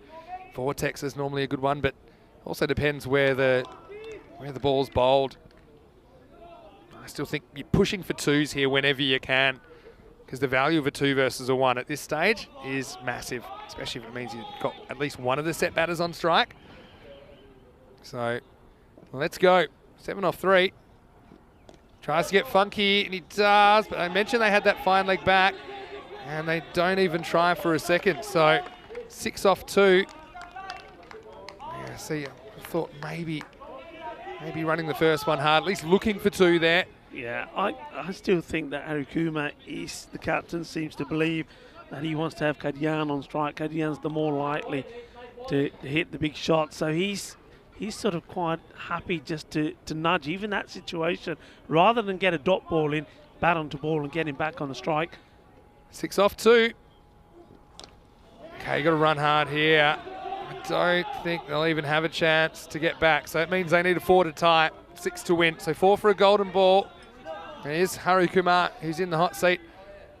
Again, this is where I think you're just trying to hit the ball as hard as you can and hoping. I mean, it's hard to target that little ramp shot. That's why I question that shot being played early in the over, because they do have the fine leg back on the boundary. Yeah, I agree with that. He tried it, the last 2 balls he's faced, that's what he's tried to do. He's tried to give himself room. The first one he got lucky, remember, they got that single out of nothing. The one before, you saw just the single again.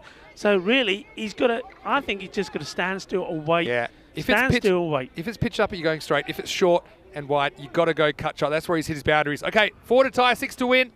Wide. That's a really good stop by Saim Hussain, because if that goes for 4, it's game over.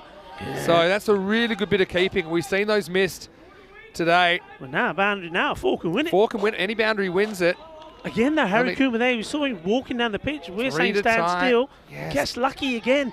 Gets a wide. You have to run it out. If it stays in the field of play, they need 3 to tie, 4 to win. Whereas the captain, Harikuma, is on 25. Last ball. Gets it. I don't know if they get 3 here. They're going to have to try. Come back for 2. And it's going to be run out. And Plovdiv are going to hold on. And just by a couple of runs, the final score, 102 to 100. A thrilling encounter in match 3. And Pleven 11, well, they just cannot take a trick in the ECS. That adds to their losing streak. But it's Pleven. Well, let's just say it was a tight contest, but ultimately it was Plovdiv, MU Plovdiv, which prevail by just a skerrick. And just shows you not too much between these 2 teams, who will meet again in match 4. Yeah, I'm looking forward to that one already. It's going to be the final match of day 1 here in Bulgaria, but what a good contest that was. We said right at the beginning it was going to be close. I mean, they were neck and neck all the way through. I mean, just to give you that example, the first over, both teams after the first over, 6 and 6. After 5 overs, it was more or less just 1 run in it, 43 to 42. After 6, 54. And, 12 needed off the last, 11, sorry, wasn't it? Needed off the last. It was just that couple of runs too much. But, a couple of question marks over maybe shot selection there from the captain, Harikuma. Maybe if he just stood still and swung hard, it could have worked differently. But they came close, and they gave us an exciting game. I'm just going to say this one more time. 2 runs given away off the last ball of the first innings. And if that hadn't happened, we would have had a golden ball, 100-100. This is what's coming up. We've got these 2 teams going again. And I'm looking forward to seeing another good contest. Pleven will be chasing again in match 4, which will begin. Not too long to go, just about 15 minutes to go. Let's go to some of the highlights. And it was Kadian that ultimately would bat through the innings. Some nice shots as well by Nitin Sunil at the top of the order. That was a good catch, though, that removed him. And so, yeah, again, not a lot of wickets. Only 3 wickets in total in this entire match. So batters staying in wasn't a problem, but sometimes scoring freely was. You see the vortex certainly was making things happen, wasn't it? He hit it down there. Just seemed to keep running forever. And once again, you'll see this little outside edge gets away from everybody. And it did look like Pleven were a long way behind, kind of midway through this chase, but they came home with a bit of a rush, and that partnership in the end was worth 63. And would take them all the way to the last ball, but not quite enough to get them over the line, Rico. Yeah, not quite enough, and in the end, the tactics from that man there, he was delighted and running out his opposite number captain, Harikuma. Well, he got his tactics right. I mean, used saving path to the end. We thought sometimes it can be dodgy, but it's worked in his favour, but only just. But they do it all over again, and looking forward to that as we have a look at the scorecard. So Kadian, well, he batted really well, not out 46 of 29. But, well, just needed somebody, maybe like Arikuma, just to get hold of one more boundary, and that would have been it. But we weren't able to do it. But he certainly played his part. And already, really, as I keep saying, I'm looking forward to these two teams doing battle once more. And maybe Plevin, well, they can even it out and they finish one apiece. And they can put an end to a terrible run of play they've had in the ECS so far. That's the last 6 they've lost. Yeah, well, it's hard to be too critical of the batters who did put on a 63-run partnership. The 1 wicket to the bowlers in the entire match went to Sri Kumar. The other 2 were run-outs. All the bowlers pretty much doing their job. Although Sri Kumar had 1 magical over against him that went for 22. But Parthachaya came on, he shut the gate, although he went for a couple of boundaries early. There were no boundaries in the last 15 deliveries of that match. And that's essentially the last quarter of the match. They couldn't find the boundary. Ultimately, that's why they couldn't get up 102 to 100, the final in match 3. We'll be back with more cricket very shortly. In around about 15 minutes, we'll start the last match of the day, match 4. And once again, it will be Plovdiv against Plevin. Plovdiv will be batting first. Vinny Sandhu here, Mr. Maximo, along with Rico Full. Hope you're having a great day wherever you're watching around the world. We'll see you shortly for more FanCode European Cricket Series.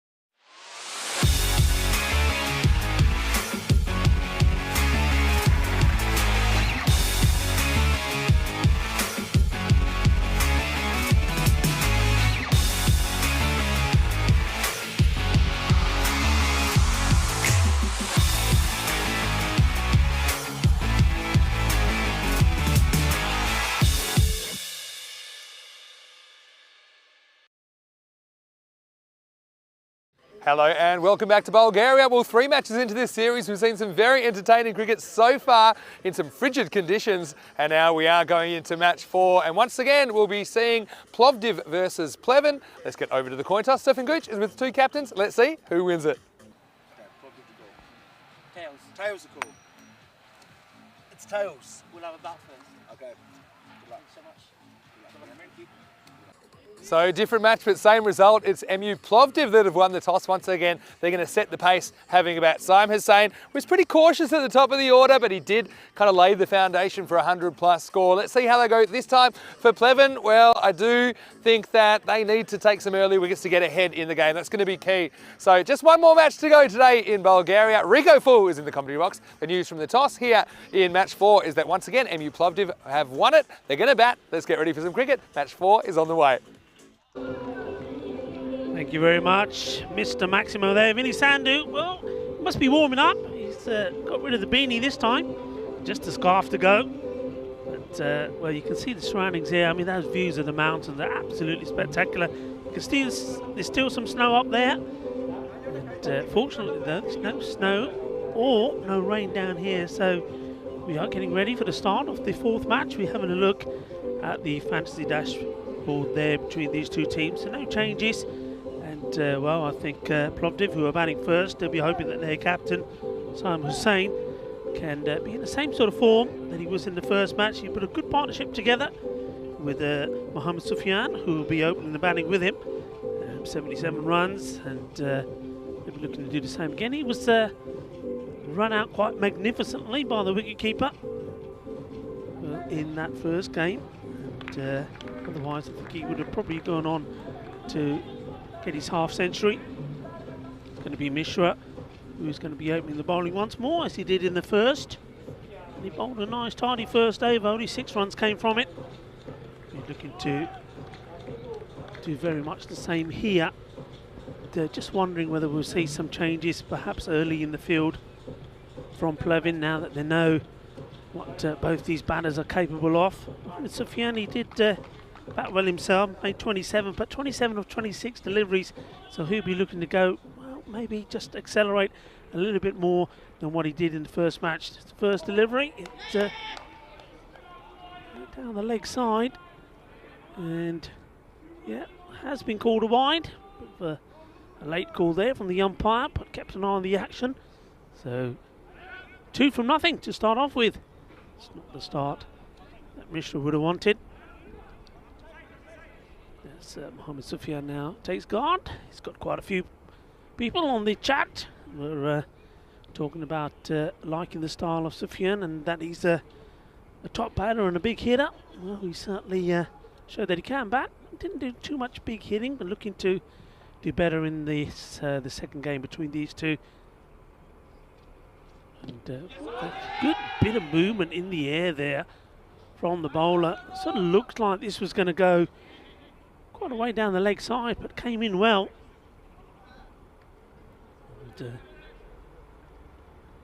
And Sunil, once again behind the stumps.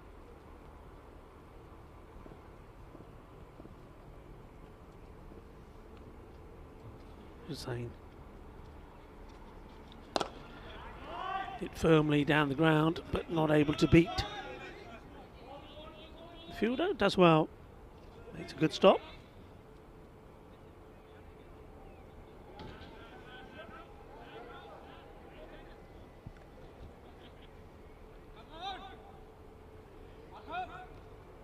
Umpires for this match, Bolson Samuel, who's at the bowler's end, and Tyrone Peters. I think the fielder just been told there, after fielding that ball, that the towel, not known to him, Yadav, came pretty close to touching the ball as well, so just been asked to tuck it in a bit. Short, wide outside the off stump, punch down the ground, looking for 2 again, and then, well, he's going to have to rush to get there, and he does. A slight bit of hesitation there from Hussain, but he does get back.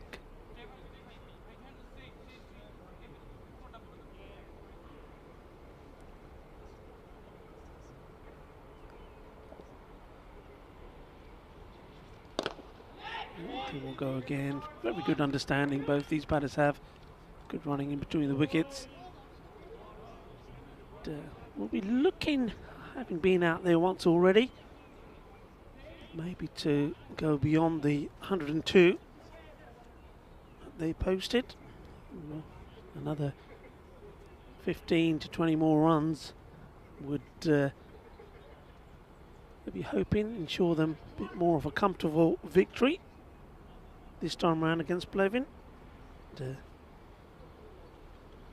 Only winning by 2 runs in the last match. This one again down the leg side, just having a few difficulties changing, getting the line right between the left and the right hand batters.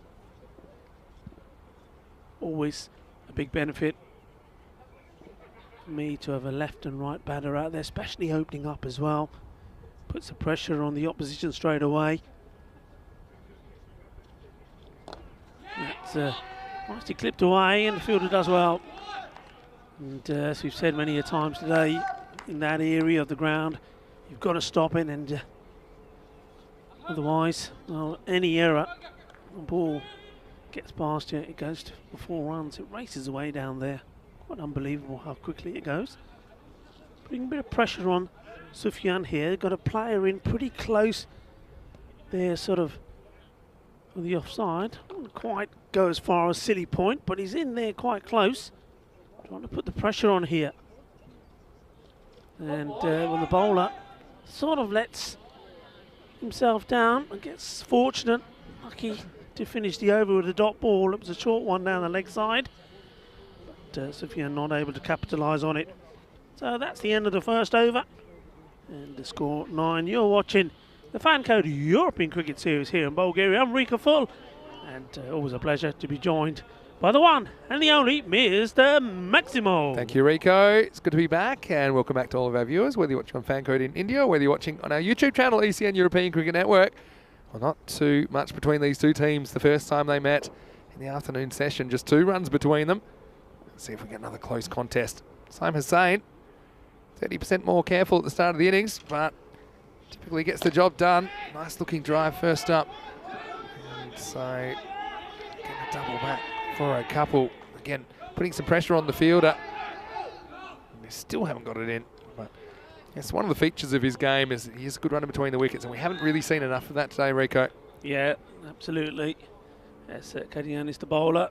And, well, he got Player of the Match award in the last match for his 46 of 29 deliveries, but still ended up on the losing side.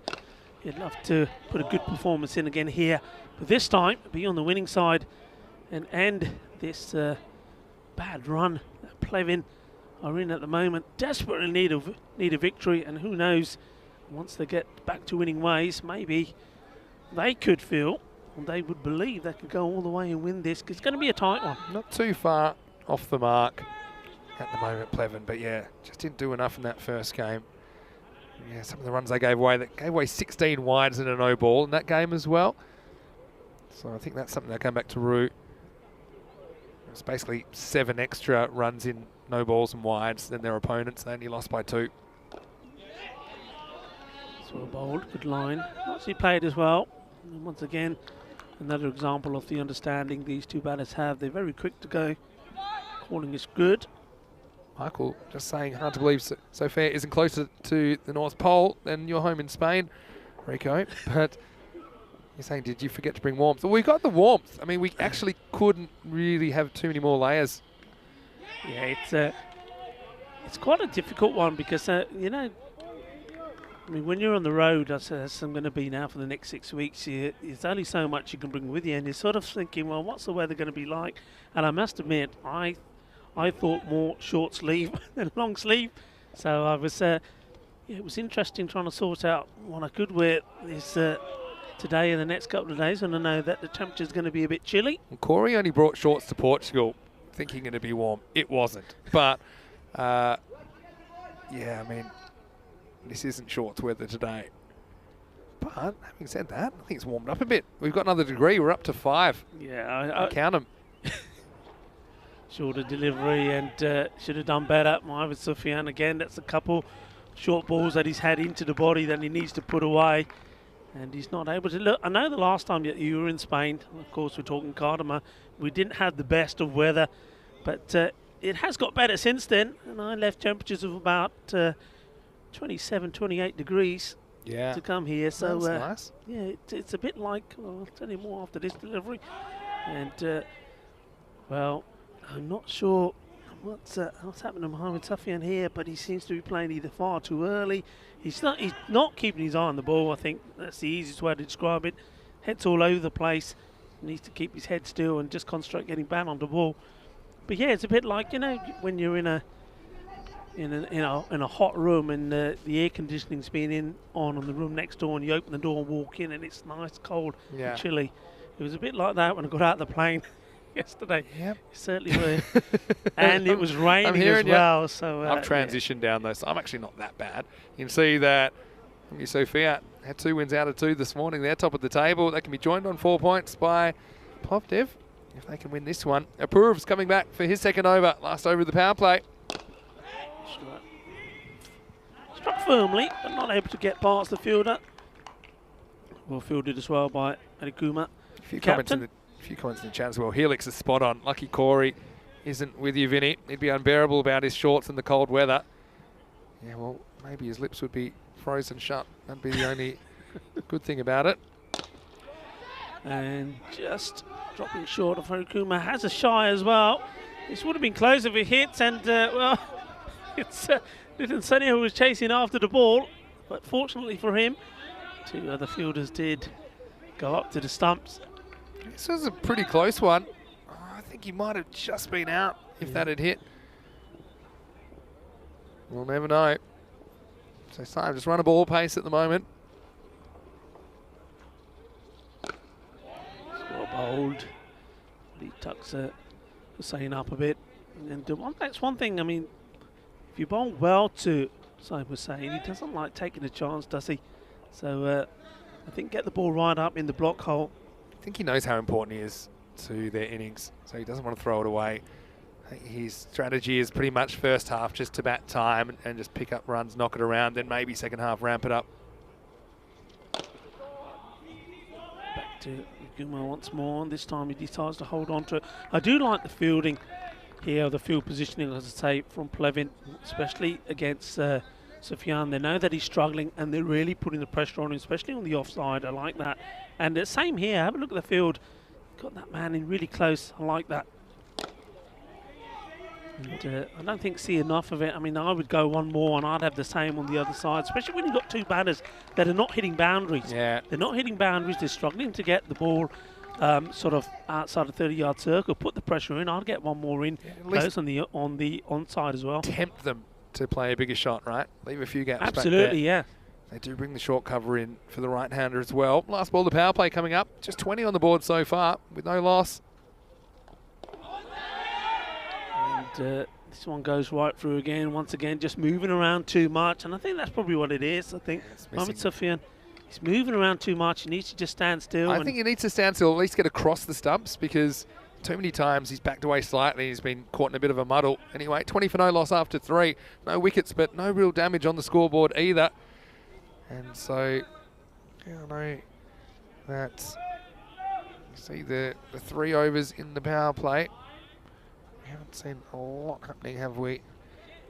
And in those 3 overs, just saw 9, 6 and 5, and not a single boundary. So keep an eye on that as we move to the middle overs. It's going to be Mohamed Arham to bowl around the wicket. Short edge, and goes pretty quickly to the man at third. Does well, gets everything behind it. Just a 1-1. I know that Ninja's just joined us asking, was there any rain? Well, there was some rain in the last 2 or 3 days and some overnight. We actually had snow this morning and delayed the start of the first game, but we did get a 5-over game in. Still pretty cold conditions. Next one is just going to be 1 too long on. Currently 5 degrees, so they weren't lying to us. The meteorologists told us a maximum of 6, so we might still get there. But yeah, one of the colder days that we've seen in the European Cricket Series for sure. Arham starts well. Sits in on the up. And gets it over the close fielder, but not Oh, wow. past the deep. And well, it took a long time to go back. And this time, Sam Hussain decided he didn't want to take the Yeah, two. they're looking for it. He actually committed a long way. Good throw to the keeper there. Might have been trouble. Let's look at Sufyan, number 7, at the top of the screen. Turns blind and goes. Sam Hussain just gives him the cold shoulder. Luckily, the throw didn't go to his end. Back to live action. This one, if he hits, he's gone, and he doesn't hit. And you got to say that the throwing at the stumps, the direct hits, have not been at their best. If they were, there would have been a lot more run-outs here today. He's been gone by some distance here. Good 2 steps out. It was a good pick-up.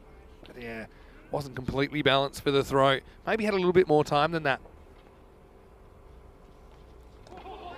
Oh, he goes for the big one here, eyeing up the big shot over mid-on, and misses out on it. It's a dot ball, a rare dot ball to Sam Hussain. Right, last ball of the 4th over. Arham's been pretty good. Still no boundaries in this innings.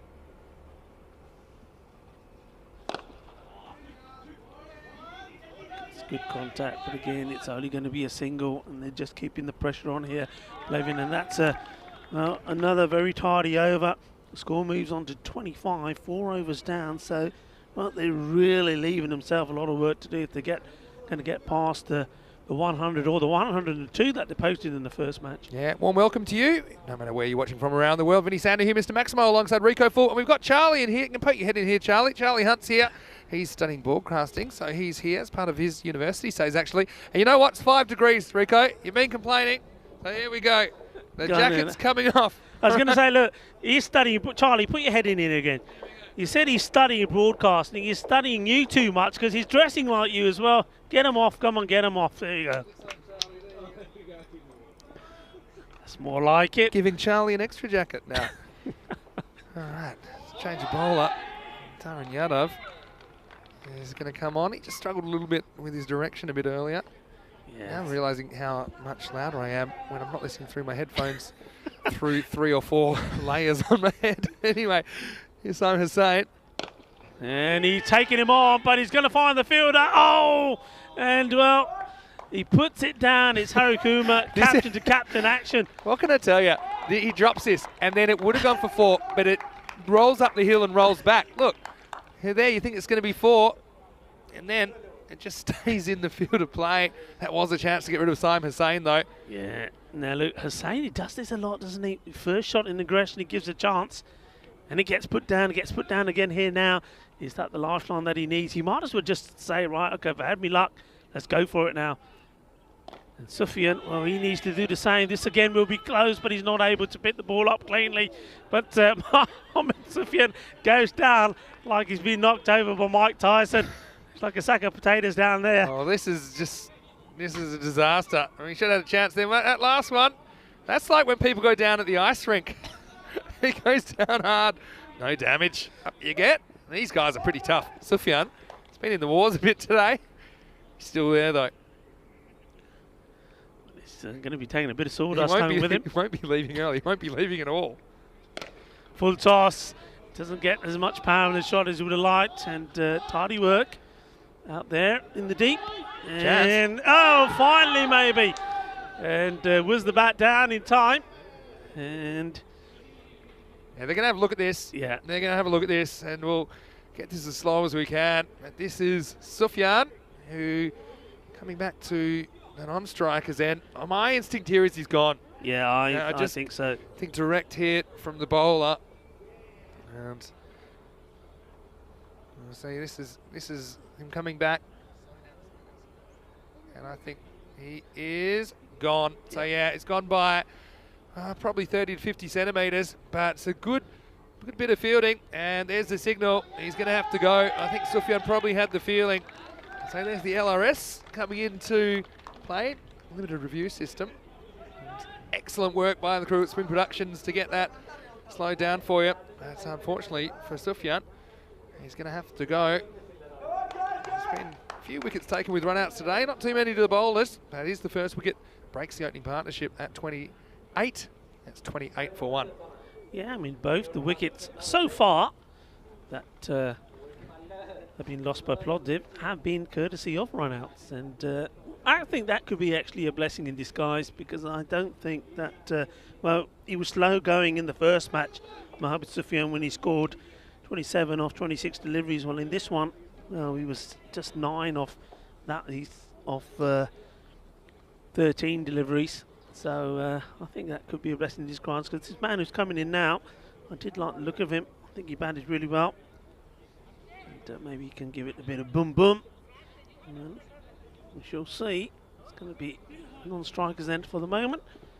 Saim Hussain, well, he gave a life. He was dropped by Harikuma, the captain. Can he make it count?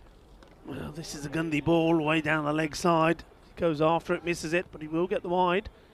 Remember And, Saim Hussain. needless to say that Mr. Maximo is quiet because he's putting his jacket back on. Yeah. Listen, I'm going to go back I to something in a regretted minute here.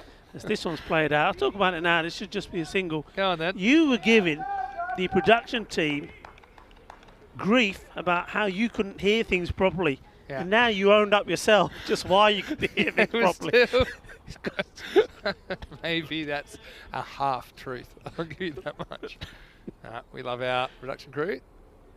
Yeah, Martins, he's sorry. As this is sort of carved out again out to the Sorry. offside. They've got to go for 2 here. Got to turn and go. Ooh, good throw to the keeper. Might be interesting here. Oh, just bounced and took some of the sting out of it. I still think it is a bit soft, that one button we were talking about. But yeah, take your point. Hey, halfway through this first innings, Plovdiv need to get a wriggle on. At the moment, they're 32 for 1 after 5. Look, credit to Pleven. The one thing we talked about was the extras they bowled the first match today. They've been a lot better here, haven't they, in the first half of this innings. Yeah. It's kind of giving away the 1 and over, whereas it was more like 3 and over at one point. Now McDoomie, let's see what he can do. As Simon's saying, I think he needs to kind of cash in those loose deliveries a bit more often. He's just too satisfied hitting them for 1, I think. Here's Aham round the wicket. Firmly hit, but only be a 1. And I think this is where I go back to it again, similar to the first innings. I think they need to try and go a bit more aerial, get under the ball a bit more, and try and clear these the infielders. Be a bit more aggressive with their play.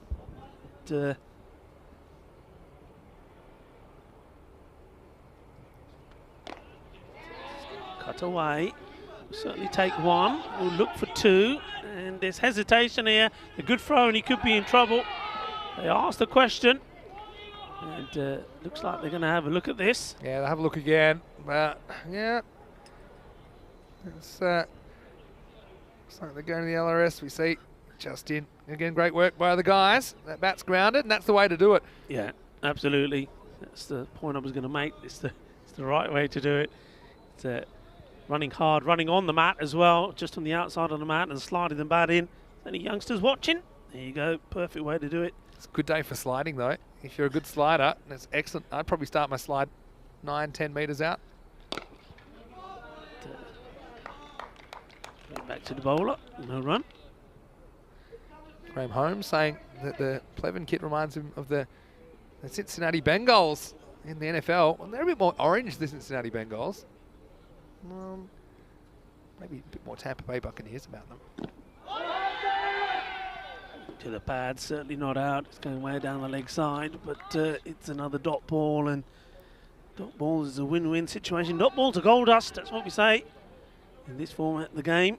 And at the moment, Pleven certainly got plenty to be happy about what they've done so far in this match. And again, there's that man in close. Good fielding position, hey? Yeah, I like I it. know you like it a lot. Yes, they're doing a really good holding job. It's an unusual innings considering there's just the 1 wicket down, but they're just at run a ball pace and almost at the end of the 6th over. Something's got to give here. And, this is hit back. More or less that Saim Hussain who has the duck as it goes, loops over him, and they take a single, and again that means that it's going to be McDoomie who will go back on strike. It's the end of the over, and it's all tidy stuff at the moment from Pleven and Plovdiv. Well, they've got to show a bit of firepower here now for the remainder of this innings. Yeah, I think so. It's time to throw caution to the wind and, you know, trust the other batters to come in if they do lose a wicket. As you see, that no one's really had too much punishment. Mishra bowled his 2 out for 13 and Aham for only 9. Haven't seen the 5th bowler though. So that could be important as well. So just 2 runs separating these 2 teams the first time they met in match 3. That will be Taran Yadav to bowl in over number 7. Well, the bowler just nearly loses it before he even gets there, just slipping away. Yeah, so still Yadav no 5th bowler. tries to give himself a bit of room, but not getting any power in the shot at all. Yeah, I mean, one thing we haven't really seen is batters able to hit straight and true with that kind of straight drive elevated technique. We just haven't seen enough of that today. I think that's where you get your value.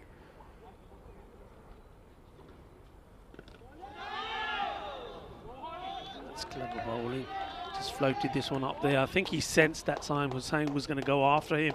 And like a half a stumping attempt. It was wide of the stump, so it was a slight fumble. Had to be lightning quick. Hector Singh, I think he hit the ground maybe harder than he hit the ball, but good we'll running. Get the second, a bit of an untidy work there from Plevin. The bowler not able to retrieve it cleanly. Look after your bowler there. Actually, Yadav, that was a really good delivery. He needs to bowl more of those. He's lost way too many down the leg side today, the left-hander. Trying to hit it too hard and not making good contact. He wants to go for it now, and this again will be close, but I think gets in. Well, they're going to just check it with the third umpire. Yeah, I think he's well in here. I think often they will call for these anyway, but I think it's probably past the stumps here by the time that ball hits. No, not quite, but still good camera work. Not in by that much, actually. It shows you they're always a bit further out than you think. But yeah, Yada's bowling a lot better here. Oh, well, that's one way to do it. It's not the way I do it. And I wouldn't do it on a hot sunny day, let alone a cold, icy day. You better have steel in your boots if you're going to do this. Well, it could have ended a lot better. A lot worse. That's for all the over. Goes for it. There's a fielder out there. He chooses to try and save the boundary instead of going for the catch, but it goes all wrong. Well, for me, you've got to try and take the catch here. He's the big player. He doesn't. Tries to play safe, and then he messes it all up. If you do play safe, that's fine, but you still need to stop it then. So he goes back, gets defensive, and then he still misses it. And he looks down at the ground, saying, how did that happen? Well, that's 7 overs down, and the score 45 for 1. You know what? That was the first one. That's the first boundary. That is the first boundary in the match. And it comes at last ball of the 7th over. Coming up tomorrow, we have 4 more T10 matches for you. We've got Sofia versus the Blacksmiths in the first 2 matches of the day. And in the afternoon, we'll get to see the defending champions, Bulgarian, for the first time. They're taking on the Plevin 11 that you're seeing right now. And so that will all start again tomorrow at 6 a.m. GMT. Which is 8 o'clock in Central Europe and 11:30 a.m. in India. Now it is time for the 8th over. And looks to me like they've gone for Zain Mustafa as the 5th bowler.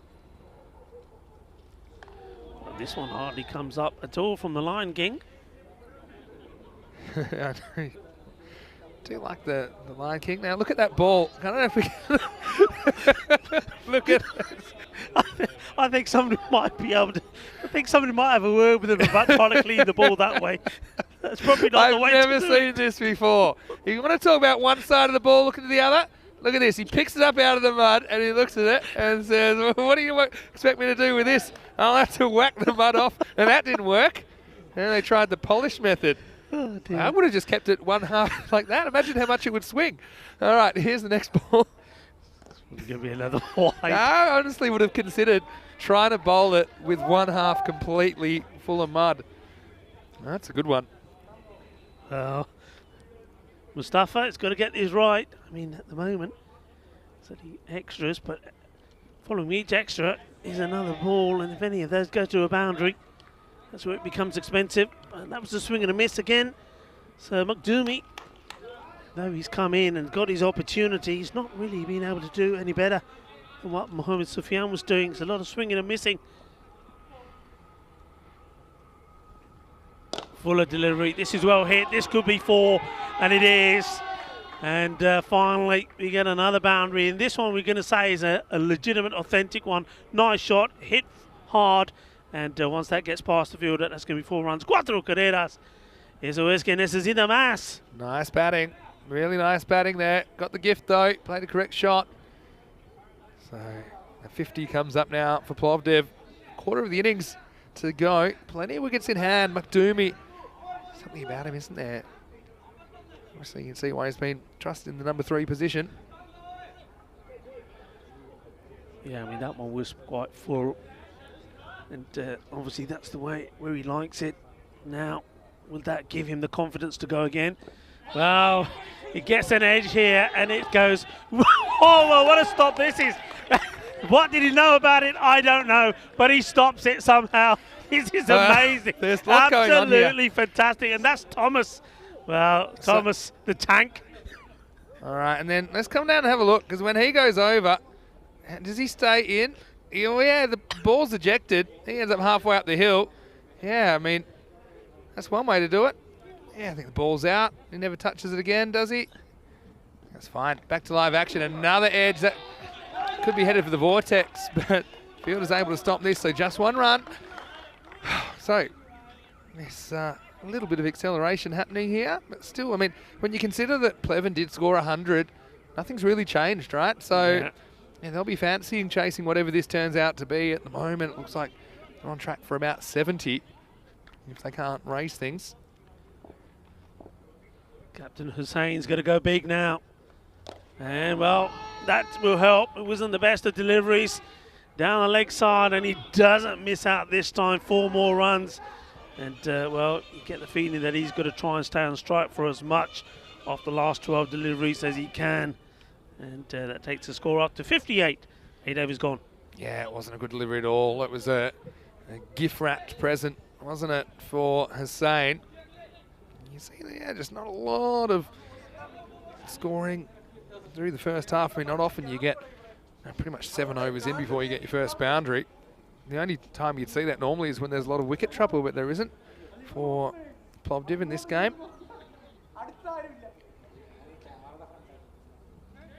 Kuma looks like he's going to take the ball now and bowl. So he's only going to get the 1 over in. The captain. Just a couple of steps as he goes. And that's well bowled. Gets the ball in the right areas. Both the bowling. Batsman ज़्यादा room नहीं देती. Goes for it again, but this time it's clubbed away. Captain caveman style. He's given that some welly, and he's got a boundary. 4 runs. Good hit. Yeah, so the boundary's coming now with a bit more frequency. McDoomie goes and fetches this one. And just gets it away from the fielder for 4. It's a nice hit. Doomie's going to go a bit of boom boom here. Let's try and get as close to that 90 would be great for them. That's going to take some doing from here anyway. Short again, and this time, oh, well, that's why you don't use your foot. This is hurt. I can tell you this is hurt because, well, he's gone for it with his foot again. Have a look at this. And I think that's got him right on his, right on the ankle. I'm going to throw a bit of free coaching in. If you can catch this on the full, it'll be out. Although I have seen the odd one bounce up off the foot and be caught, that's probably not the way that I'd be going about it. And Harry Kumar, he's luckily he doesn't have a long run up because he's just going to amble in again. Down the ground, it should be stopped. And it has. They think about 2, and now, well, they may get 2. They will. Well, it's all happening out there. Well, you've just seen how confident Harry Kumar is of stopping balls coming back at him. So I'd be running for 2 each time. Harry got the hobble Kumar, on. They're telling him, Harry, do up your lace. Your lace is undone. He says, never mind about my lace. I'm lucky my foot's still there. Anyway, here he comes again. He's hobbling all over the place. Short. And in the air, it's going to drop short of the fielder. They'll be looking to go 2 again. And they will. No real urgency from the fielder to attack this. Take 2. Well, I think with every minute that goes by, the captain, Kuma, he's hobbling more and more. You can see he's definitely is struggling. Well, it reminds me of that Asadou's been getting some treatment in Portugal, which went a little bit viral a couple of weeks ago. And this one's a little French cut. There's a man for that shot for some reason. So he'll stop it. So interesting stuff. End of another over. Score now is 67 for 1. 1 over remains in the first innings of this, match 4. 67. They'll be wanting to go at least 10. That will get them 77. I mean, if they can push and try and get into the 80s here, that will be a bit of an achievement. Once again, the thing to focus on here is that, and this is something that probably will look at, they've only lost 1 wicket, and really you shouldn't be in this situation run-wise if you've only lost 1 wicket. You've got to learn when to push, and you've got to learn when to sacrifice sometimes. If you're not doing it, if you're not scoring the runs, you've got to make way for someone else. Yeah, that's a really good point that you make there. So we'll go to the last. If they kick on to 80 though, I mean, it'll be an interesting sort of chase. On current form, you probably can't see them get out of the 70s, but let's find out. Here's going to be Mukul Kadian to bowl the last over. He's timed this very well, but he probably timed it too well, because it's going to be a struggle to get back, and he's not going to get back. And yeah, this is just come out off the bat really sweetly. So he's gone to the fielder quickly, and the fielder, no mistake, gets the throw in, and he's run out by a long way. And the new batter will be on strike. Yeah, good pick up and throw. Good one bounce. Nice and comfortable for the keeper, who finishes the job. No need for the LRS on that occasion. Yeah, but I suppose considering they haven't had a lot of trouble losing wickets, you probably might see this kind of urgency a bit earlier in the innings. You feel like they've cost themselves about 20 runs or so, a couple and over, or 2, 3, 4 and over, by just being a little bit too conservative. I mean, I guess if they get the win, that's fine. But just feel like maybe not making the most of their resources at this point. Yeah, once again though, I mean, up to now, they've still not been able to get... Oh, a bowler has not picked up a wicket yet. Yeah. So that's another run out, the second wicket run out. So all 3 wickets that Plevin have taken off Plovdiv have all been run outs. Of course, they did have a chance to get rid of Saim Hussain, caught in the outfield. Captain couldn't hold on.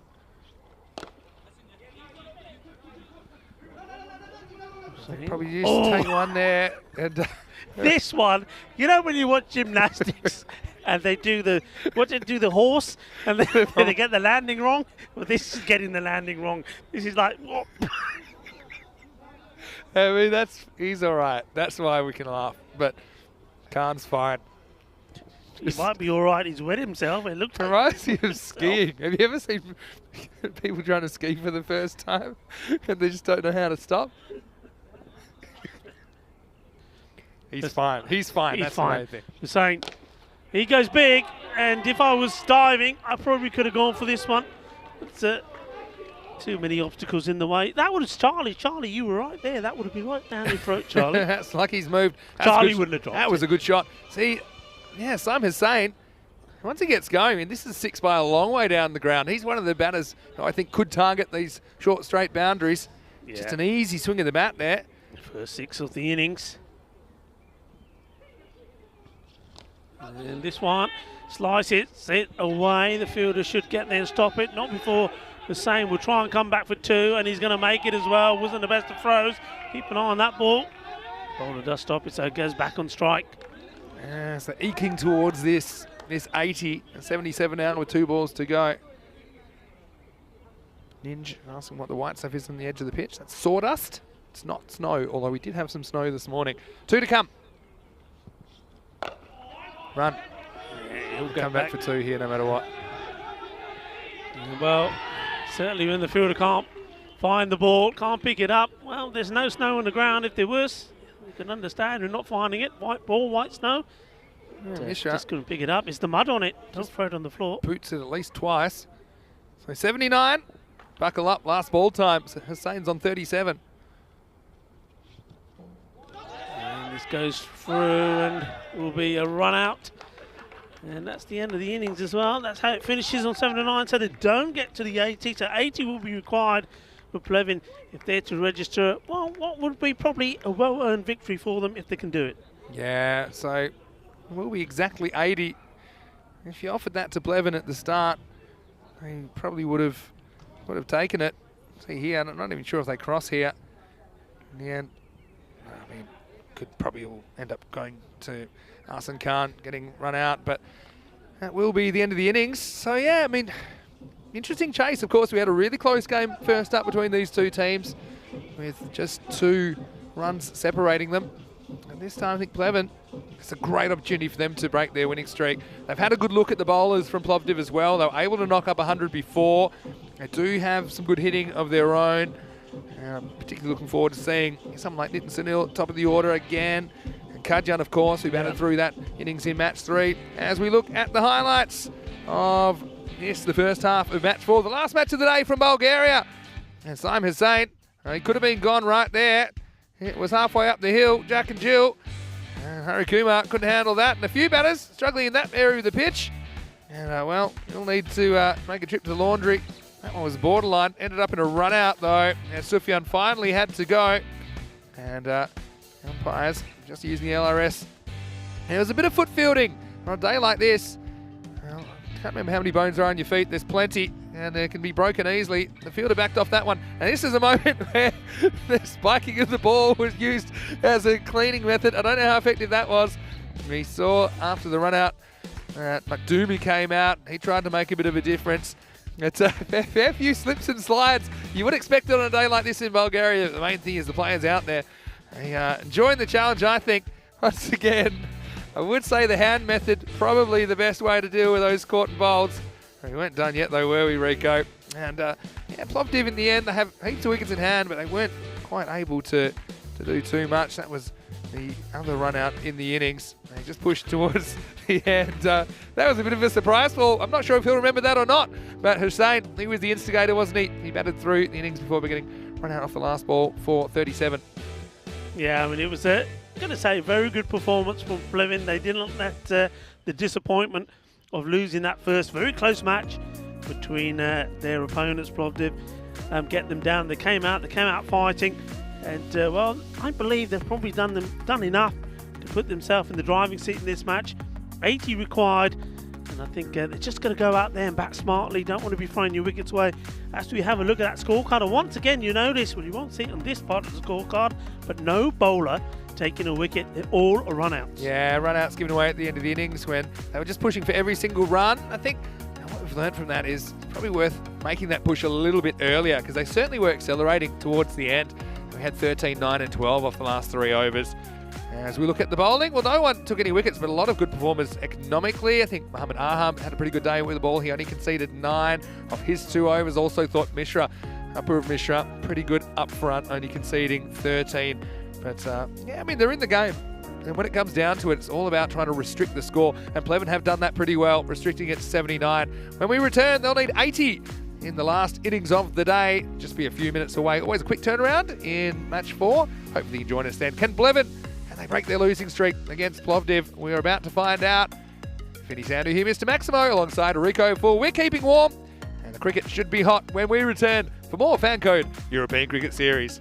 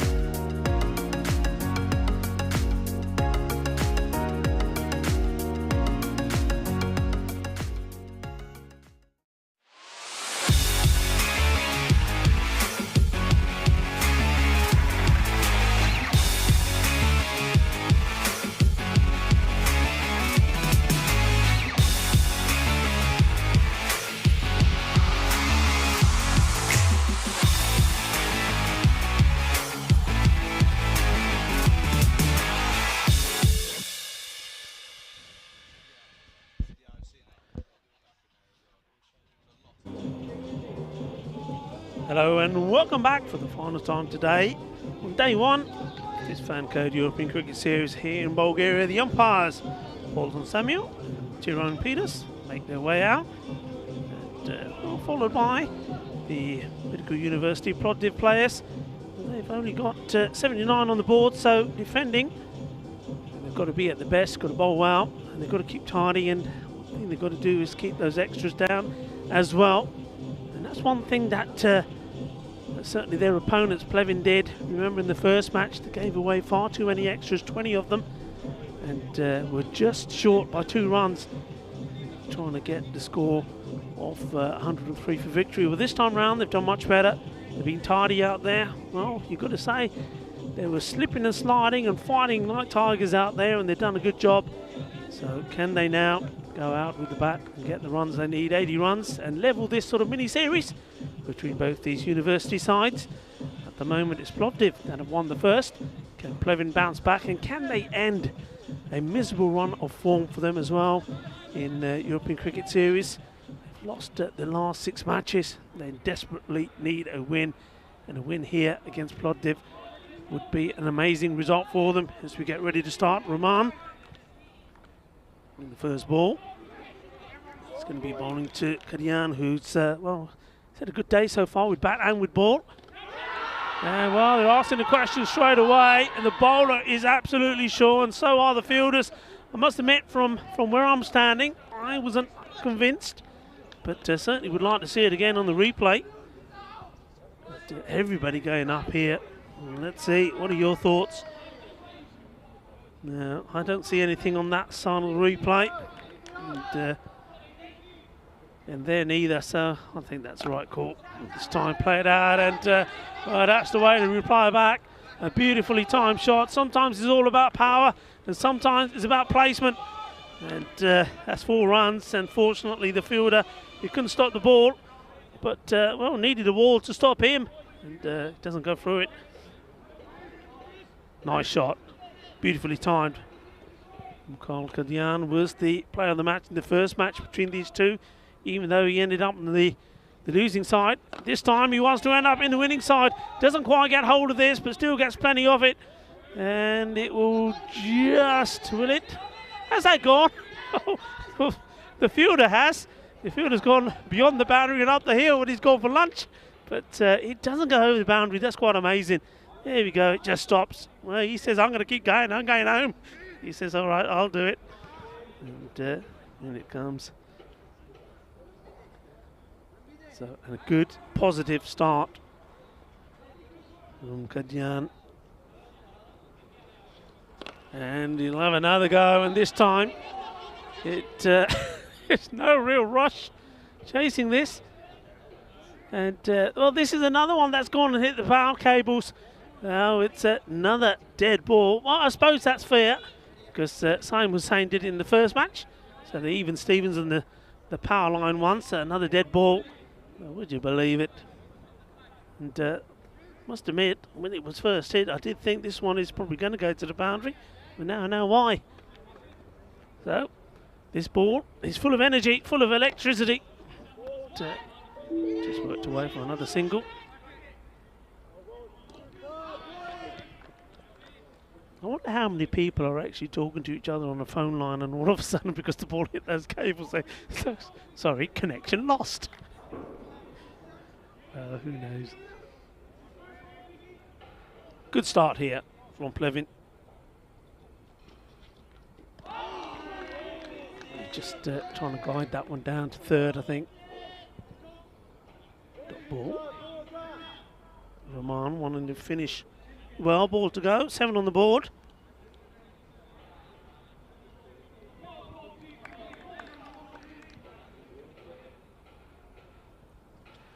Yeah, I think if he's son of who, oh, well, there you go. This time he does get lucky. He's probably not as far as he was looking to play this, but it goes past the keeper, Simon Hussain, and that's 4 runs. And that's a good end of the over.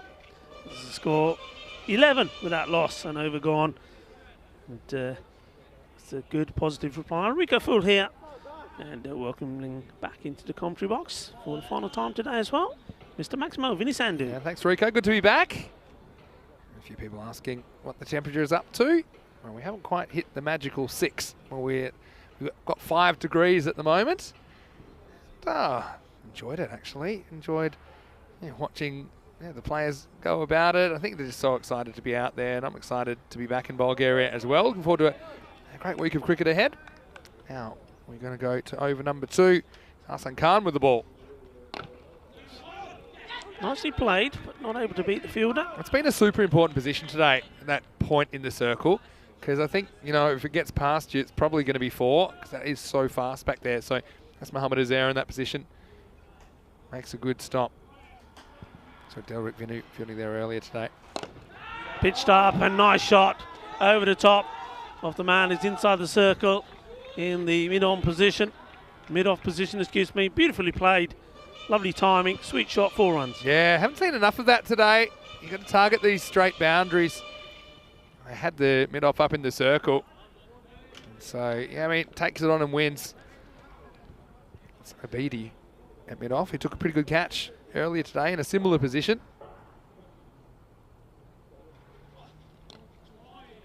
Actually worked away. Looking well. Looking like he's capable of playing all around the ground, Edian. I think if you're needing Sunny, I think you probably just have to say to yourself, okay, it looks like he just wants to dab the ball around. I'd say go out there and give it a club. Try and club the ball, hit it hard. I think we're seeing a bit more intent from these openers than we saw in the first innings. Up at the rate already. And that's exactly what he does, and gets it over the bowler. Outstretched hand, or can't, gets a single. You see 8 and over, but I'd be trying to score 100. I'd be going at 10 and over if I could. You want to leave yourself a bit of wiggle room. They did score 100 in the first game today, Plevin, against these same bowlers. Yeah, but I think I like your idea, because if you did that, remember, that would mean that this little series between these two will be tied. You'll be in the same number of points, but your net run rate will be better. Yeah, of course. So you'd actually finish the day on ahead of Plovdiv. Fuller opportunity, but doesn't pick it up early, the fielder, and allows it to drop in front of him. Just a single taken. Absolutely clunks this one off the bottom of the bat. Lucky does, otherwise it might have gone straight to mid-on. Instead, it's a single. End of 2 overs. Plevin are 18 without loss. So they are going just ahead of that 8 that's required. They're going 9 and over through the first 2 overs. Gives us an opportunity to look at the ladder. You can see that MU Sofia, they won both the games against the Blacksmiths this morning. Tomorrow they'll take on Plovdiv in the morning session. And you see that if Plevin can win this game, they'll be level on 2 points with the team they're playing right now, Plovdiv. So, second over coming up now. And it will be Parthachaya, who's third over, pardon me. And Parthachaya is going to be used early on here. Maybe a sign that they're worried that there might not be a game in the 8th or 10th over if things continue at this rate. Chaya, is there a little edge on this? And this time he's given it. Well, he's saying no. Well, I don't know. You can't really go to the LRS, I think, for this. I saw a finger. I don't know if you can big up anything, but that'll be not out. It's out, actually. So maybe he was signalling out. He just went and had a little glance at his partner to say, did you hear that too? And so in the end, it will be a wicket. So that's a big one. With Mukul Kadyan being dismissed for 13. Remember, he batted through the innings earlier today, but he is the first wicket to fall here in match 4 for Plevin. They're 18 for 1. Yeah, he gets a little touch on that, and the umpire took his time, and I think he may have just communicated with his colleagues, and in the end deciding, yes, that there was a touch on it, and it's a big breakthrough because Kadian was certainly looking dangerous. Here's the thing, and you've done a lot of umpiring, Rico. I get that, as umpires, you're trying to work together, but there are certain things there's limitations on the square leg umpire helping you in that one. I think that's one you have to back yourself to make the decision.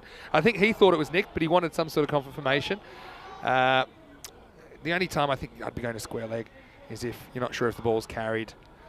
You know, some other rare occurrences, I suppose, when there's some really big edges.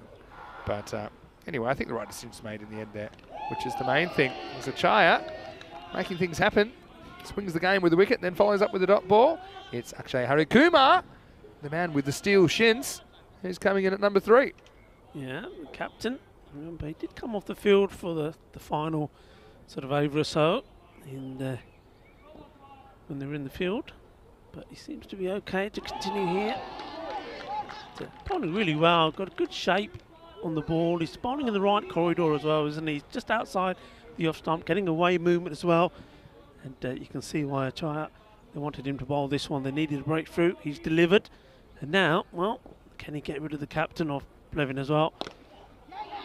Interestingly played this. He looked like he was shaping up to play the big shot.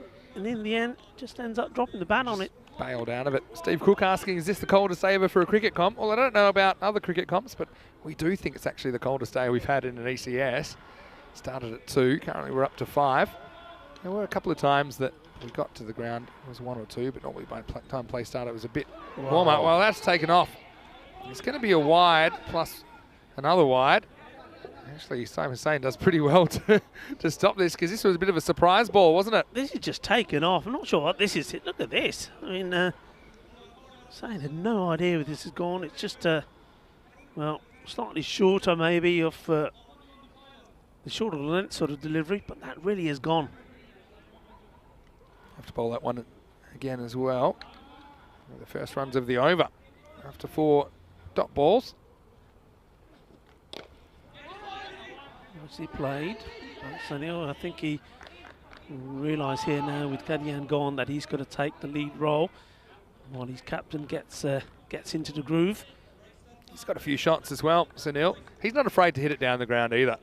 I think that's a skill. Won't be easy against someone like a Chaya. You just saw, you got that one to take off a length. But you've got to be brave, I think. Captain on strike, Harry Kumar. That's good delivery. I think Chaya's a very clever bowler. He knows that Harry Kumar likes to give himself room. He likes to walk either away down the leg side or outside the off to try and play his little scoopy shots. He bowled it right up there and gets a single, which means he has to go back and strike. End of the over, and it is 22 for 1. Yeah, 22 for 1. So if you go back and look at the Plovdiv power play, they were 20 for no loss. So pretty similar. Yeah, I know you don't want to take crazy risks, but I think eliminating dot balls, that's probably the first thing I'd be looking to do, and then putting away the bad ball. I think that's a strategy that can get you enough runs with a reduction in unnecessary risks. So I don't think you need to go looking for trouble. I do think you have to have a sense of urgency about you and try and put the fielders under pressure. Maybe push for some of those 2s like we saw Simon Hussain doing so well in the first half of this game. So 4th overtime, Ahsan Khan is going to come back and bowl again. His first over went for 7. Let's see how he goes in his second over.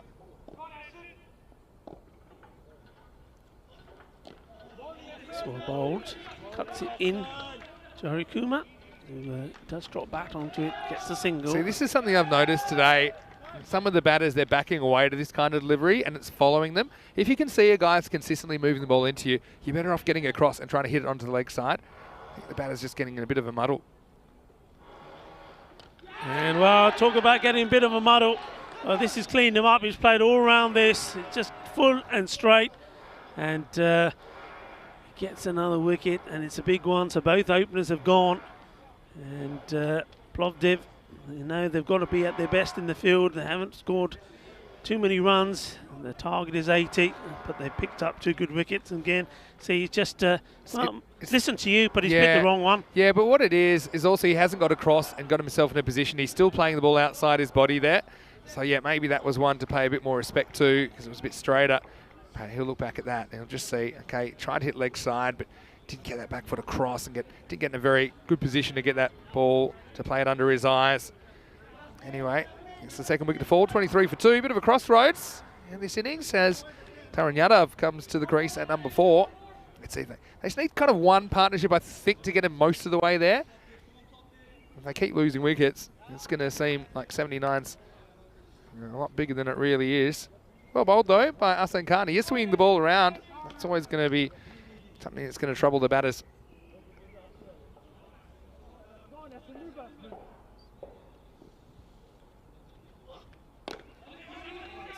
Cautiously watched them to the bat, and good backing up from Raguma.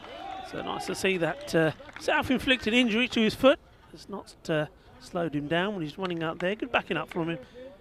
And Yadav knows he's got to put a good partnership together with his captain.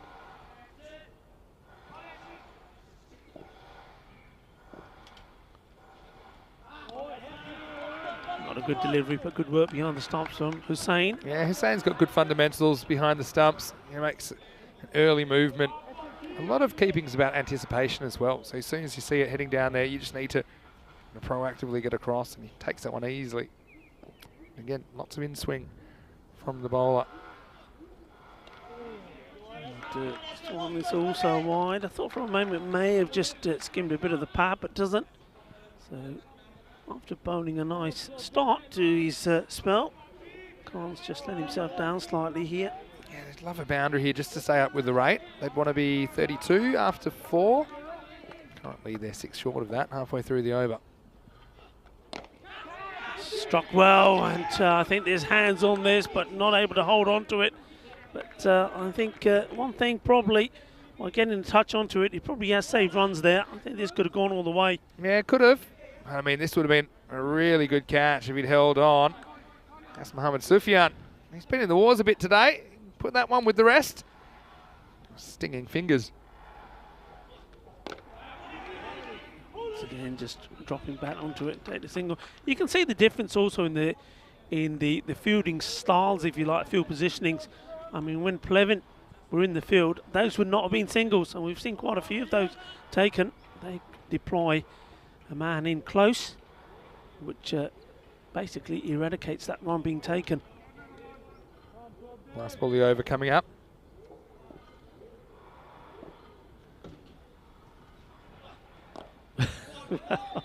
That's probably not quite what he had in mind. You know, in the Olympics, sometimes you get degree of difficulty points. So I feel like that shot should be worth 2. Because you went walkabout, and then it's just a little kind of sideways ramp. I don't know what to call it. Kind of hung the bat out like a wet fish. Anyway, 4 overs down. It's 29 for 2. Vinny Sandhu here. Mr. Maximo alongside Rico Full. Well, Klopp in the chat is watching from Trinidad. Said nice to see Rico back. Thank you very much. Yep, big thanks to Corey for the 3 weeks that he was filling in. I know he's on coaching duty now, but Rico, it is great to have you back, and hello to all of our viewers. And I think it's been really entertaining. It's been cold, but it's been really entertaining. And what's more, we've got the 4 matches in, which is really good for the viewers. Yeah, absolutely. And thankfully, the players out there warmed us up and they kept us going. It's been it has been a great day of cricket. We said when we were here last time that the average score per innings is around 100. That's what we've seen so far today, and we've seen that on a difficult day. Yeah, I think that so. tells me that if conditions do change, that we're going to see more runs. So go back to the action and talk about more runs. Oh, that's an outstanding stop. That is brilliant. That really is superb. And that's Mohamed Uzair flying through the air, stopping this one. Great stop. Oh, this is saving 3 runs. It's almost as good as going out there and whacking a boundary yourself from Uzair, because it gets them almost as many. He's fielded really well today. Not easy when you're fielding in the vortex. That's where the 2 outfielders are at the moment on that side, but this is in the air and it could be trouble. It should be caught, and it is. Mohammad Sufyan camps under this. Well, he dropped a very difficult one in the last over. This time he cashes in, and Harry Kumar is just going to watch as Yadav went for the big shot. Didn't pay off, he skied it. Catches win matches, and that's a catch taken by Sufyan, and it's the 3rd wicket to fall, 30 for 3. Yeah, all smiles you see there on the faces of the Plovdiv players. Went a long way up, you still got to take them, and sometimes they're the difficult ones because you don't know which way you want to take it. But, well, you can see there he takes it in the end, and he's got a thing or two to say about it as well. I tell you what, it's great to see the players getting around each other as well. And they're out there in battle, and every time a catch has been taken today, we've seen the teammates quick to get there. Of course, we had our times where the players couldn't really celebrate a wicket. It looks like those days are numbered.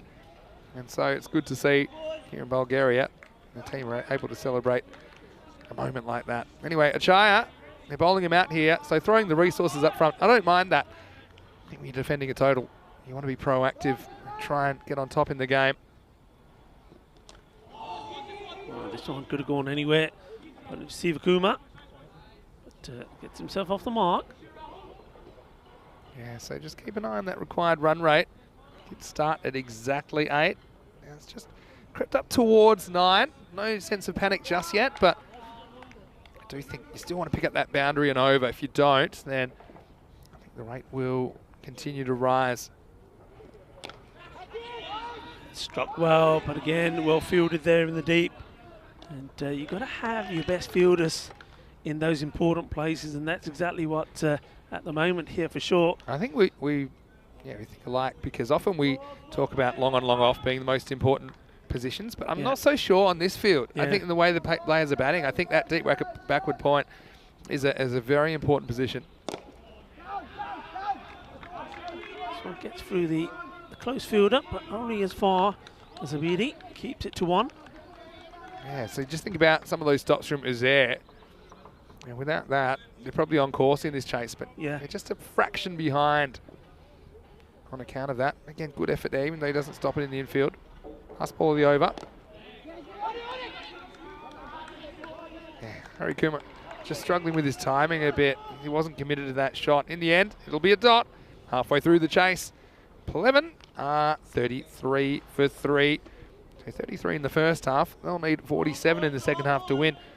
And if you want to know how Plovdiv were going at this stage, well, they were 32 for 1. So, okay, a couple of wickets difference. I suppose neither side in real wickets trouble. So it's a very similar kind of a score. The splits for Plovdiv, 32 in the first and 47 in the second. So they got a bit of a kick on at the end, where they scored 34 in the last 3. Rahman comes back and finds the edge. And it's been well stopped, and well, the batter at the other end goes down. Well, that certainly is the slippery end, isn't it? A double knee slide technique, and I think he stops this between his legs as he slides in. And then watch out. Don't take your eye off your feet today. Oh, he goes for the big old heave-ho, trying to hit this towards sort of the extra cover area, I think. It's probably the right idea. I think they've got a good field to Harry Kumar. And they've got 3 outfielders behind the wicket. There's a fine leg, third man, and deep backward point. And yeah, I think it's just not happening for him at the moment, the skipper. And well, now he's got to go. It's time to say adios. And well, it's things, like you said, Vinny, not happening for him. He's made 6 of 12 deliveries before he goes. Clean bowled. Once again, trying to give himself space. You can see he's always on the move, but this time the only place he's got to move to is back in the dugout. He has to go. And Plovdiv, well, they're right on top here at the moment. Yeah, so top of the stump length. We talked about that a lot in the Netherlands last week. And so, yeah, just an innings to forget, really, for actually Harry Kumar. Ends up going for 6 off 12. So he's used up a bit of time as well. Hasn't done too much with it. Not through lack of trying, but he leaves his team precariously placed as Apurv Mishra comes to the crease at number 6. Score now is 34 for 4. So Sivakuma and Mishra out there. Sivakuma's not been out there long himself. He's going at run a ball, but they need something more than that here at the moment. The rate here, if you just look at the rate and forget about the wickets falling at the moment, the rate isn't too bad. It's just around 10. So it's certainly there, but one of these 2 batters has to show some intent. So one of these 2 have to find the boundaries. Maybe they need a little bit of luck to go their way as well. A few edges that go for 4. And with that, everything can change. A broken bail there. No surprises because they hit the very top of the stumps. See, bang, and straight over the keeper. We've seen the bails hit a couple of times today. Yeah, Harry Kumar gets himself in a bit of a tangle there. Can't catch up with it. Someone's got to play a good innings when it comes down to it. Maybe it can be Apurv Mishra. We seen him do it with the ball before. It's well bowled, but once again, see, they're not helping themselves. What you see is the batters, they're moving away, moving down the leg side, and therefore they're taking themselves out of position of playing a shot. See when he ends up there. It's not great footwork. Did take off a bit though from Faizan Rahman. Carves this one towards the point area.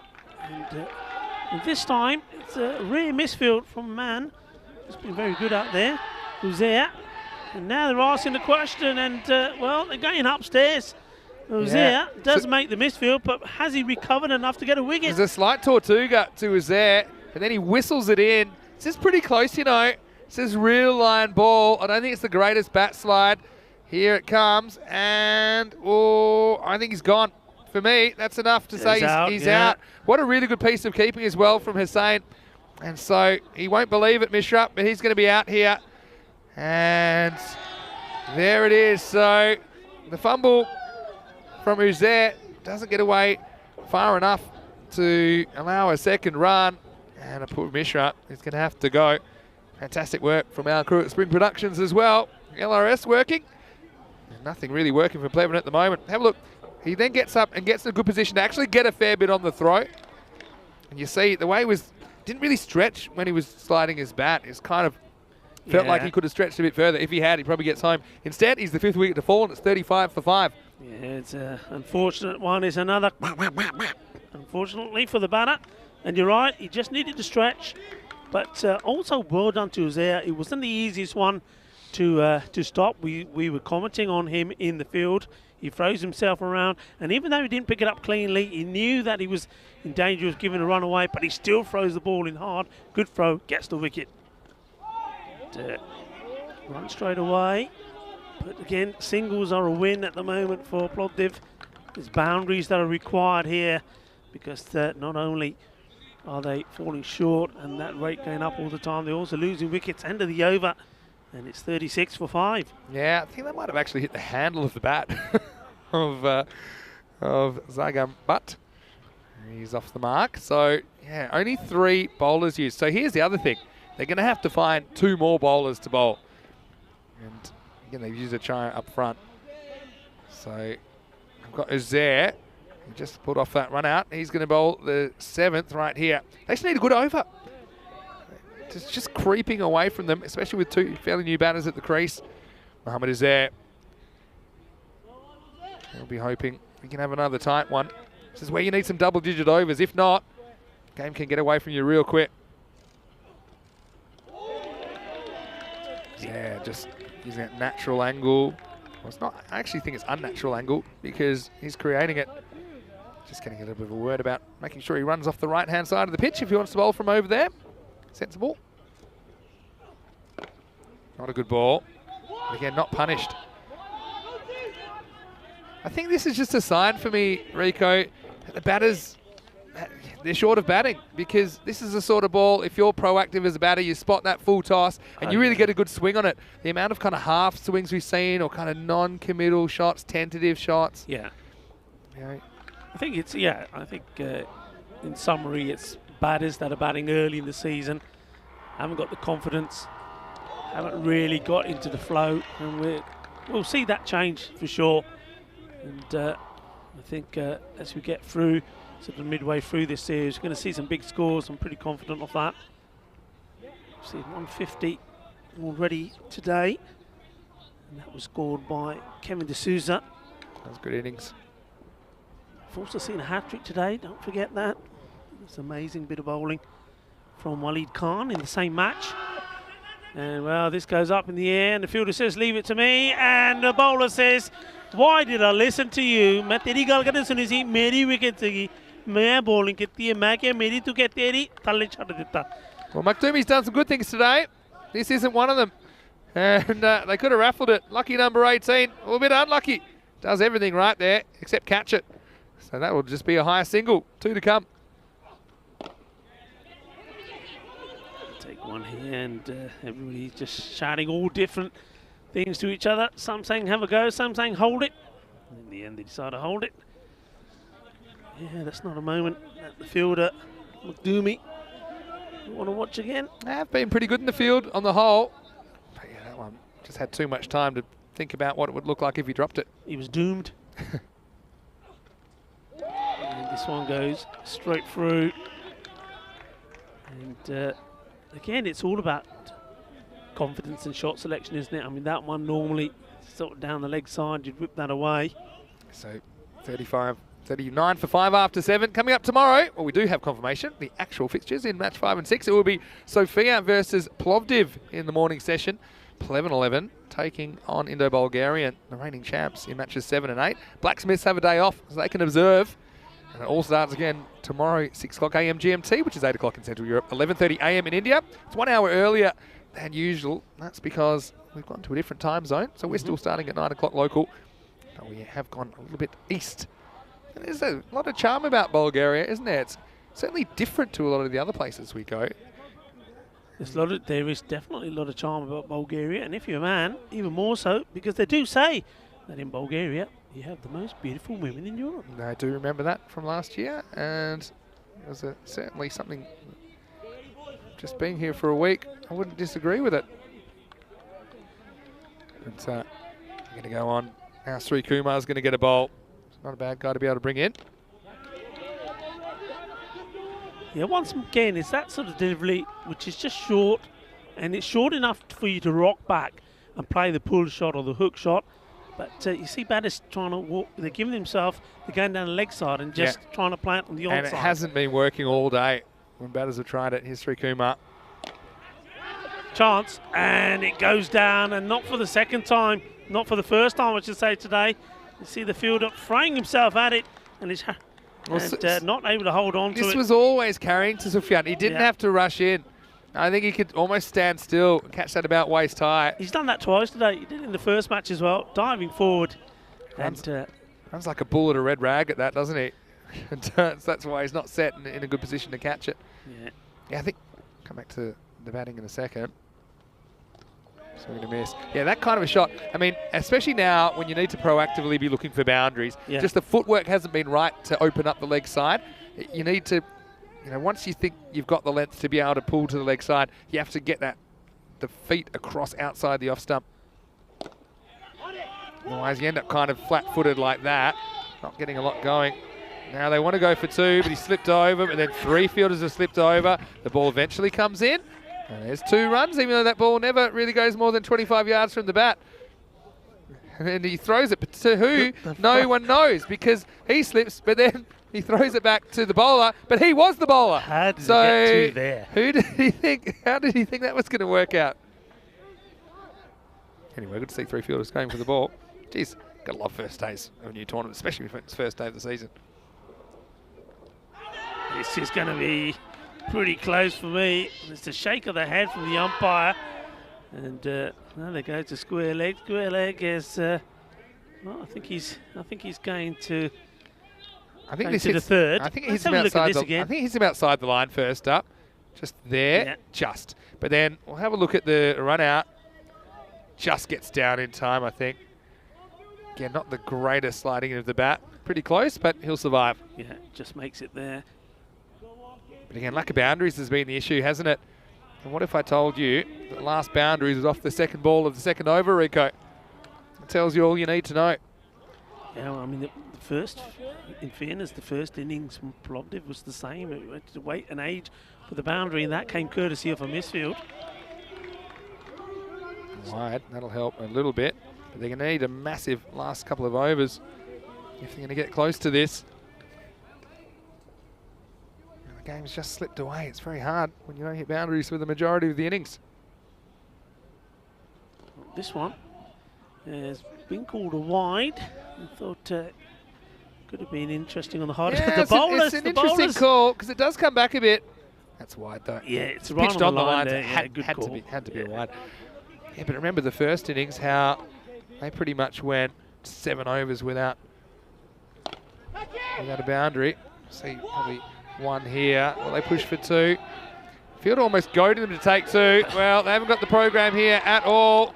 And Siva Kumar, he keeps running just so he can get closer to Zagan Butt to maybe just remind him that the agreement was we're coming back for 2. But it will be a run out. And it will be Siva Kumar that's the man that has to go. So things going from bad to worse for Pleven, who lose a wicket off the last ball of the 8th. 47 for 6. But you see here, he runs, and even when he knew he wasn't going to get back, He wants to continue the conversation. Unfortunately, it'll be a one-way ticket off the field for Ziva Kumar. And so, yeah, 47 for 6. Yeah, it's another soft dismissal though. I mean, none of the batters here really have got started. Only Kadran really made any inroads, but all the others, they're just not with it. And you just think it's so different. You expected them, if they batted the same way they did in the first match between these two, that they would have been favourites. They would have been pretty comfortable to get this victory, but they've, well, fallen apart. And I think a lot of it's been their all undoing as well. Because in the first innings, I should say, there was 6.5 overs without a boundary. And right now, that's 6.4 overs without a boundary. So two really barren streaks. Very dry spells, which is going to hurt when you're trying to put a decent total on the board. This will be Muhammad Aham who's facing up. The run out was at the non-striker's end, so the new batter is facing up because it is the change of over. Ninth over coming up. Who's there? Will bowl it. They've managed their bowlers pretty well. They decided to bowl 3 bowlers in the first 6 and closing out with 2 bowlers bowling in tandem, including Azare. 33 off 12. It's going to be real tough.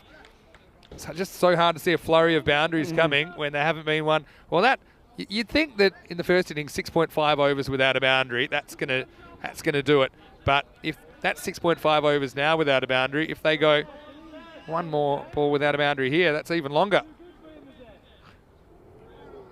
It's Butt on strike, and he's getting less than 1 a ball, so you can't really see anything major happening from him. Interesting the field, the way it's been changed here. This is played out, it's still going to be another single. Yeah, they bought, well, they're going for 2 here. Oh, no. And it's going to be, well, I think has he given him out, or is he saying third umpire? I think he's after the third. I think he may have just made this. I think he's home, but he would have been home by more if he hadn't run into his partner on the second run. Just watch this. For some reason, Butt decides to take this one. I think he's just home.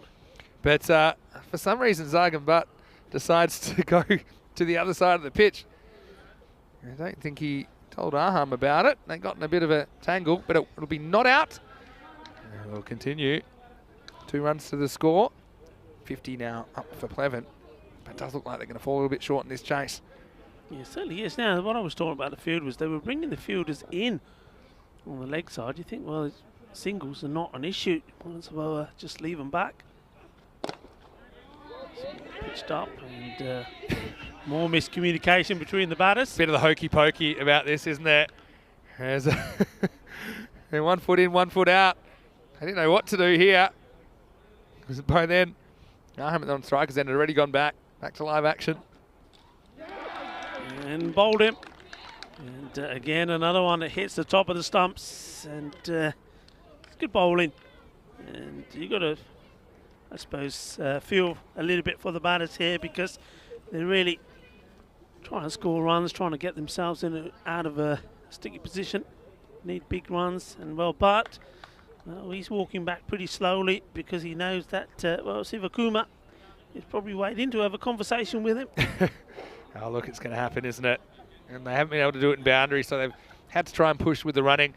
And Kajam with 13 in this innings opening up, but nobody else has reached double figures. Zargan Butt goes close, making 8.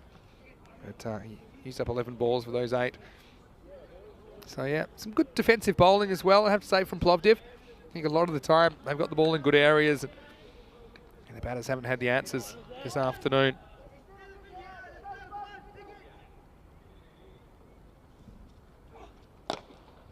First up delivery was there, full, straight, making the batter play. Oh, wow, this is just suicidal. Well, this is suicidal. Well, it was there.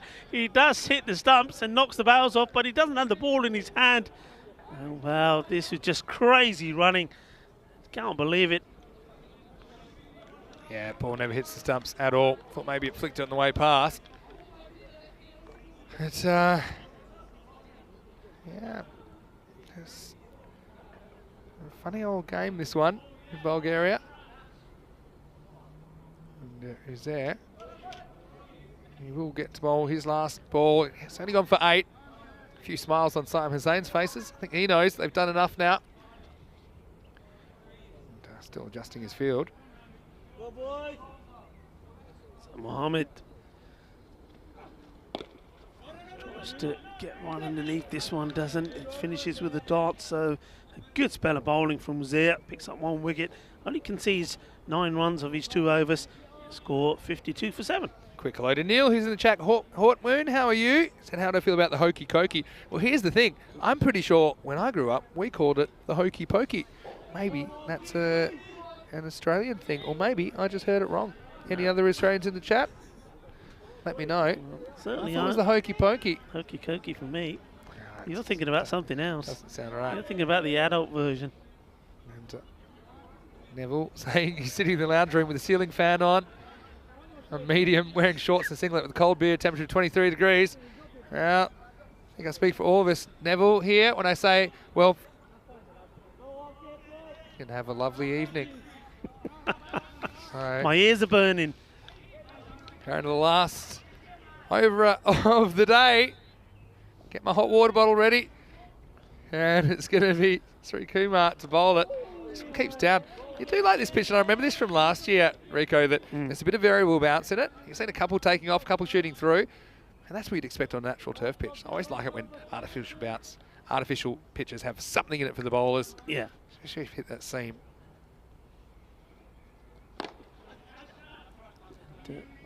Single run here. I'm just looking to my right here. I mean, the views of the mountains right now are absolutely sensational. It's with the clouds, the snow, and if you think we're joking about the snow, well, if you have a look at the top of these mountains, they are covered in snow, and I'm pretty sure that there's been a fresh coating of snow on them as well. So Yeah. that might be something to come tonight, Vinny. Sri Kumar, this one will be called a wide. Oh, here we go. A bit of Googling. Hokey pokey, that's more the American style.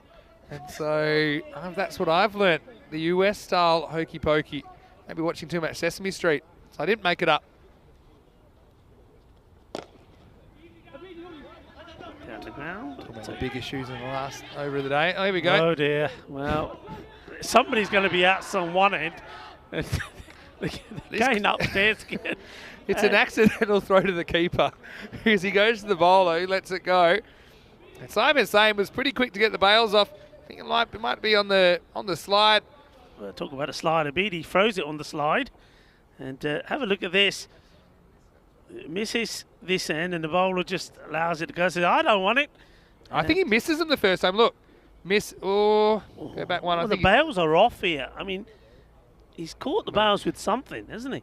I think he swings and misses at them. We'll slow this down. When the bolt about from now, I don't think you can give that out.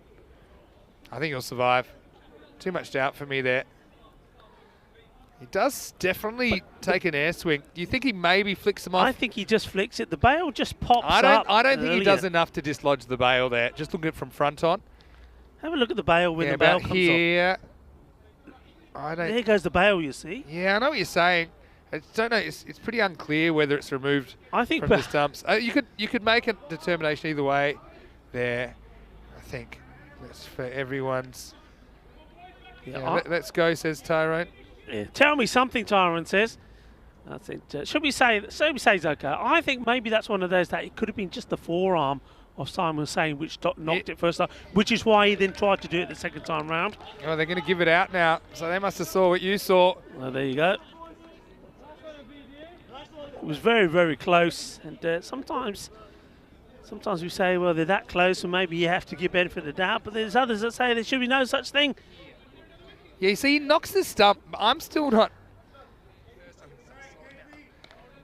Yeah, I suppose it does. Yeah. Look at this. The first time he swipes at the stumps, does the bail come off? See, the first time, it is here. Yeah, keep an eye on it. There's the bail's just coming off there, you see. Up. Yeah, tight one to give on that evidence, but Very, very tight. Umpire's call. Yeah. All right, let's move ahead and quickly. So, 56 for 7. Swing and a miss. That's a good spot by you as well. I suppose from side on as well, you couldn't really get a good idea of how far that bail moved. But you did certainly saw him flick the stump the first time. Oh, he's... you know what? I didn't think this was going to be given because where the bowler was. Have a look at this again. Have a look at this again. I thought the bowler was right in his way. Well, this will be good. It was plumb for me, but This I will be think a the good bowler was in replay. the way. Have a look at this. Yeah, this will be a really good replay. Have a look here. Sri Kumar. Look, this... I don't know how he gave that. He said, well, I saw that it was going to hit the stumps. Well, But Tyrone's umpiring so well, he's getting him right even when he can't even see the ball. So I think that's a crazy call for me. But I think he's wanting clarification from the third official to make sure he hasn't made a clanger. well, I mean, I think it's out. it's definitely out. I think for him to give it is amazing. Yeah, he is obviously a ball tracking machine, Tyrone. But this is the lesson there for Sri Kumar is get out the umpire's way. Tyrone, he's you don't need Hawkeye anymore because as soon as that ball left the bowler's hand, Tyrone knew that was pitching middle and hitting middle. And well, that will just extend our time out here by a couple more minutes. And look, Awoken Nightmare, who is in the USA, saying hokey pokey. It is hokey pokey in the US, unless we're talking about something completely different. So there you go. Probably one of the longer last overs we've had, Rico, at the moment. It's a lot going on here, isn't there? And all sorts of things. We've had the run out. We've had that wicket here now as well. And, well, once again, a very big thank you to everybody. Certainly, if you're going to disappear a little bit early for joining us here today, that'll be a while as this over continues. It's always a pleasure. It's great to be back as well. Great to be back in the box with you as well. So if you are shooting off early, before we do our sort of rundown, have a lovely evening or a lovely morning or whatever time of day it is, wherever you are. Hope to see you again tomorrow. Another wide. Has someone got a stopwatch on this last over? So Sri Kumar. He's enjoying himself too Has much. he been learning his lesson? He just Where wants does to he go keep this time? bowling. Look, he's still running straight in front of Still running Tyrone. straight in front. Hey, Sri, run off to the right this time. I'm going to no ball. Here him we if go. he does it. Last ball That's no coming ball. up. Here you go, no ball. He The can't quiz. he can't be there. This is why I'm serious. Tyrone, he can't be there. Tell him to move the other side. No, he's got one more ball to get out of there. This should be a no ball if you run the wrong way. You reckon I think you no ball someone from here. Okay, He's coming over here the we go. wicket. Thank you. That's another wide. So he can't finish it. It was. grabs a bit of that line. And just have a look here. Yep. No. Anytime now. The last ball of day one. Yeah, he's gonna going to be- finish with a stumping, Yep. and they're going to Unless be he's- all out. Unless he's in front of the stumps here, Simon Hussain, in which case we're all going to sit down again. We'll have a look at this on the replay. Looks like they're going to finish all out. Ooh, wasn't far away, but I think he's all right. So this will be the end of the day's play. They're going to finish 59 all out. And look, thanks again for your company, no matter where you're watching from today, whether you're watching on FanCode in India or our YouTube channel, ECN European Cricket Network. Thanks to all of our chatters as well for keeping things very, very interesting for us. To Edith and to Neil, to Ghani, to Neville, and everybody else. Hopefully you join us again because we have more cricket coming your way. Starting again tomorrow, 6 a.m. GMT, which is 8 o'clock in Central Europe, and 11:30 a.m. in India. Slightly earlier time this series. And I guess we'll have to see what's in the forecast. I know we had a bit of snow today. We just don't really know what to expect with the weather. So tomorrow we're expecting 11 degrees maximum, which is cool. Heat wave. 80% chance of snow as well. So stay tuned. It's Bulgaria. I don't know, they talk about the Wild West, about the East. I'm telling you what, it's a pretty interesting place to go as well. As we saw Levin trying to break their losing streak. That one went into the vortex and needed some runs early. That was a nice one from Kadyan, who batted through the first match today. Ultimately, he wouldn't last too long. He was caught behind after a fairly loud appeal. And Kadyan had his marching orders, and the wicket started to tumble. In fact, no other batter would reach double figures in this chase. And Plovdiv, they'll be happy. They've won 2 of their first 2. Yeah, Plovdiv, they just kept plugging away. But that for me tells you the story. That Uzair out there, he was sensational. Did really good work. He made some good stops. And I think when you haven't got too many runs on the board, fielding is everything. You've got to be at your best. And that's exactly what they did. And the bowlers also, they bowled a good line, wicket to wicket. That one shattered the bails. And this was great work. He was marvellous out there. That was the first error he made. But how quick he was to make up for it. Got the throw in quickly. And got the run out. And good work, as you said at the time, from Saeem Hussain as well. Very good behind the stumps. And he leads the team so well as well. That one was a clanger.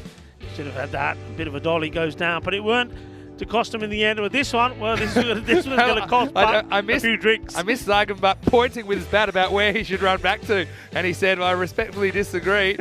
The stumps were damaged a few times. This is one eventually got given out. Yeah, I think you're right. See, that bail does fall first. That's good stuff by the third official. And this one, it was... Well, maybe, a good spot just maybe Sri Kumar's parents were glassmakers, because obviously Tyrone could see straight through him there, and he did get rewarded after bowling 6 or 7 or 17 wides with a wicket last ball of the day. And so it will be the 10th wicket to fall. In fact, they were bowled out off the very last ball. Medical University, Pleven, you see there, Kadyam with 13, but nobody else was able to crack double digits. And ultimately, would only get to 59, just 20 short of the target, or 20 short of the total of MU Plovdiv in the first half of match 4. 11 wides in there, a lot of them came at the end. Got to say, Saeem Hussain had a pretty good day with the gloves there. He created some wickets. Yeah, I do think, he can afford to take a few more risks earlier, calculated risks. Look, have a look at that full house 7s over 4s in the economy rate. That's a sign that no one really went the journey. 3 bowlers went for 14, 2 bowlers went for 8. 2 wickets each to Achaya and Sri Kumar, and Rahman Khan and Uzair with 1 each. So it does bring us to the end of the day. And you'll see the confirmation of the result of match 4. It is Plovdiv 79 to Pleven 59. Let's just take this final opportunity to thank you for joining us. We really do love that you've settled into a new tournament. Great to see some familiar faces, Rico, and a few new ones as well. Yeah, very much so. Well, it'll be remembered for a lot of things, but I think the fact that ultimately I think it was the coldest day in temperature only. Having said that, I think we've had more uncomfortable days with rain and with high winds and stuff like that. So it's just the cold. A bit like being in a fridge, not going to lie. But credit to all the players out there. They put on a great show for us. Yeah, well done, everybody. I think, that's the main thing. And the thing about it is that, they were all here early. They all wanted to play. You know, they were out there doing their bit, get the ground sorted in the morning. And the main thing was they said, we just want to play. Yeah. They were, well, it's quite interesting enough. A few days ago, they were training, and this is the truth. They were training and having a warm up in the nets when it was about 28, 30 degrees. And when it comes to playtime, it was 2 degrees. Also, the first time I think we've had snow at the ground on a play day. So, look, it was super interesting. But that's what you're going to get, the FanCode European Cricket Series. Cricket like nothing else you'll see on the planet. Thanks again to everyone from Bulgarian Cricket for their help in setting this up, to all the Blue crew, to obviously the officials. Good first day for them as well. So I think they did a pretty good job under the circumstances, to the players. And most of all, to you guys, the viewers, thanks so much for your company and for making our day so interesting, to everyone that contributed in the live chat, and also to our lurkers who might still be lurking around. Thanks again. Hopefully we see you tomorrow. Rico, good to have you back. And well, it's going to be great to spend the next 2 weeks with you through Bulgaria, then into Romania, before, of course, Rhino will cover me when you head to Sweden for those first 2 weeks. But for now, from the European Cricket Network and everyone at the European Cricket family, hope you have a happy and safe evening. We'll see you tomorrow. Rain, hail, snow, or shine, because day 2 is on the way here in Bulgaria. Thanks again for your company. We'll see you tomorrow for more FanCode European Cricket Series. Hasta mañana. Adios.